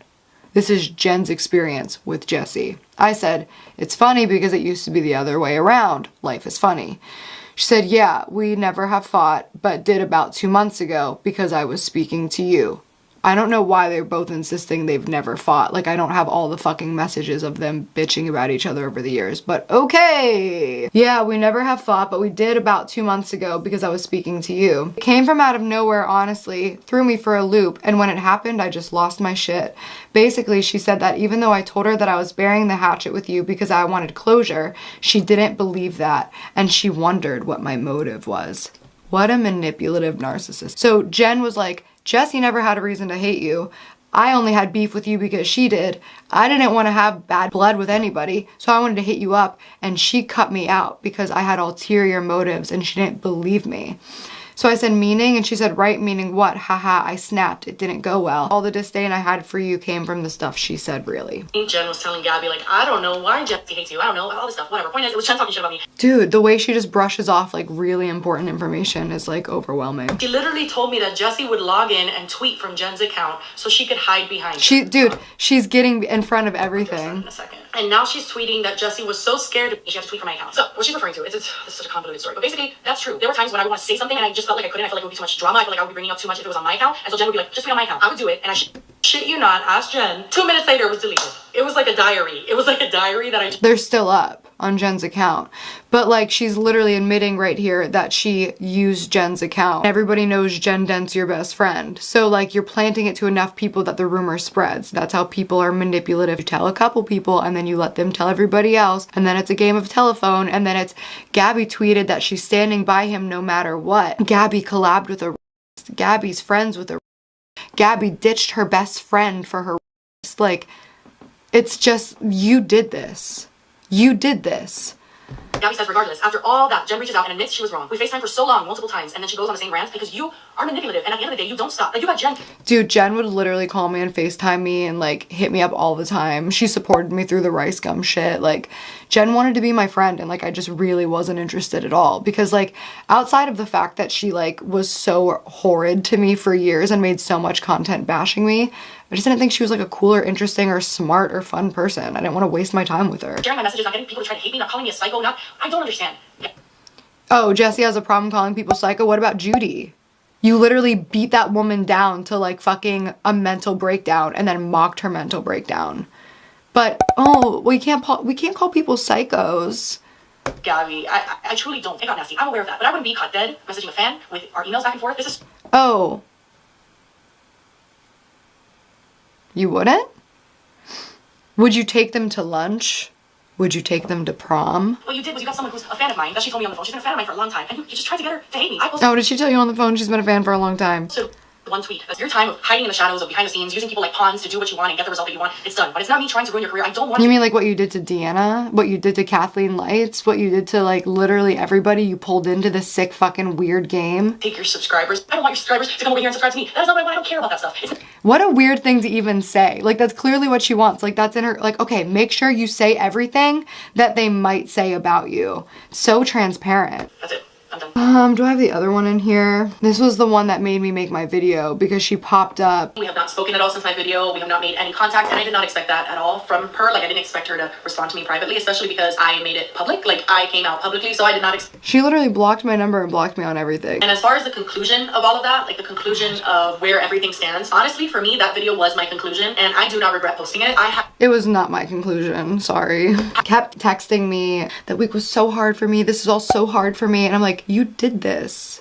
You did this. I'm gonna read our text messages. On another level of anxiety, because that is so not what I do. Like, that is so not what I feel comfortable with. I don't confront a waiter. If someone spits in my fucking food, if I see them spit in my fucking food, I would just say nothing. I just wouldn't eat it. I have issues with confrontation. She does have issues with confrontation. That's why she says shit behind a camera. Because like, I've said shit to her face and then she blocks me. Video, and that's fine. I don't know how she feels about it, because like I said, we haven't spoken, but it's none of my business to know how she feels. I did not do that video for her. I did that video for myself, and to set a clear boundary on how to treat me and how not to treat me, and what I will tolerate and what I will not tolerate. Not everybody obviously has to do it on a public domain. That's my last resort. That was after many years of trying to solve things privately and getting...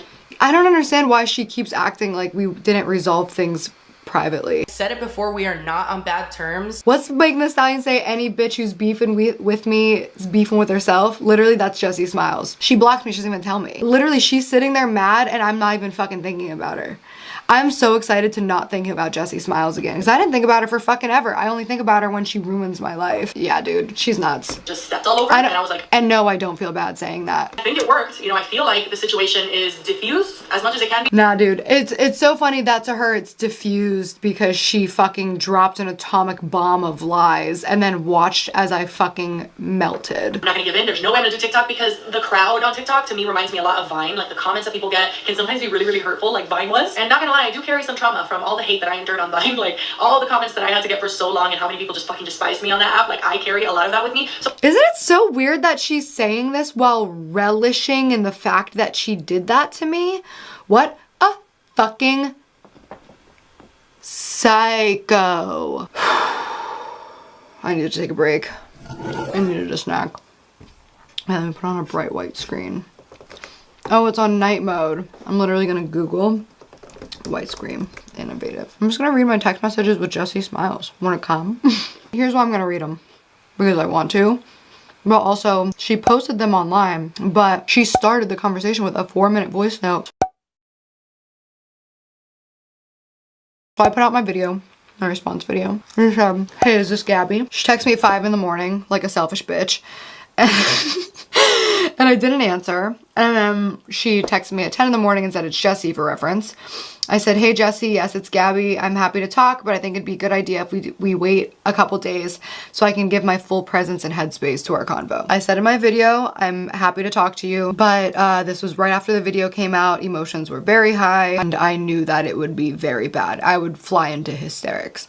So I needed a couple days. I skipped over the voice note portion of it because it was 3 a.m. and I was super baked and hungry and so fucking over this then. I'm even more over it now. After I told her that I did not want to have the conversation because I wasn't in the right headspace, she sent me like a 3.5, 4 minute voice note saying if I didn't take my video down, oh my god! It's literally the same fucking thing!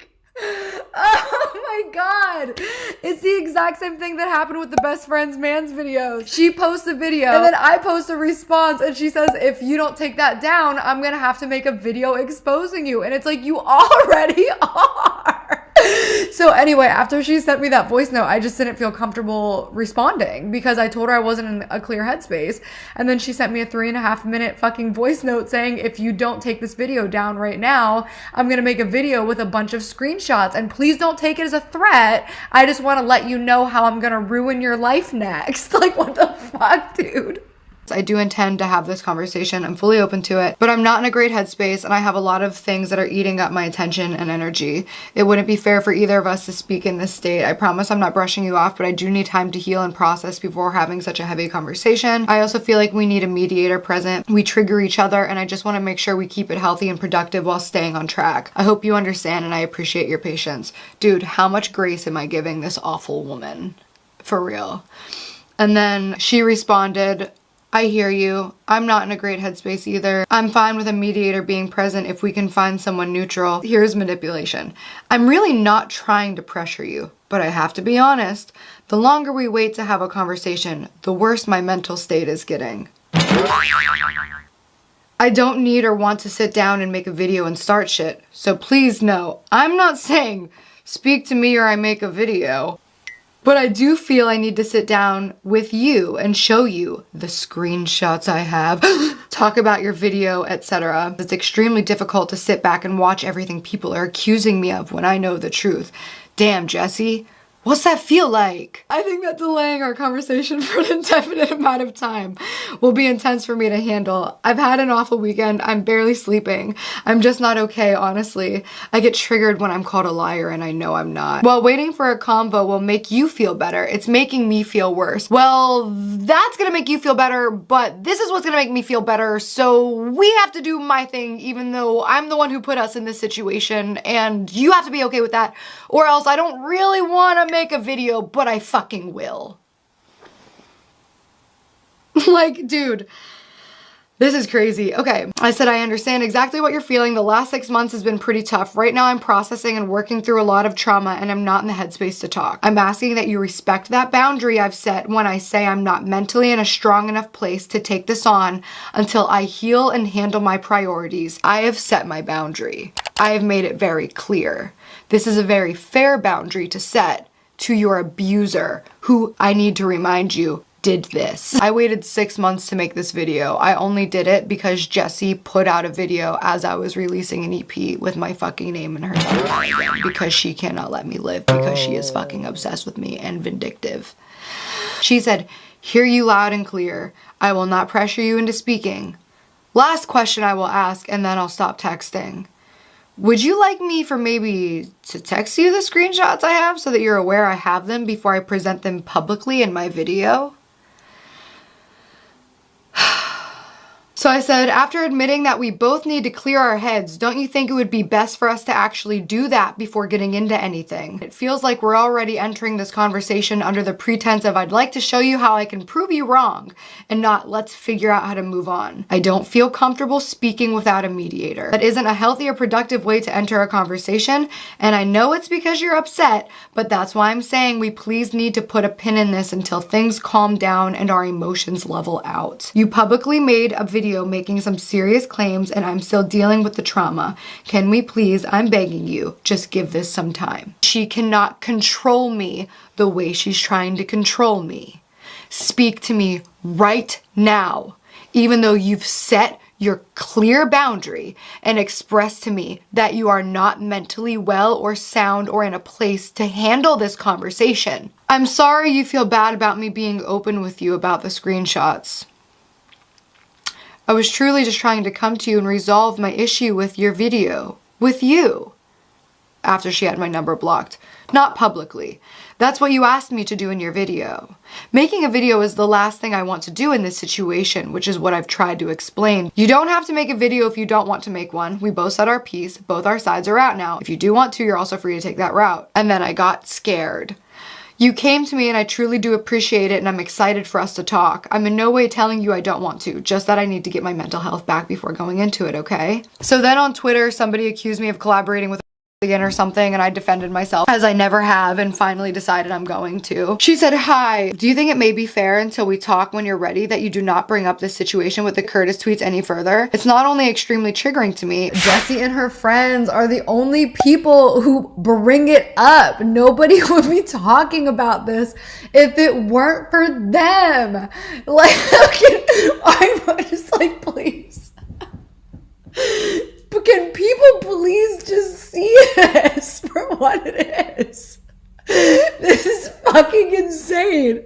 You think I brought up the tweets? What? I have the tweets you wrote on that day the TMZ article came out. You did support him, and that's the proof I was trying to show you. So I'm feeling really upset right now that you're continuing to tell everyone the tweets don't exist. Please just don't mention me or hint at me if you insist you'd rather wait to talk. This is just going to push me to have to defend myself, and I don't want to. So please. What? Dude, who talks like that? What are you talking about? I'm pushing you to make a video because I made a video in response to the video no one made you make. What is going on? And I said, I just ask that you give me the same respect I gave you when you started this. I know what screenshots you have. Jen posted them and you liked them. They're tweets about popcorn and TMZ and scribbled out screenshots of deleted tweets. I tweeted as a fan of Vine watching two people I never met, and the narrative is that I chose my best friend's and defended him against you when the allegations drop.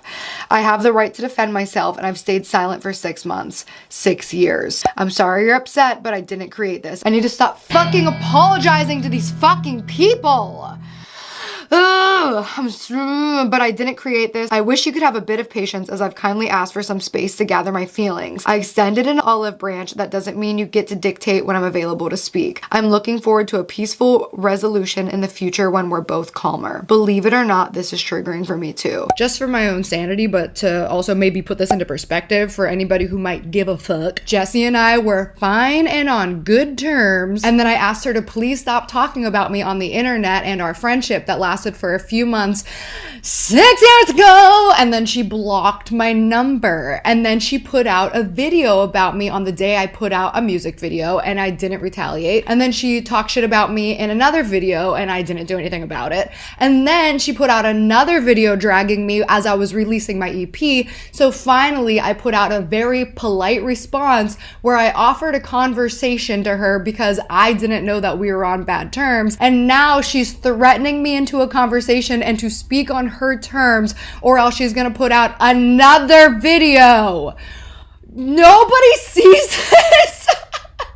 Nobody sees what's happening. Okay, whatever. Oh my god, my throat hurts. My voice is tired from singing to myself, trying to fall asleep, trying to keep you close for now. My brain is wired from thinking to myself, nothing feels the same, just wanna make a name somehow. But what's it really matter anyway? Nothing ever stays, every time I touch it, it just melts away. So tell me all the story I'm supposed to believe. Never mattered what I had to say, I was always wrong. Every question turned into another long lecture, made me think that thinking wasn't good for me. But you make everything make sense. You make heaven feel like less like a dream. And you make the stars feel like friends. You make Mars feel like an end. It feels much safer to me. She sent me this screenshot. You don't need to be in the room to know the facts. How about you research the evidence, then talk shit? She said, what was this about? And she said she was calling Jessi a liar. Then I got blocked. This started because I DM'd a girl and needed to be stopped. And now we're talking about the tweets from before we met that I deleted and apologized for in 2014. Leave me alone. This is the tweet I talked about in my other video. The ones that I deleted like right away. Because I was like, fuck. She's right. And then this picture that I already addressed, dude, they were trying to say, do you see this white line? And then the white line's like different here on the right, upper right side. They were saying here it's closer to my eye and here it's above my head. And they were like, look, they hung out all night. It's like, dude, that's the same fucking picture. It's like slightly shifted. It's funny. Anyway, so she said, Gabbie, these tweets were how we met. You apologized to me at the NYC Vine meetup for these tweets. Then you moved to LA when we proceeded to have a friendship. I genuinely not sure why you don't remember that. And I said, exactly, we hadn't met. We talked about it and we became friends. 6 years later, the narrative is I defended my best friend's. I told you I'm not in the headspace for this and I'm not engaging any further. And she said, do you remember when you said girls have cried in my neighborhood thousands of times? Like, do you remember the things you said that day? Yes, I forgave you for it, but those tweets happened. Saying they didn't is hurtful. And I said, and we can talk about how we hurt each other's feelings in a few weeks when I can give my mental space to it as promised, all right? Oh, and she said, sure, but I think it'd also be fair to agree to not say you never tweeted in support of him when we both know you have. I defended myself to a girl who said there was a tweet that I was standing by Curtis and he was innocent no matter what. Now we're talking about random other tweets from the day that I already apologized for. It's just like this, like, dude, like wild goose chase to like find a reason that I'm a monster instead of just accepting that maybe I'm not. And maybe I just made a human mistake when I was a random pissed off 22-year-old working a sales job in Pittsburgh fucking Pennsylvania. No offense to anybody who has a sales job in Pittsburgh, Pennsylvania. Oh my God. So I told her I'd be available in 2 weeks. She said, got it. Speak on your terms or not at all. Glad we have this open communication you offered me in front of a million people. Dude, the fact that she does not see the irony in this is so fucking insane. She's saying to me, talk on your terms or not at all. And she's literally trying to bully me into a fucking conversation after she bullied me on the internet. Like, ah! I also expressed that I don't feel comfortable without a mediator. I think given the situation, these are reasonable and fair requests. This is a controlling conversation and I don't feel comfortable, so I'm going to exit. I'm not ignoring you. I'm just holding my boundary. I'm a fucking normal adult. This is not a normal situation, but the way I'm responding is healthy. The way she's responding is fucking abusive. So she said, hey, I've been tagged on a lot of stuff regarding your Twitter since yesterday. Would you like to talk? I know it can be anxiety inducing to think about us speaking and addressing everything. Believe me, I sometimes feel the same, but I think in the end it will bring more positive than negative to both our lives, especially during a time where the world is already hurting enough. This was literally during Black Lives Matter and the pandemic and shit. And she's trying to use that as a way to bully me into a fucking conversation. This performative ass, oh my God. Especially at the time when the world is already hurting enough. Can we speak in private and avoid having to talk about it online, you know? You can still call me. I don't want this public shit show. You pushed me into a corner with your live streams, podcasts, and countless tweets where I had to speak. Does she not understand that all of this stuff is only happening in response to what she did? They think that they can say whatever they want, and then if you say something back, they're like, that's not allowed. I thought only I get to speak. I had no choice. Now you're irrefutably caught in a lie about the day of the TMZ article in your defense of Curtis. You sided with Curtis. You called me a liar. Said girls cried thousands of times in your neighborhood. You said much more. Actually, it's all in the proof. In response to that lie, you are falsely accusing me of abusing and blackmailing you and being a You are abusing and blackmailing me. You have for years. That's not a false accusation. You are abusive. As far as being a I deleted that tweet. Here's what I tweeted. I tweeted this clip of Jessi putting a high school boy in a compromising situation where he said that he was uncomfortable and did not want to make out with her, and she was grinding on him and trying to make out with him, and then talked about it on the fucking internet even though he didn't talk to her again. Well, I went to prom with a fan.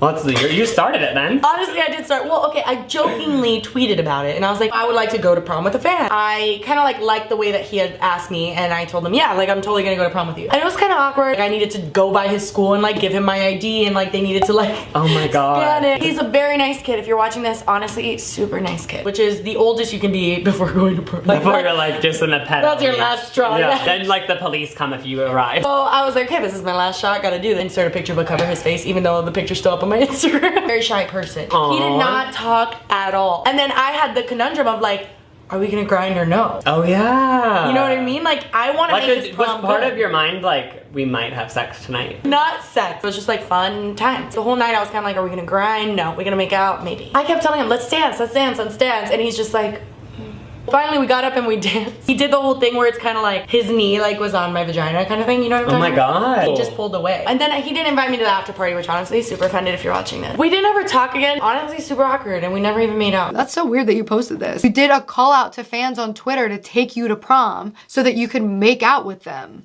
That's exploiting a fucking fan. That's why you're so defensive about this, because that's what it is. I will still answer a call from you today. I am angry, but I will try my best to be calm. This has to end somewhere, Gabbie, and at this rate, it's not going well. So call me and let's end this ridiculous feud. And I said, I'll be able to call today. I'm gonna go train. This shouldn't have ever been public. Asked for consent to record. She gave hers.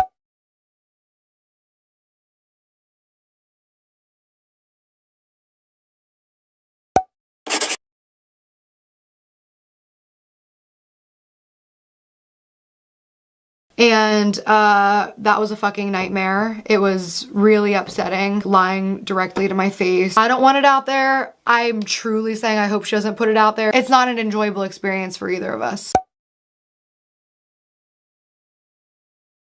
Okay. Almost done. I told her I'd be happy if she put out a video retracting the notable lies like that I pointed out, apologize for making it public, set the example that it shouldn't be public, donate the money. It's so funny, none of these people donate the money. Don't think we ain't noticed. NDA, so that she would stop talking about me forever. Asked her to delete the videos about me. I said I think it was a good compromise. So she said, hey, I've spoken to lawyers. They've advised me not under any circumstances to sign an NDA. You can't have me sign one that says never speak about Gabbie Hanna again. That's not how they work. The NDA for you would include the situation and anything to do with my rape and I'm willing to take my video down because I truly don't never wanted to hurt you because of it is still up. She didn't mean to hurt me by it. She put out a video called Gabbie Hanna Needs to Be Stopped. That was the whole point. I'm willing to make a joint statement in which we both apologize for hashing this out on a public forum. I already apologized. She made a video first. I apologized. And now she doesn't have to apologize. We both have to apologize again.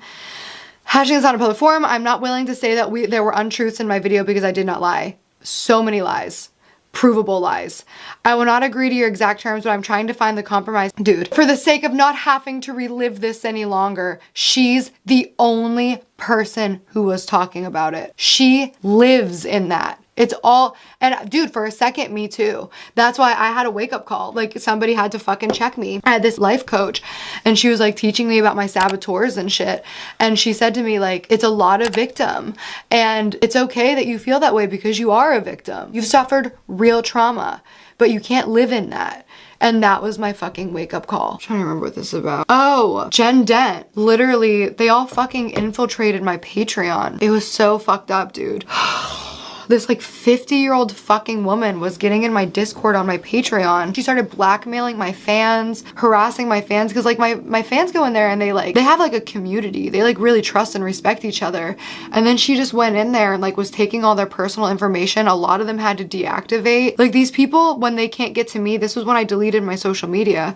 When they can't get to me, they go after all the people I love. My boyfriend, my family, literally my fucking fans, people who work with me. Literally nobody can interact with me on Twitter without like a billion people telling them that I'm fucking awful. Oh my god, I'm so tired. So I said, we're doing this for you. If you ask them to stop, they'll stop. Oh yeah, because that was when Megan Ranks and Lily Marston jumped in. And like everybody was just like, again, a dog pile of like mean girls ganging up on me. We all have other terrible shit going on in our lives, but that doesn't excuse this type of literal abuse. This is insane. I literally deleted all my social media and she's infiltrating my Discord, threatening actual children. As much as they keep saying Peyton and Irene need to stop enabling me, you need to stop enabling this insane obsessive behavior and let me go. It's been 6 years. Just leave me alone, all of you. I cannot control everyone. You wish. I am going through a family crisis. I told you that. Here, she's a victim. Ah, I did something wrong. Here's something bad that happened to me. I reached out to everyone except drama channels because I'm not friends with any of them. They're literally buddies on social media. I'm not trying to take any path with you. You continue to threaten me and hold our past above my head. It's really upsetting. Oh my God. Dude, this is what it is to talk to Jessi. I can't read this, guys. Can you read it yourself? The damage you caused. Oh my God. Judging by your 2 expose podcasts. Like, you remember you did this, right? I am upset that you lied to me. I'm upset you hung out with Curtis and sat across a booth from him and— oh, I've never read this. Oh my God, that's this fucking— dude, I wasn't there with him. I'm literally gonna pass out. I'm so hungry. I'm disgusted and enraged that you let him tell you his side the night he raped me, and then when you hear me sobbing and telling you to please change the subject, you say irrelevant and unhelpful shit like I thought you knew. I don't try to hide it. That was my apology.